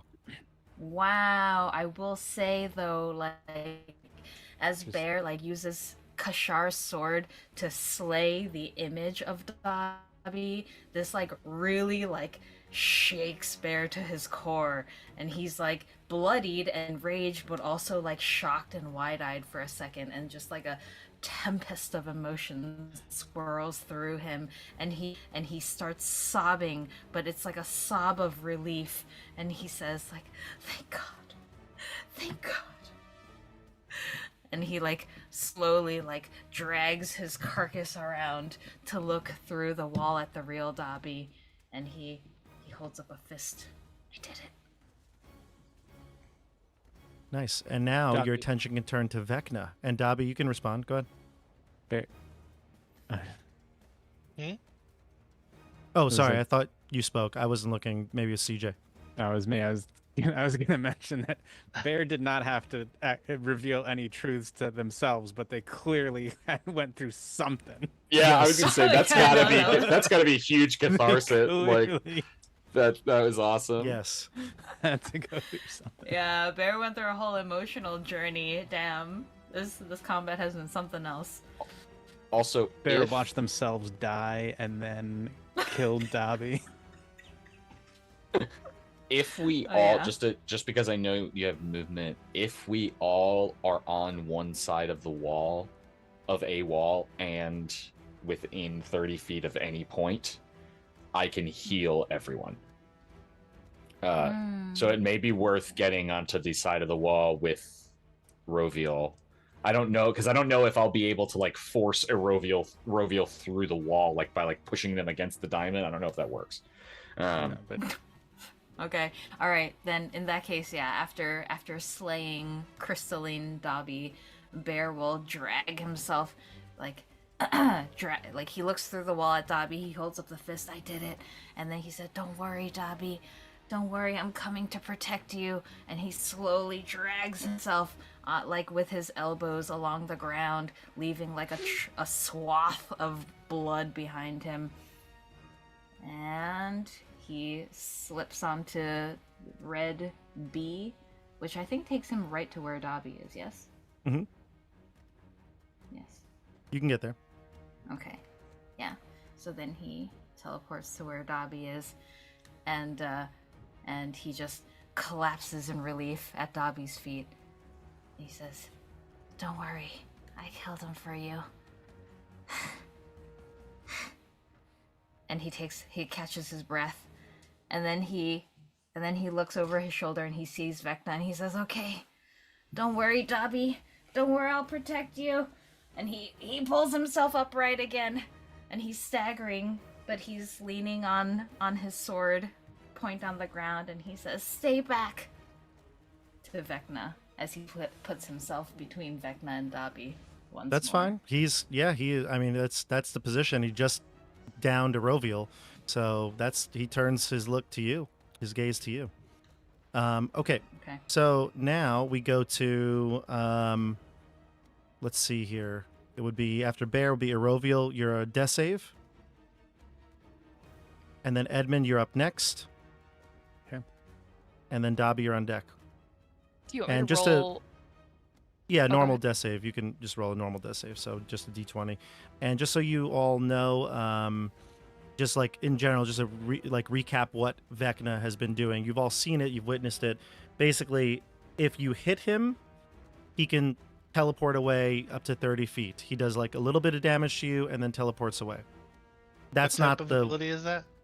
It's a reaction. None of these Okay. are actually quote unquote spells that you can counterspell, which is the Yeah. annoying part. I want to know if they are actions, reactions, or bonus actions. That's a reaction. Is that when he gets hit, he takes damage, he can teleport up to 30 feet away. He does a little bit of psychic damage to you, but like it's like the not important part. He gets to move away. He seems to have been able to do that at least more than once in a turn. You're not sure how many times he can do it. Yeah. The other action teleport he has is a bonus action on his turn, and that teleports him 30 feet. And he does damage some, not that important, but some damage to the people around him. But if he does do this, then he's gained back and healed from it. So that's just a recap what you've seen his abilities are. And it's a lot. Like it's a lot of healing. Yeah, I remember it being like so much Mhm. when we fought him. Yep. Okay, so now we go to Eroviel. You passed your save, I see. Oh wait, I that haven't was. rolled anything. I was wondering, do I roll to GM or do I roll just regular? You can roll regular. We're not doing any special rule here. Okay, CJ, you'd be up next. that's a 10. Yes. Nice. Okay. So I'm going to go 5, 10, teleport to here. 15, 20, 25, 30. Can I get to Eroviel, I think? Yeah, you can. And then I will As my action, I'm going to feed her a healing potion just so that we can Mhm. get her up. Apparently, I have 6 of these. And yeah, so you'll get 6 HP just to get you back into the fight, as it were. As I look at Vecna, and then I also you can he's reaching through his bag to pull out the healing potion. He like picks up the hand. He's like, nope, not that. And he like goes through the rest. He's like, oh, wait, nope, not that. Were you looking for this? Sorry. And then he puts it back in his bag and he's like digging through, finds the healing potion. Is like, Eroviel, get up, get up. All within your 6 seconds, of course. All within 6 seconds. 6 seconds. Yep. But yeah. All right, so how Eroviel much, Eroviel, you're up with 6? Is that what the 6, number was? yep. 6 HP. But I'm you're sure back that's to- fine. You're Yeah. not rolling death saves anymore. Yeah. That's- And then we go that's the to important Dobby. thing. All right. So I have 2 things here. I have an ability to take away his reactions, or I can prevent him from healing. I don't know which one to do. Ooh, I would go heal. I think. But then as soon as I do it, he could just teleport away. Yeah, but he won't be able to heal at all on his. So that's He gonna can't mean teleport. that. He can't teleport unless he's taking damage. Yeah, so the thing that's going to stop him from healing is going to damage him. Oh, what is But- it? What spell is it? Chill touch. Yeah. Oh, So he would probably, he's either going to be resistant or immune to the damage, but technically speaking, he would still get the negative effect even if he doesn't take damage. So he actually wouldn't be able to teleport unless he's resistant. I don't know if he's resistant or immune. I don't remember that much of the stat block. Yeah, I just have to hit him. Yeah, you would have to hit him, but I think stopping him from healing is really good because I'll be honest, I'm real low on spells, so him counterspelling is All right. not going to be super happening. I'm going to but- send in Hockey to aid next attack, and my next attack will be Chill Touch with advantage. okay. So the first roll is a 15. Does that Does hit? not hit. Okay, so advantage. Please stop sucking on the dice rolls. 19. 19 hits. Very good. And then the damage will be 10 necrotic damage. Okay, now this is not a saving throw to stop this. Like it's It just is a. not. It just This might be- thickens. This might be one of the best spells against him. Chill Touch is truly the most overpowered cantrip. It's is a so cantrip. crazy. That's great. So the necrotic damage actually though doesn't do damage to him, which is actually even better Yeah. because he can't teleport yeah. away because it. Yeah. Inch? Okay. Oh, Okay, no, I'll wait, take it. No, he's not immune to it. He is resistant to it, so he can teleport. But actually, that's fine. Honestly, I don't know that he will at this moment because he's very smart and he knows that he like knows where things are in the order. He knows that he's kind of relatively safe here from the people inside, so he's going to stay here. So he takes 10 or half? He takes half, so he'll take 5. All right. We'll take 5. I try to provoke him to come to me since I haven't been Yeah. damaged at all. If you'd like to, yeah. You know, you're such a bad archlich, but I've been next to you for like half of this time and I haven't even been hurt.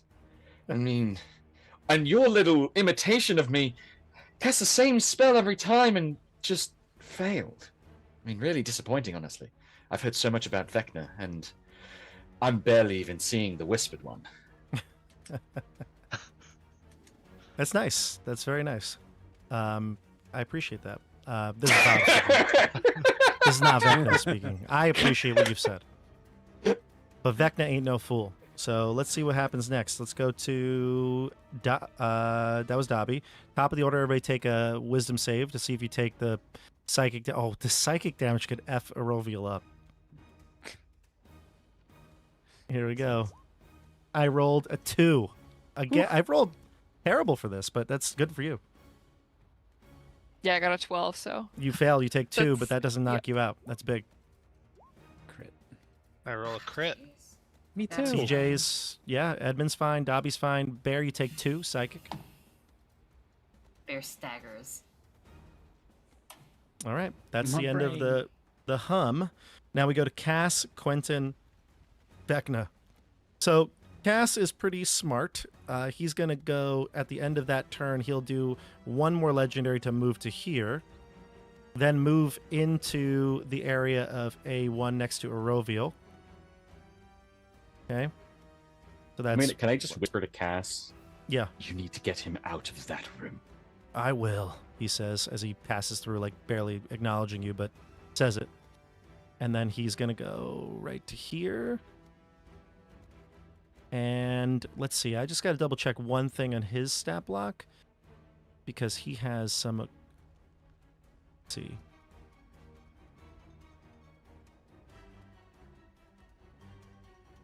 Yeah, okay. So he is going to use his multi-attack here. Let's do it.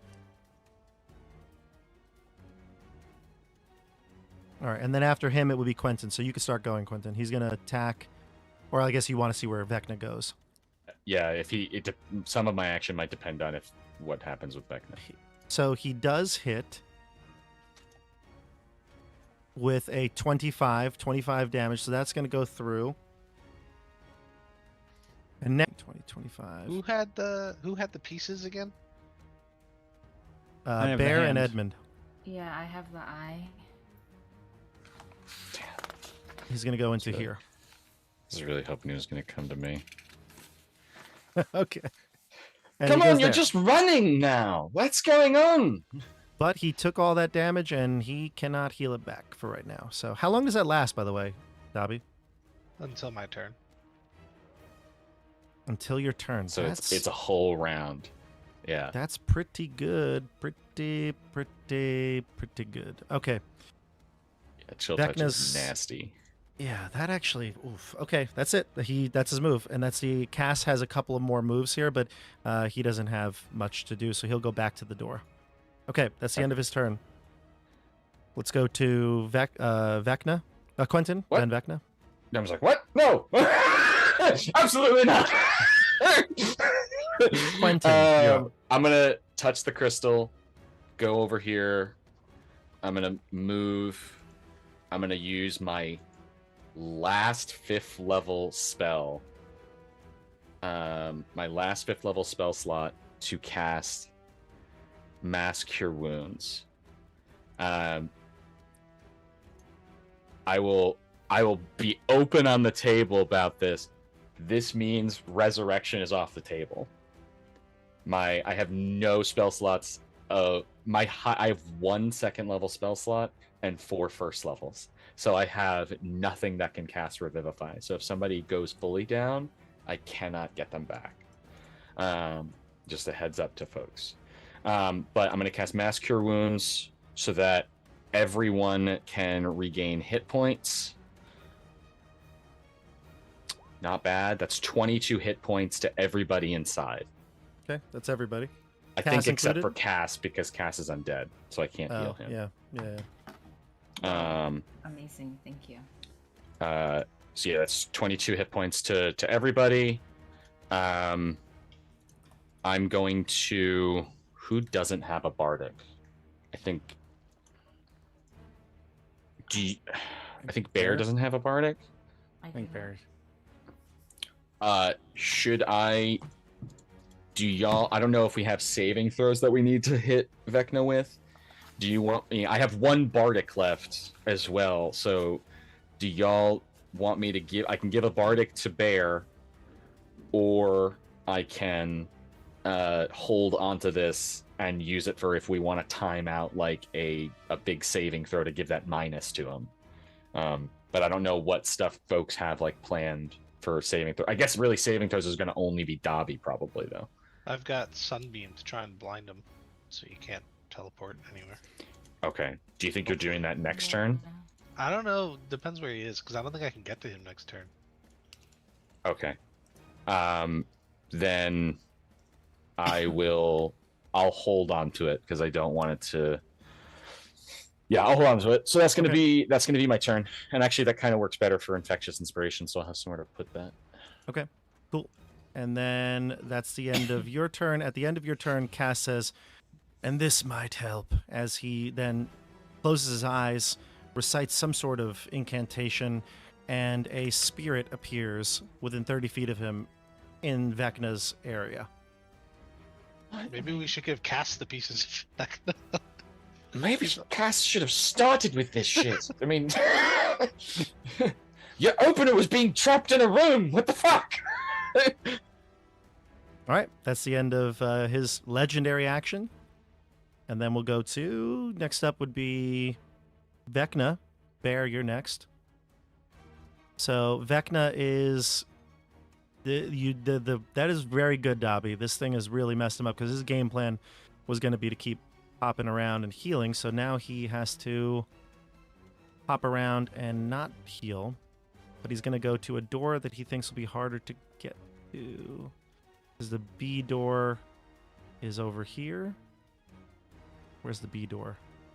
Oh, yeah, you're on it. Yeah, he's going to hop around to the,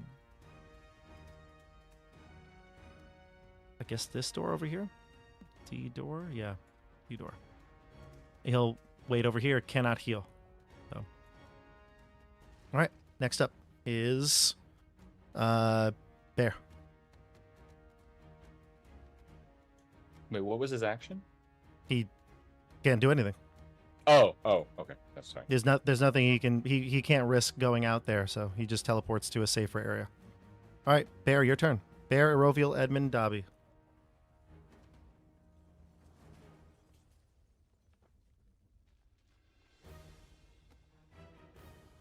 Bear? Michelle, you there? Sorry, yeah. Oh, sorry. Sorry, I was muted. I don't know what I can do. Mm-hmm.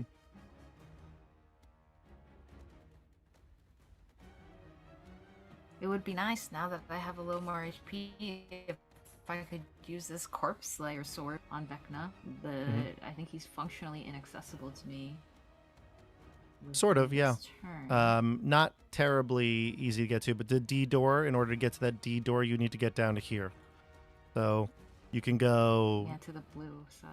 we go B to here, and then you'd go 1, 2, 3. You'd have to double move, but you think you can get to double move here, and you can get there. Yeah. I mean, okay. Or and again, the idea might have to be, covering different areas, but Mhm. I'm not quite sure.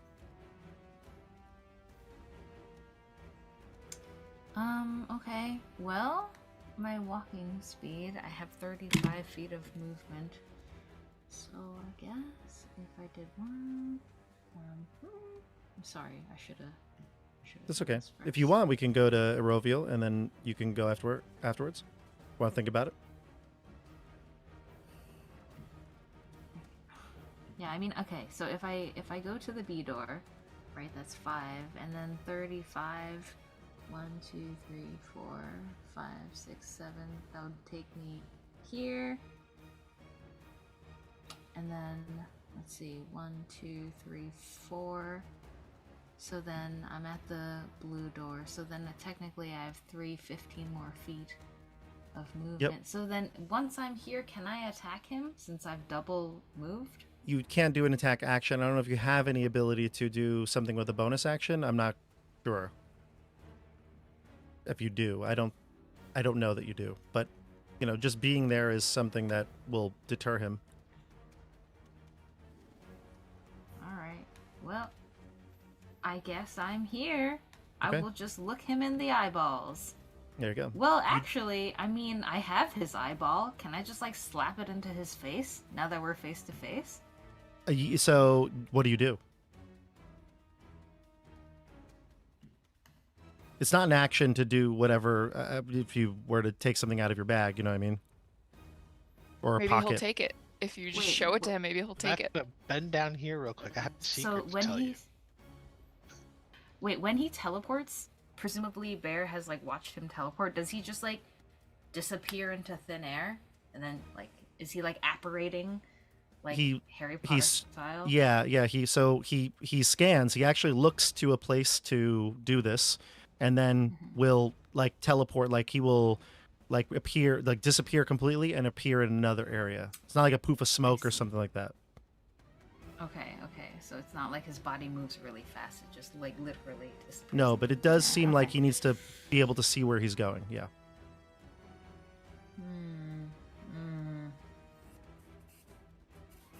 Okay. All right.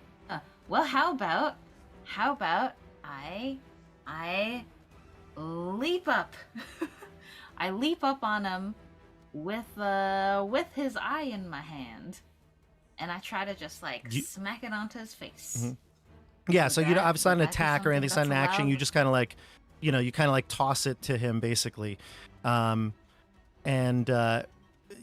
It's you're holding the pot in your pocket or something. Is it wrapped up? Yeah, I mean, because it was just handed to me like earlier in this cave, so I don't think I like wrapped it up or anything. Okay, so as soon as you remove it, here's what happens. Yeah, as soon as you remove it, he looks at it. His one eye opens wide at it, and no action is necessary here. But as soon as you present it to him, he looks at it, his mouth opens wide, and he says, "You, where did you find this?" And then, without even any moment to explain, the eye basically like shakes in your hand, and all of a sudden like merges with him. It flies right to him, and he covers his hand with his eye, and he actually screams in pain. It is a magnet. Sort of like a magnet. Sort of like a magnet. It is. How do you know? I don't know. It was honestly more hopeful thinking. It's not in the same way that a magnetic would be like, once you get close, it like plinks to you. It's like magic obviously surrounded this eye and brought it to his eye. But yes, you can envision it as a magnet if you'd like. And it's now causing him great pain. He's like covering his eye and like holding it. He's screaming out into the crystalline wall here. You could hear the echoing through the hall. The humming is exaggerated. Everybody give me one more wisdom save. Is this the psychic thing? Yeah. Oh, okay. 7 damage this time. Nat 1. I think Okay, that'll you put take me 7. down again. No, you healed 22 hit points from Quentin. Oh, I stepped away at 1. Maybe that happened when I Oh, stepped maybe. Yeah. Mhm. Yeah, cool. Oh, So yeah, you're heal, back up. Yeah. 22, and then minus 7 or 7. Yep. Yeah. And Vecna is injured. He is, as this eye is reattaching it, it seems to cause him great pain. Let's go to who is next here after Michelle. Killer. Amazing move, Michelle. Michelle, that was you. So now it would be Eroviel. Did we see this happening through the... You can see through these walls, yeah. Okay, I can imagine Auroviel's kind of like on the floor still, recovering, and Edmund is right next to her, and she'll like grab him by whatever she can reach and be like, "Get the fucking hand to him now." And maybe, I don't know if he's like, where is Edmund holding the hand? It was in my bag. If you want to take it, I can give it to you. If you want it, you want to take it from me, you're more than welcome to it. I don't think I want to take it, but I think I want to like, I don't know if it's like a little bag with a little flap on it, I might like. It's wrapped in a cloth, but that was how he received it. I don't know if he's holding it. I'll just like aid you and take it out. I don't know if there's much more use I could do right now. I mean, and I'll ready an attack if something attacks me at this moment, but I think we just need to get that hand. So Edmund has the hand though still. Yeah. Okay, go for it. Edmund, you'll be up. all right. I'm going to, so now I got to get to there. Yeah, so you can, Edmund. You can go one space to here, the A door, to this A door, okay, and then D door. Yeah. So yeah, 5, 10. 10, 15, 20, 25, 30. That gets me to there, or do I have to dash? You'd have to dash. You needed to think 5 more feet, All right, if I'm not correct. so, 5, 10, 15, 20, 25, 30, 35. Yeah. So I will 40 to there. Cunning action dash, Mhm. and then I will, as I get here, with Dobby by my side, reach in and pull out That's Bear, but yeah. I mean, Bear. Yep, that's what I meant. Bear by my side. It's because Dobby is Bear is flattered that you are confusing him with Dobby, honestly. Just in my mind, Dobby is still a house elf and short, and Bear is short.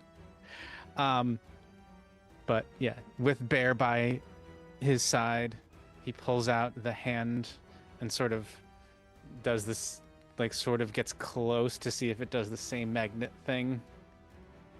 And wonder what. Yeah. So you pull out the hand, and just like that, magic envelops this hand. You can see the necrotic energy kind of swirling around it, and just like the eye, it basically just tracks to Vecna. Slowly, the ritual he was doing when you came in, the ball in the center of this room, has been pretty stagnant, but it surges with power as a couple of these body parts get put back to him. It doesn't seem like it's gaining size or anything, but it's just surging as the he guy is going through this whatever pain this reattachment has caused him. Okay, so what else do you do? I mean, is it an action to like pull it out and get it to him? We said it wasn't an action; just getting it to him was the what you needed to do. So if you're using your bonus action to dash, then you still have an action. I still have an action. Then I will stab him with a dagger. Which one? What else am I gonna do? Dearth or Nildar? Dearth. Go for it. 28. That hits. For 32 damage. 32 damage. This is not necrotic, right? This is not Oh, well, no. Okay. 6 psychic and 26 piercing. Okay, so that will go through. He is not resistant to psychic. I put out a hand for him, and then I stab him in the back. Nice. 32. That's huge. Vecna is bloodied. That's big. Big move. All right, next up we go to... Let's see here. By the way, while he is searing in pain, it doesn't seem that he can take his reactions. So we're going to go to Dobby. All right. So I'm going to start moving. But I had a question about casting. Do these walls prevent every and all spells from being cast past them? You got the sense that you couldn't cast a spell through it. Correct. So no matter what type of spell it is?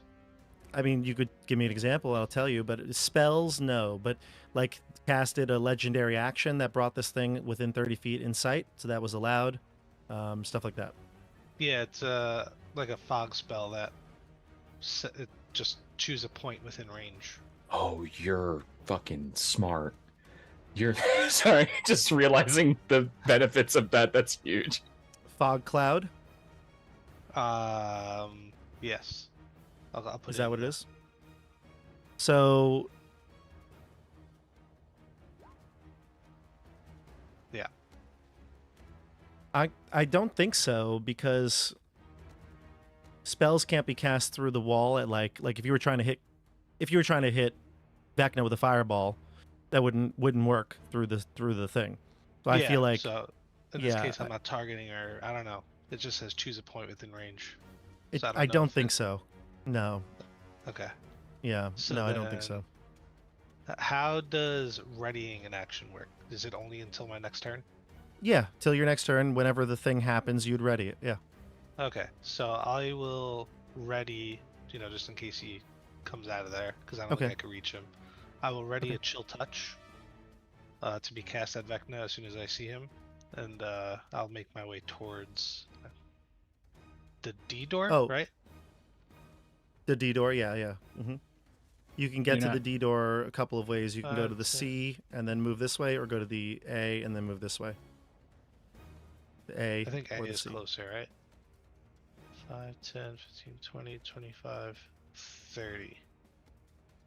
And I can't double move, correct? 'Cause I'm The ready A in would be over action. here, though, Dobby. Just the A would be here. Oh, whoops. 5, 10, 15, 20, 25. That'll bring me here. And then 30. Okay. And you can ready your spell, yeah. Mm-hmm. And you're not concentrating on anything, right? Because that. No, I I'm don't not think he's concentrating. concentrated. No. Okay, next we go to be Cass. Cass is going to go 1, 2, 3, 4, 5, 6, 7. Uses legendary to move after Dobby. And then he'll move into here. And he's going to attack Vecna all 3 times. First time 33, second time 23, third time a critical hit for 32 damage. So the first one did 15, then 22, then 32. I like the Math. sound of critical. Help me here, math. 15 plus 22 is 37. 37. Thank you. Plus 32. 69. 60. Ass with Nice. the damage. Nice. Nice. He instantly dies from that, right? He I think that dies. instantly kills him, right? That's how that works? It was so nice. He's He dead. is very hurt right now, and he's in pain as the eye is reattaching, the hand is reattaching. We go to Quentin, then Vecna. Okie dokie artichoke. How are Rovial Bear? I know how's everybody looking health wise? I'm I- 81 of 88. Oh my god, okay, you're good. Yeah. I have 19 out of 175. Uh, I have 18 out of 115. oh god, okay. Edmund? Hmm? How's your HP? Oh, it's really good. After you Oh. gave me a ton of you gave me the 70 and then the 22. Okay, cool. Very Okay. good. It might be I might have to do this on Rovial. I don't think I can actually get to Bear without using up my spell for the turn. Yeah, I don't think I couldn't get there. Okay. Actually, that's not true. I can exactly get there. Rovial, do you plan on getting? Are you planning on chasing? Vecna? Possibly. Depends what happens next. Okay. But possibly. Very possibly. Okay. I'm going to. I don't think resistance. Oh god, I'm worried that it's not even going to make a difference with the amount of damage he can pump out. Yeah, I don't know if it's going to make a difference. Do y'all think I should heal or do damage? I can't do tons of damage, but I could do like maybe a little bit. Probably heal, because he's Heal? doing that little Okay. bits of damage with the That's true. screams and the headaches and all that crap. That's true. In that case, I think he's likely to try to. I think I'm gonna try to go for get Bear, since you're gonna be in. He's gonna be in melee, so I'm gonna use my movement to get to basically the same. I'd be on the same tile as Bear, Mhm. and then I'm gonna cast Cure Wounds at 2nd level. On Bear? Okay. Yes. On. Is that? Yeah. On Bear. So it's gonna be. I'm just gonna roll it in here. That's +5. That's 16 more HP to Bear. Okay.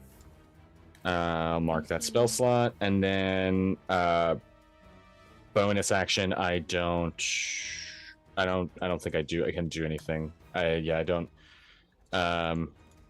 Yeah. I'm gonna hold. I'm not gonna do any bonus action this turn. Okay. That's my turn. All right. Vecna is in a bad way right now. So he is going to move. He can use his bonus action to teleport 5, 10, 15, 20, 25, 30. He'll go right to here. Right to here. And where is he going to go? He's got to go. He's got to get to safety. Where can he go? B to the B door. No, he needs to go. Does the spirit guy move at all?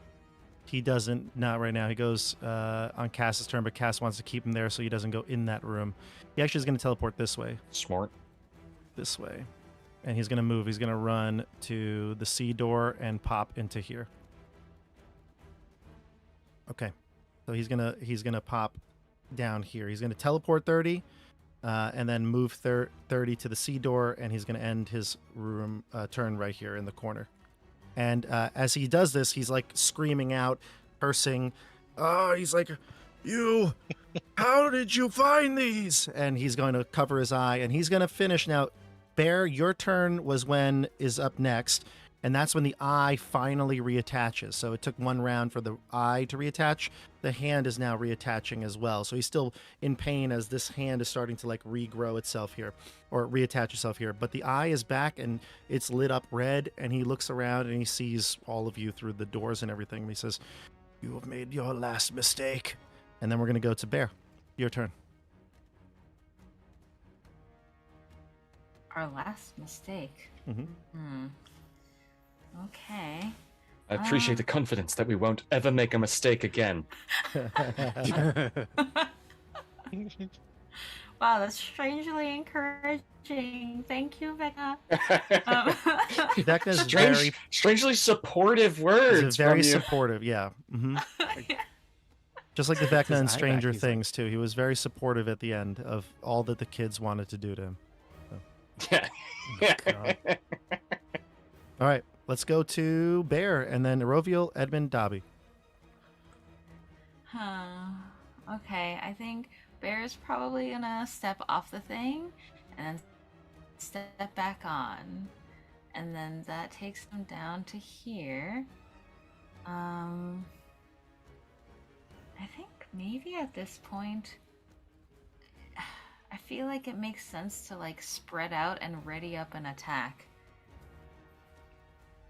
Right? Like it, because he's gonna teleport to somewhere. And he's gonna try to get away from us. But if we're equidistant, then in theory we can catch him out. Hopefully. Wherever he's to.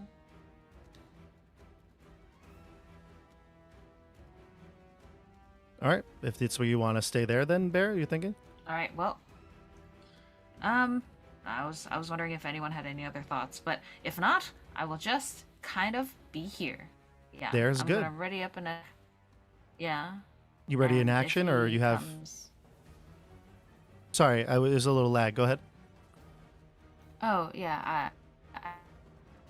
I think. You're yeah, hearing the I'm lag just too, gonna right? Ready up an attack Yeah. Okay. with my. Oh, boo.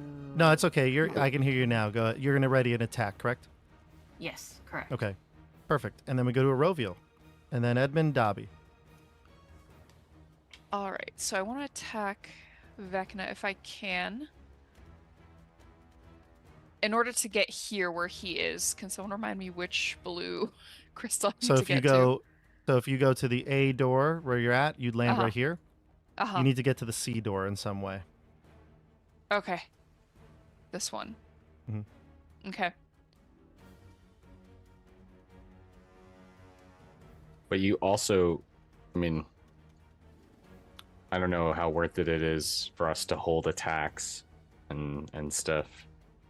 If we're like spread out enough, we might be able to cover the ground, but I don't know. I don't know your movement.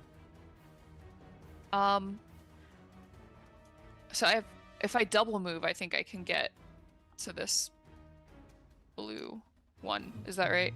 I just saw 5, someone 10, measure. 15, Yeah. 20, 25, 30, 35, 40, 45, 50, 55, 60. Yeah, you can, I think so.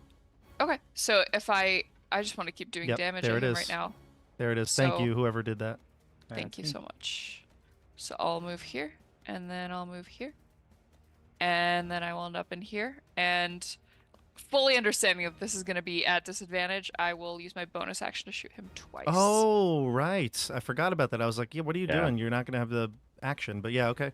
Yeah, I'm not going to take sharpshooter this time because I'm already at disadvantage. So here's Smart. the first roll. So I'll take the God damn it, I should have done Wow. sharpshooter anyway. So Wow. Jesus. I assume the 31 will hit. Yes. And then here's my second. Oh, Oh, God God, damn I it. feel like that happens every time I It see really- anyone call. I'm not going to do sharpshooter. It really does. I just want to, 2 things before you go here. Okay. He has, just because I want this to feel like epic here, he has 37 hit points. If you can get 37 hit points, you'll kill him. I don't know how much damage you can do, but let's see the roll. Okay, so this is. Oh God, he will take the Colossus Slayer. So 15, Okay. Pretty good, though. and then yeah, the next one will be this one. 18. Colossus And, Slayer doesn't go just- for that one, right? just the Oh third yeah, that's freaking- right. Does not. Yeah, 13. So it's 13 and 15, Yup. 28. So, Mhm. question, Bob. This is totally up to you how you want to rule. I have a thing that when someone either deals damage with a spell or heals, if they have a bardic inspiration, they can expend it to add it to the damage or healing. Now, I know this is an attack, but it's also an attack granted by a spell.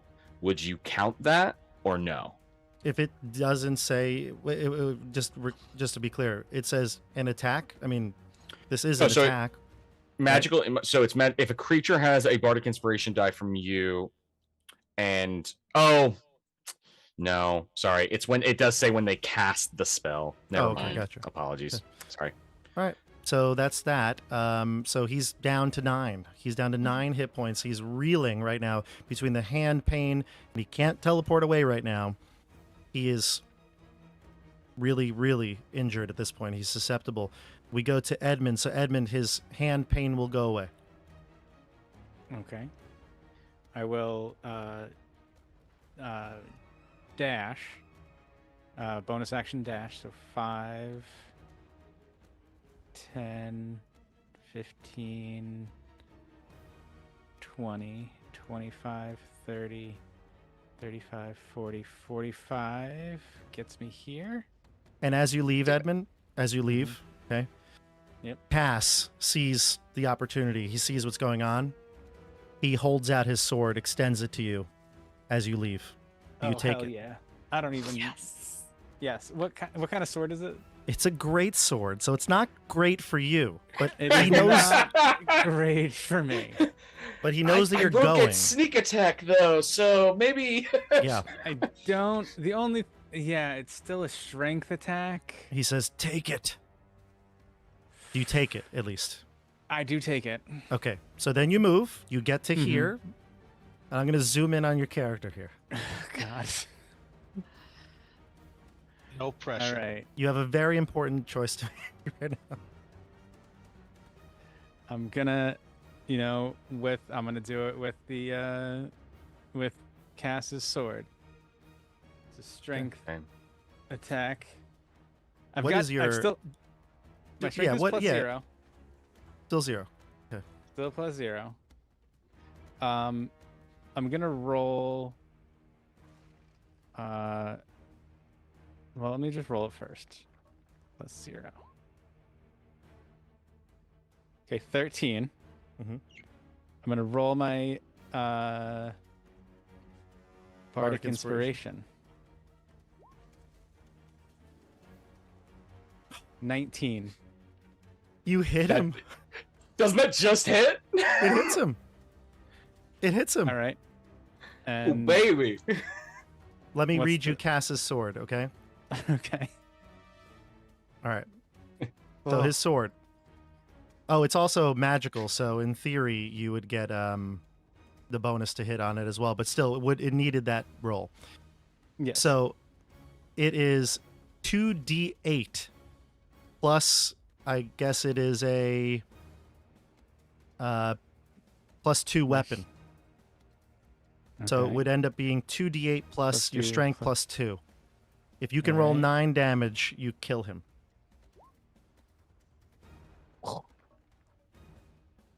CJ? 14. CJ, with a unsure hand, never wielding a weapon of this size before, you teleport into the room, sidestep Aroviel, debate for a moment before then just hurling this heavy piece of metal at him. And because of the hand, because of the eye situation, he's just reeling. He looks up. The last thing he sees with his 2 clear eyes is your one eye looking right at him. You drive the greatsword into him.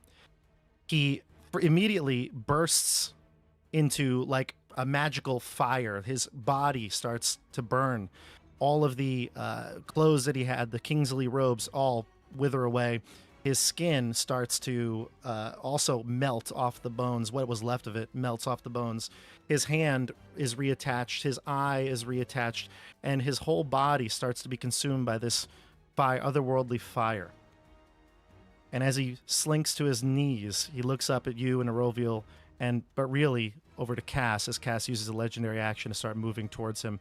He's starting to rush towards him. And I think at this point, the scene is over, or the battle is over. So he comes into this area, and Cass looms over him, takes his sword back from you, and then sees the husk that's now just smoldering on the floor, and does what he does best, decapitates him, and the entire area starts to shake. The glass starts to shatter.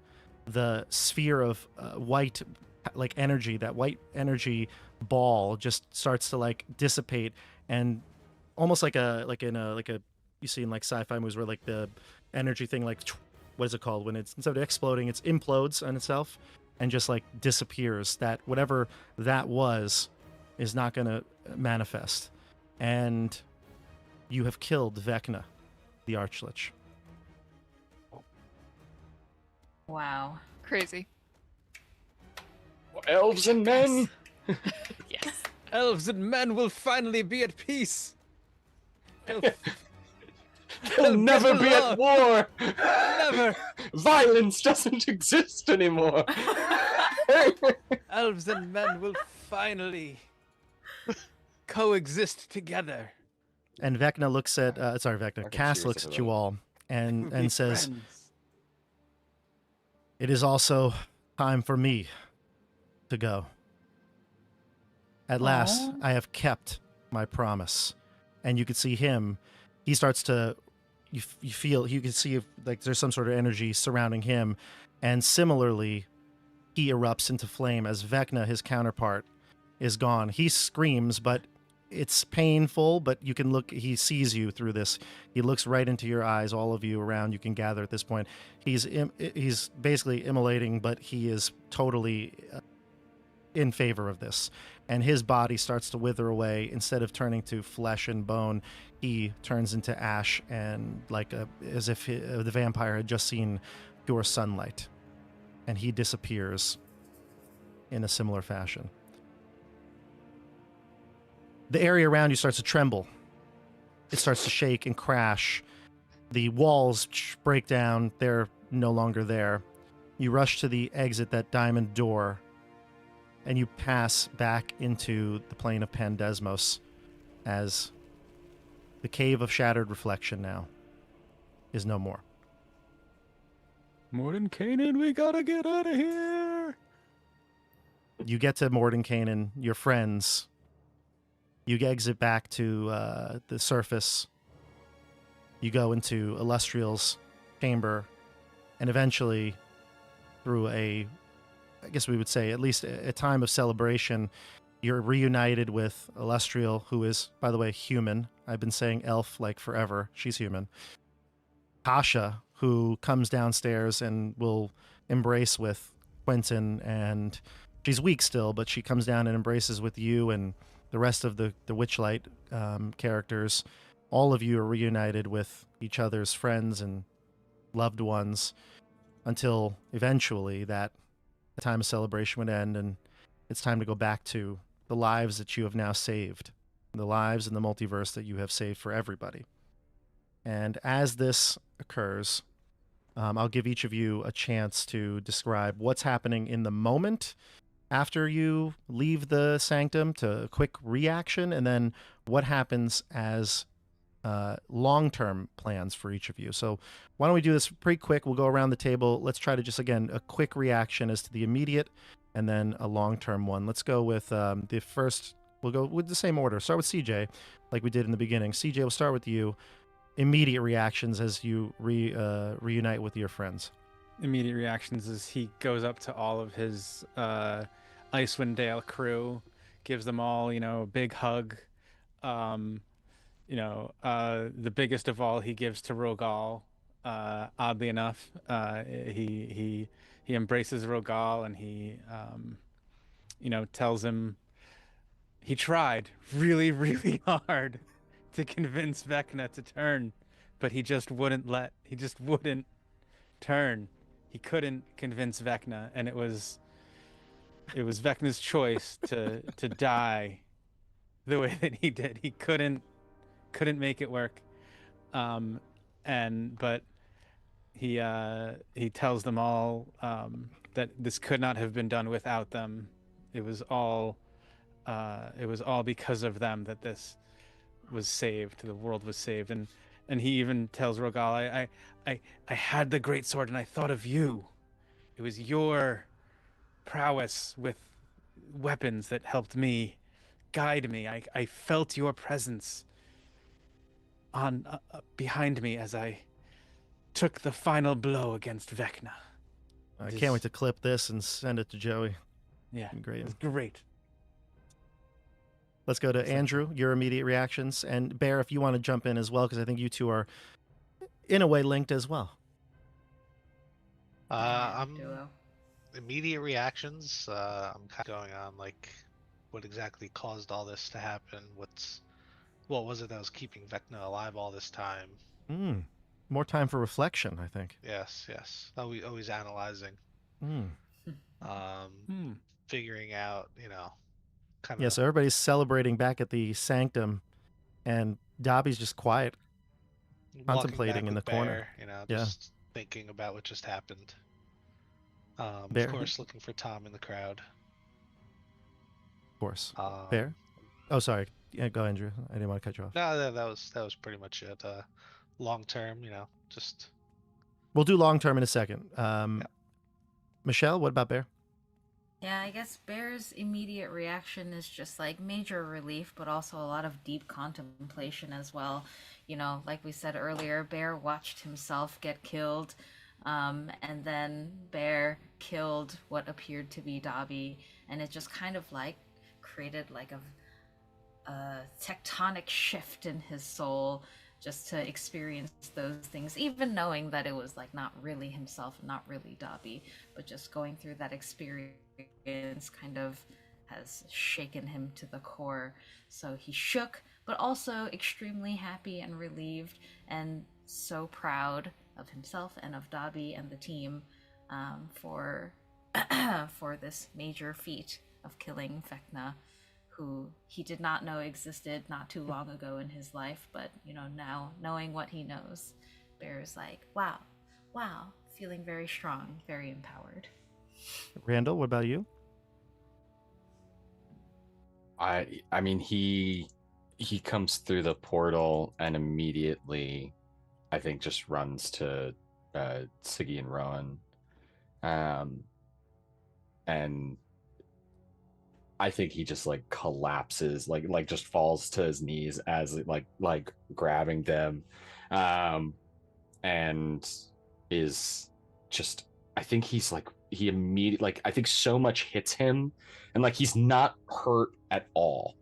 He took zero damage, and he just like breaks down and is just like, I think just like weeping, and is just keeps saying like, I'm sorry, and it keeps thinking about the secret that he admitted, and like he's like, he's sorry that he even had that thought, like, and just like imagined a world not through Vecna's vision of remaking, but like imagined a world without them and without Fira and without Delilah, and just that idea, like really imagining that, was sharper than any dagger, and it's just like really shook him to his core.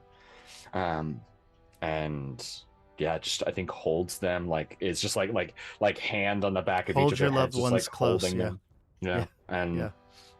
that's, I think that's all of his immediate reaction. He does like mouth to Mordenkainen. He's like, could you call my wife? Sure. I used all of my minutes in there, so. And I'm sure Boppy says something along the lines of like, "Oh, you're back. Nice to see you again." I have wine. And a Roviel. I think as soon as Arabiel is out of that door, she's like searching. Her eyes are searching for Caddis and Lucius, and when she finds them, she will stride up to them like very quickly and determined, and like grab them both by the shoulders and say, "Whatever you have to do, help me put it back." And I'm not remembering if she had given one of them the soul coin for Yes, safekeeping. Caddis. That's Yeah. right, yeah. And so she's, they know exactly what she's talking about. She Yeah. wants it back. Yeah. And so here's what we're gonna do. Obviously, I think it's late, and we're been a long. We're probably as tired as our characters are. We're definitely gonna do some sort of a recap at some point after the final roll. We'll have to talk about this. We'll figure out when we can do it. Usually we try to do it sometime within the a couple weeks after the show's run. We do that for a lot of the bigger campaigns. I think this one deserves it, and I think maybe we'll do an epilogue then, where we can have time to think about now the ending and what our characters are doing. So I think we'll pause it here, and we'll maybe have a quick little epilogue at the start of that chat that we do at some point. More to come on that. Big news here on the channel. You probably heard if you're watching, though. We got a couple of big campaigns starting very soon. Keep on the Borderlands. His crew is returning for Against the Giants and Strahd Season 3. There's a lot of stuff here on the channel. If you're new to this and you've watched this game, there's a lot to cover. If you're here, I assume that you're a fan of the channel. You've been watching for a while. You've known these characters. Thank you so much for being on this ride with us. I mean, I think I can speak for everybody here on this panel. This is so much more fun because we get to play with all of you. Like, we try to play as like real as it would be. Like if we played this game in my house, it would be the same as this. But it's just fun to have the community aspect to it. So thank you for watching. It means a lot to us. Yeah, that's it. We love you guys. Love you all. Thank you for doing this and coming on this crazy ride with me, because I definitely, well, I think I should have done it, but oh my God, crazy. What am I doing? I'm crazy. This was crazy. You are insane, for starting Bob. this whole thing. Yeah, in the This best is way great. possible. Thank you. Appreciate it. Nice. Let's do it. Let's come back and have a chat, a conversation, and a little epilogue. But until next time, we'll see you on the tabletop. Have a good night, everybody. Thank Like, you, subscribe, everybody. Good comment. night, thank you. Good night. Take care, everyone. Don't forget to hit the bell so that you know when. I'm that's cutting coming. you off now.